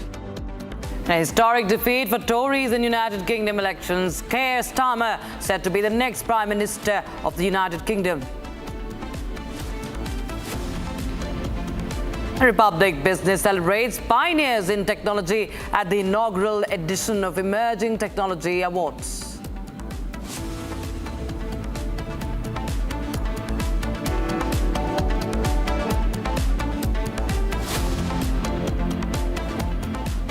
Good evening, viewers. We're live in Breaking Republic TV 9. Raksha with you. We start with breaking news coming in. This is a face-off that is right now unfolding between the NCW chief, Rekha Sharma, and Mahua Moitra, who is a TMC MP. And Moitra has done it again, viewers. The TMC MP, who was suspended in the 17th Lok Sabha session, has now made an obscene comment against Rekha Sharma, who is the chief of the National Commission for Women. So you can see the way this ecosystem is unraveling and targeting Rekha Sharma in a very lowly manner. And this is a coarse attack by Mahua Moitra. And we will be getting you more reactions on that.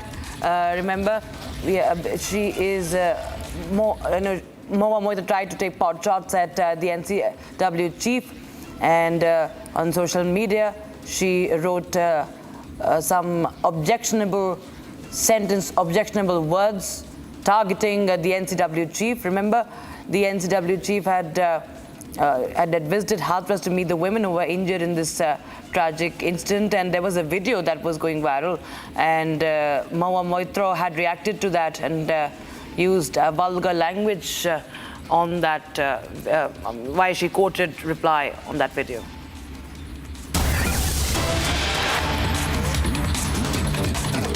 In fact, viewers, Rekha Sharma has now filed a defamation case against Mahua Moitra's comment. She says she's going to write to the commissioner, in fact, and an FIR will also be filed.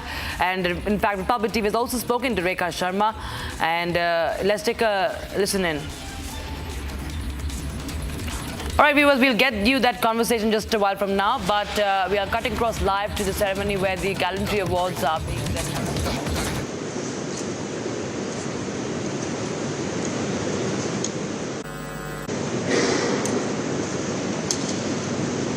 Army officers and the chiefs of the defense staff.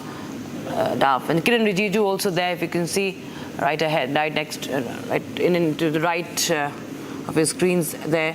So the Gallantry Awards this year being announced right now. President Murmu, in fact, will be presenting, honoring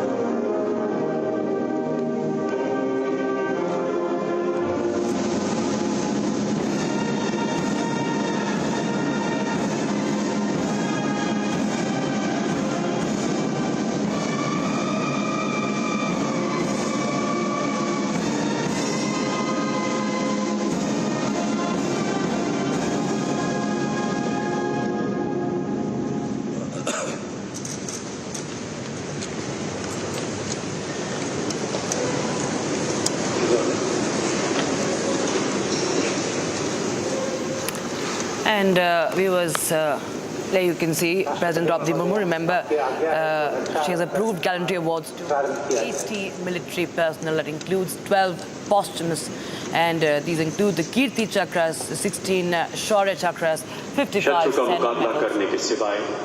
असाधारण वीरता के लिए कीर्ति चक्र मरणोपरांत inspector Dilip Kumar Das, head constable Rajkumar Yadav, constable Bablu Rabha एवं constable Shambhu Roy, 210 cobra battalion केंद्रीय reserve police बल मरणोपरांत।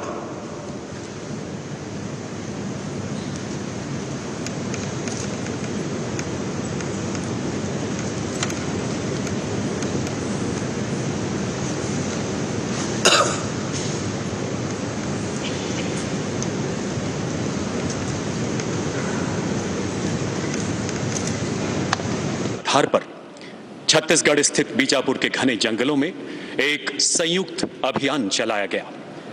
माओवादियों द्वारा बैरल, ग्रेनेड लॉन्चर तथा अन्य स्वचालित हथियारों से अचानक किए गए तीव्र हमले का मुंह तोड़ जवाब देते हुए अभियान दल ने तुरंत मोर्चा संभाला।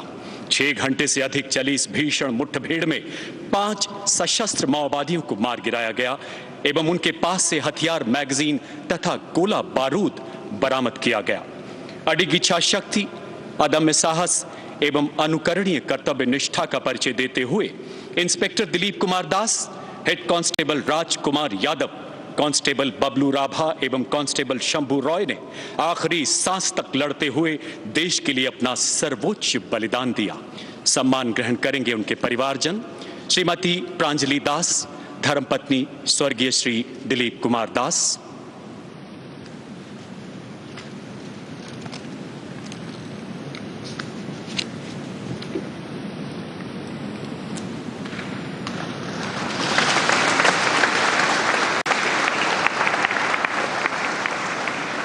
श्रीमती ज्ञानमती यादव, धर्मपत्नी स्वर्गीय श्री राजकुमार यादव। स्वर्गीय श्री बबलू राभा की धर्मपत्नी श्रीमती लिपिका राभा तथा माता श्रीमती कल्याणी राभा।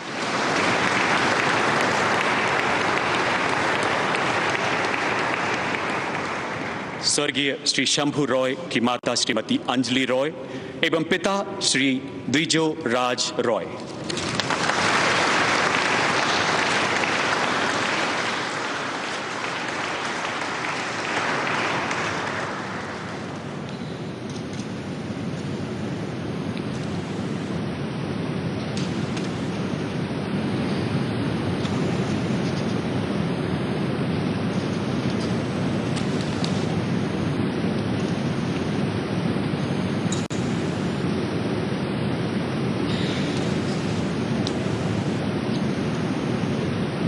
सिपाही पवन कुमार, द ग्रेनेडियर्स 55वीं बटालियन, द राष्ट्रीय राइफल्स, मरणोपरांत।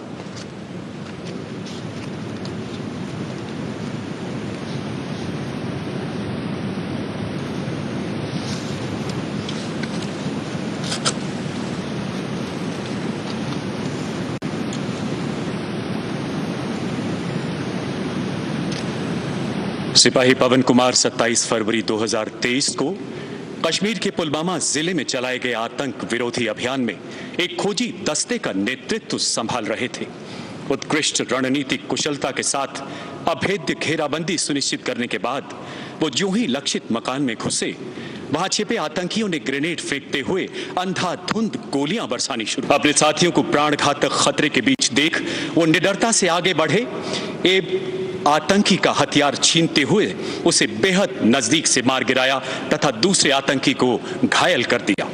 गंभीर रूप से जख्मी होने के बावजूद ये शूरवीर सैनिक आखिरी सांस तक आतंकियों का मुकाबला करते हुए अंततः वीरगति को प्राप्त हुए। सम्मान ग्रहण करेंगी स्वर्गीय सिपाही पवन कुमार की माता श्रीमती भजन दस्सी एवं पिता श्री शिशुपाल।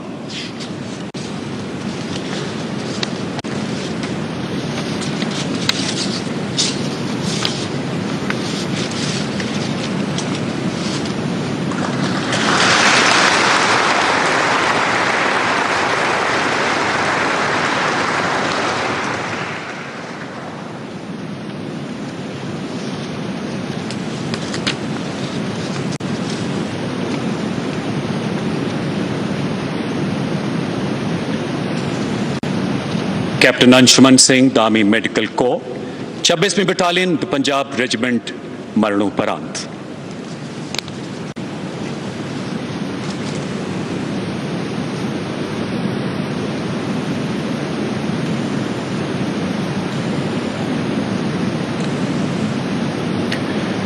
कैप्टन अंशुमन सिंह ऑपरेशन मेघदूत के अंतर्गत सियाचिन ग्लेशियर में चिकित्सा अधिकारी के रूप में तैनात थे।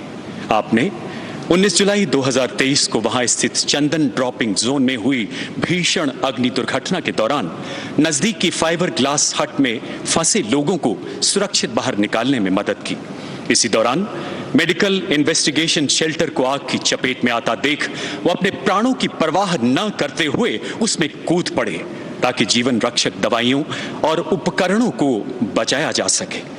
तकरीबन 17,000 फीट की ऊंचाई पर चल रही तेज हवाओं के कारण आग की निरंतर बढ़ती लपटों ने पूरे शेल्टर को अपनी गिरफ्त में ले लिया और भरसक प्रयासों के बावजूद उन्हें बचाया नहीं जा सका। कैप्टन अंशुमन सिंह ने असाधारण बहादुरी एवं त्याग का परिचय देते हुए देश हित में अपना सर्वोच्च बलिदान दिया। सम्मान ग्रहण करेंगी उनकी धर्मपत्नी श्रीमती स्मृति एवं माता श्रीमती मंजू सिंह।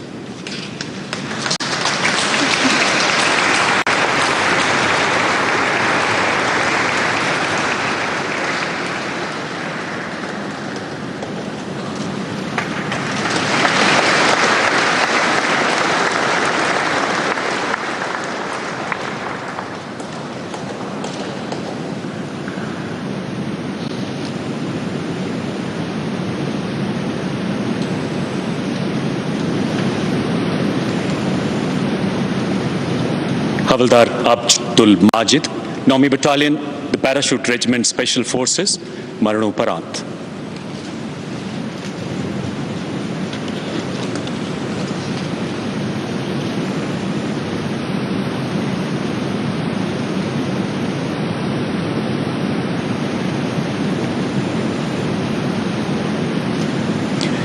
हवलदार माजिद 22 नवंबर 2023 को कश्मीर में राजौरी के घने जंगलों में चलाए गए खोजी अभियान में स्पेशल फोर्स के दल का हिस्सा थे।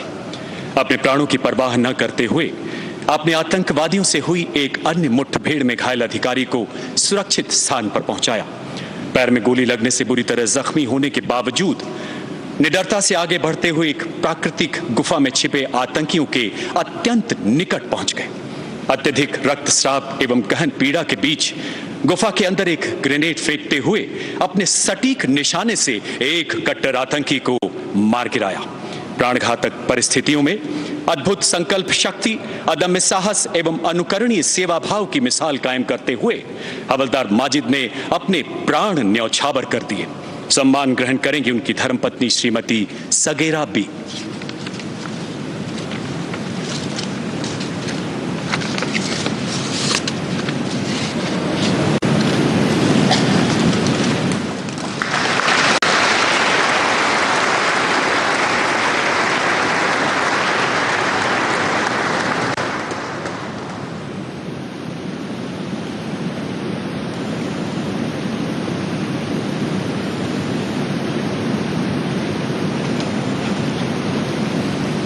शत्रु का मुकाबला करने के सिवाय शौर्यपूर्ण कार्यों के लिए शौर्य चक्र मरणोपरांत कांस्टेबल सैफुल्लाह कादरी, जम्मू एवं कश्मीर पुलिस मरणोपरांत।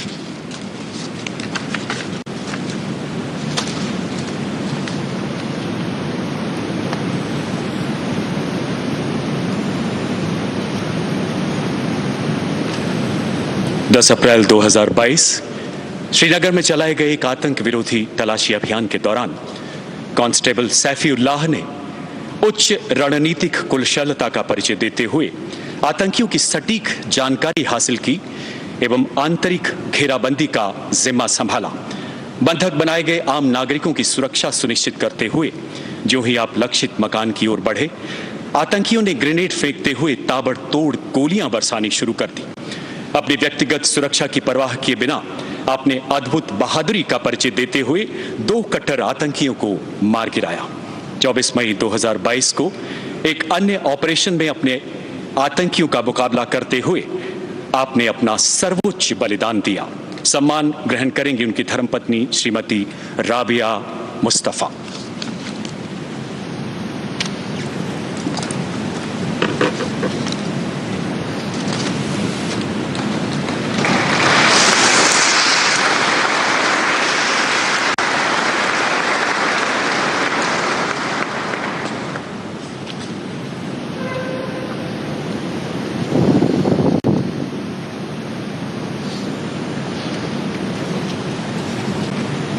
Major Vikas Bhambu Sena medal, major Mustafa Bohra 252 army aviation squadron ALHWSI मरणोपरांत।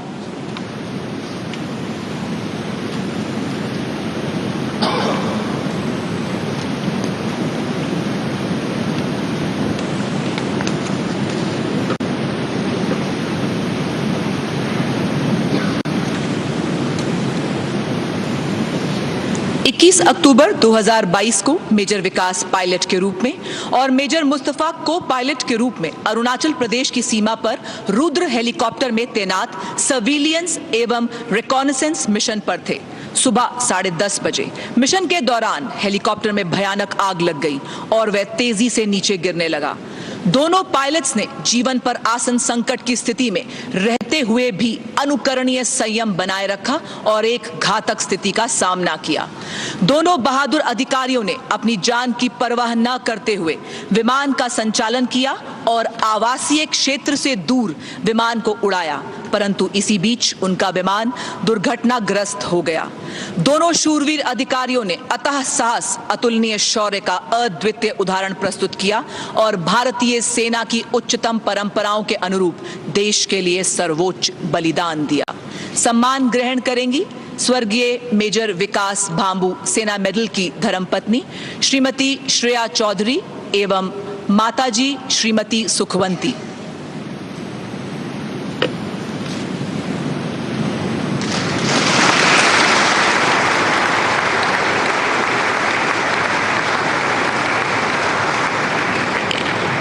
स्वर्गीय मेजर मुस्तफा बोहरा की माताजी श्रीमती फातिमा बोहरा एवं पिताजी श्री जकीउद्दीन बोहरा।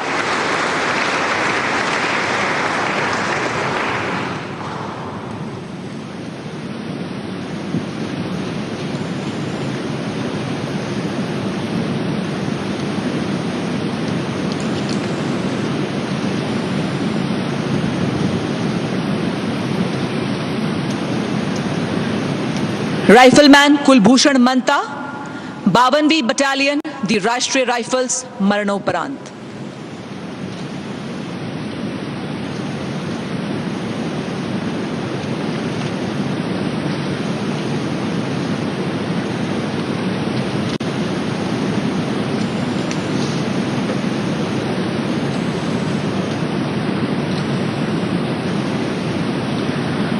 2022 में उत्तरी कश्मीर के बारामुल्ला जिले में ऑपरेशन रक्षक नामक संयुक्त ऑपरेशन में राइफलमैन कुलभूषण मंता को तैनात किया गया था।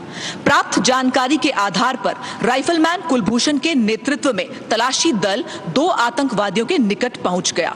खतरे को भांपते हुए आतंकवादियों ने भागने की कोशिश की, परंतु राइफलमैन कुलभूषण ने एक आतंकी को पकड़ा। इसी बीच उनकी आतंकवादी के साथ भारी मुठभेड़ के दौरान दूसरे आतंकवादी ने उन पर गोलीबारी शुरू की, जिसमें राइफलमैन कुलभूषण जख्मी हो गए। गंभीर चोट के बावजूद उन्होंने बड़ी बहादुरी से जवाबी कार्रवाई की एवं एक आतंकवादी को जिंदा पकड़वाया। अपने अदम्य साहस से वे अंत सांस तक आतंकवादी की गोलाबारी का जवाब देते रहे और अंततः वीर गति को प्राप्त हो गए। सम्मान ग्रहण करेंगी स्वर्गीय राइफलमैन कुलभूषण मंता की धर्मपत्नी श्रीमती नीतू कुमारी एवं माताजी श्रीमती दुर्मा देवी।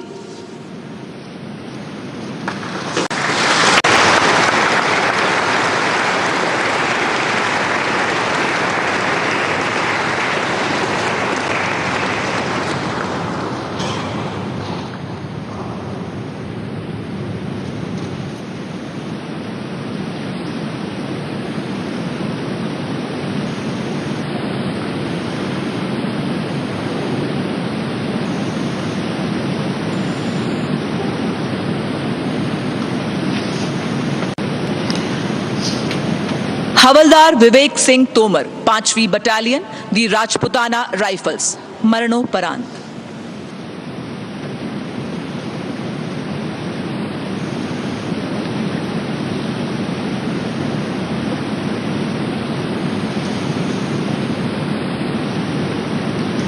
10 जनवरी 2023 को सुबह 8 बजे ऑपरेशन मेघदूत के तहत सेंट्रल ग्लेशियर में 18,300 फीट की ऊंचाई पर अग्रिम चौकी पर तैनात हवलदार विवेक ने एक संतरी पोस्ट पर धुआं निकलता देखा। इस घटना के परिणाम स्वरूप अग्रिम चौकी पर बड़े पैमाने पर आग लग सकती थी, जिसमें सैनिकों को जान का खतरा और संपत्ति का भारी नुकसान हो सकता था। स्थिति को नियंत्रित करने के लिए तुरंत वे तंबू के अंदर गए। अपनी जान की परवाह न करते हुए वे घने धुएं के बीच घुसे और एक बड़ी दुर्घटना को काबू में किया, परंतु इसी बीच धुएं के कारण उनकी श्वास नली में क्षति होने के कारण स्वास्थ्य बिगड़ा और खराब मौसम के कारण उन्हें वहां से नहीं निकाला जा सका।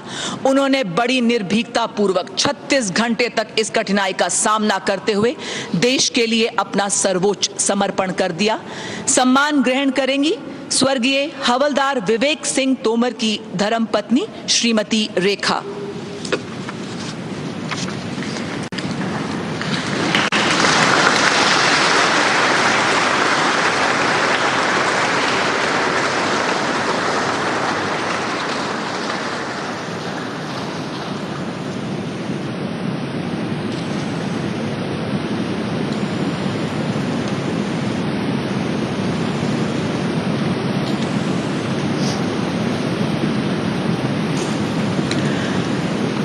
राइफलमैन आलोक राव 18 असम राइफल्स मरणोपरांत।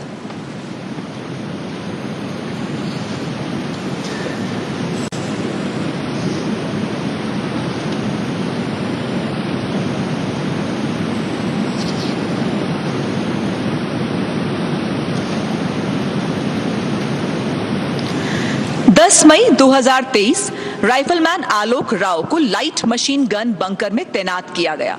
तभी उन्होंने 12 आतंकवादियों को अपने बंकर के समीप आते देखा और उन्होंने अपने साथियों की मदद से आतंकवादियों को चेतावनी दी, परंतु आतंकवादियों ने उनके दल पर फायरिंग शुरू कर दी। इसी गोलाबारी के बीच उन्होंने सटीक जवाबी हमला कर 3 आतंकवादियों को घायल किया और अपने अदम्य साहस का परिचय देते हुए अपने साथियों की जान बचाई। दुर्भाग्य से इस गोलीबारी के बीच वे गंभीर रूप से घायल हुए और देश के लिए अपना सर्वस्व न्यौछावर कर गए। सम्मान ग्रहण करेंगी स्वर्गीय राइफलमैन आलोक राव की माताजी श्रीमती माया देवी एवं पिताजी श्री विजय कुमार।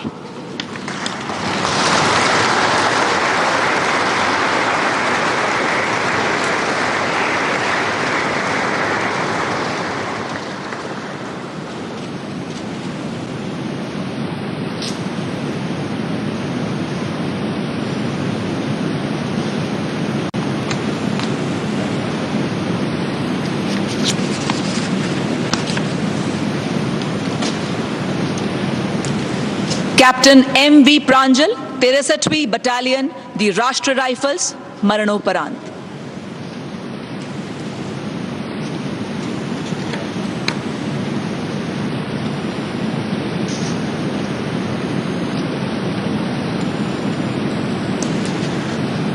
22 नवंबर सन 2023 को राजौरी जिले के घने जंगल वाले क्षेत्र में आतंकवादियों की मौजूदगी की सूचना प्राप्त हुई। तभी कैप्टन M.V. प्रांजल को जंगल के निकट आबादी वाले क्षेत्र में निगरानी ऑपरेशन दल के नेतृत्व की जिम्मेदारी को सौंपा गया। जल्द ही उनका आतंकवादियों से सामना हुआ और उसी बीच आतंकवादियों ने उनके दल पर भारी गोलीबारी शुरू कर दी। स्थानीय निवासियों पर संकट को भांपते हुए उन्होंने बड़ी बहादुरी से अपनी सुरक्षा की परवाह न करते हुए नागरिकों को खतरे से बाहर निकाला और अपने साथियों की मदद से आतंकवादियों की गोलाबारी का अद्वितीय साहस से जवाब दिया। परंतु इसी बीच वे गंभीर रूप से घायल हो गए और अंततः वीर गति को प्राप्त हुए। सम्मान ग्रहण करेंगी स्वर्गीय कैप्टन M.V. प्रांजल की पत्नी श्रीमती अदिति जी मुदे बिहालकर एवं माताजी श्रीमती अनुराधा KR।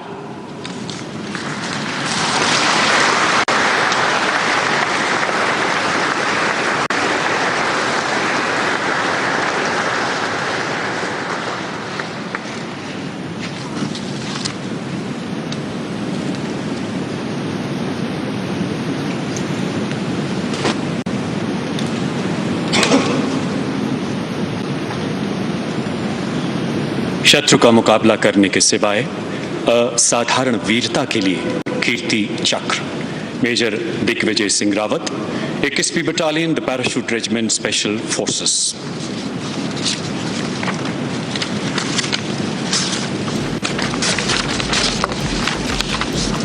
आपने अपनी बटालियन के साथ मणिपुर में तैनाती के दौरान उच्च व्यावसायिकता का परिचय देते हुए एक सशक्त निगरानी ग्रिड स्थापित किया।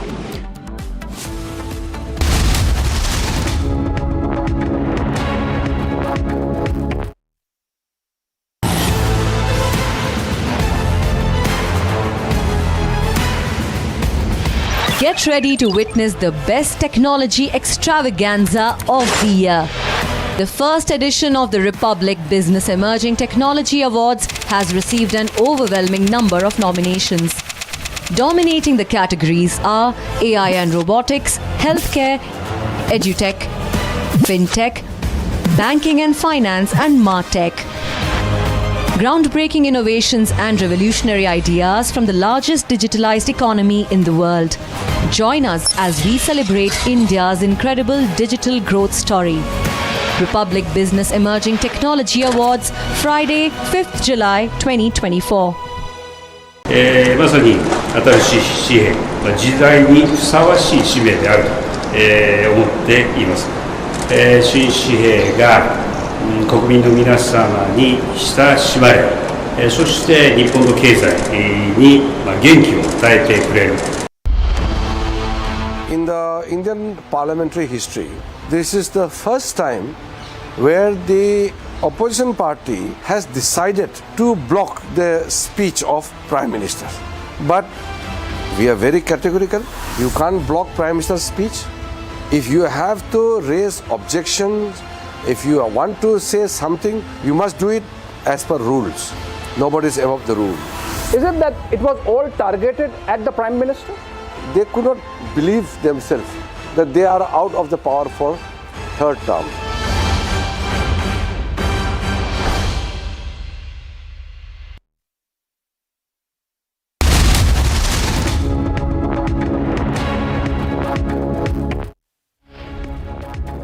American Pistachio presents Cracking News of the Hour. NCW Chief Ritesh Sharma has taken cognizance of Mahua Moitra's comment and is going to write to Police Commissioner and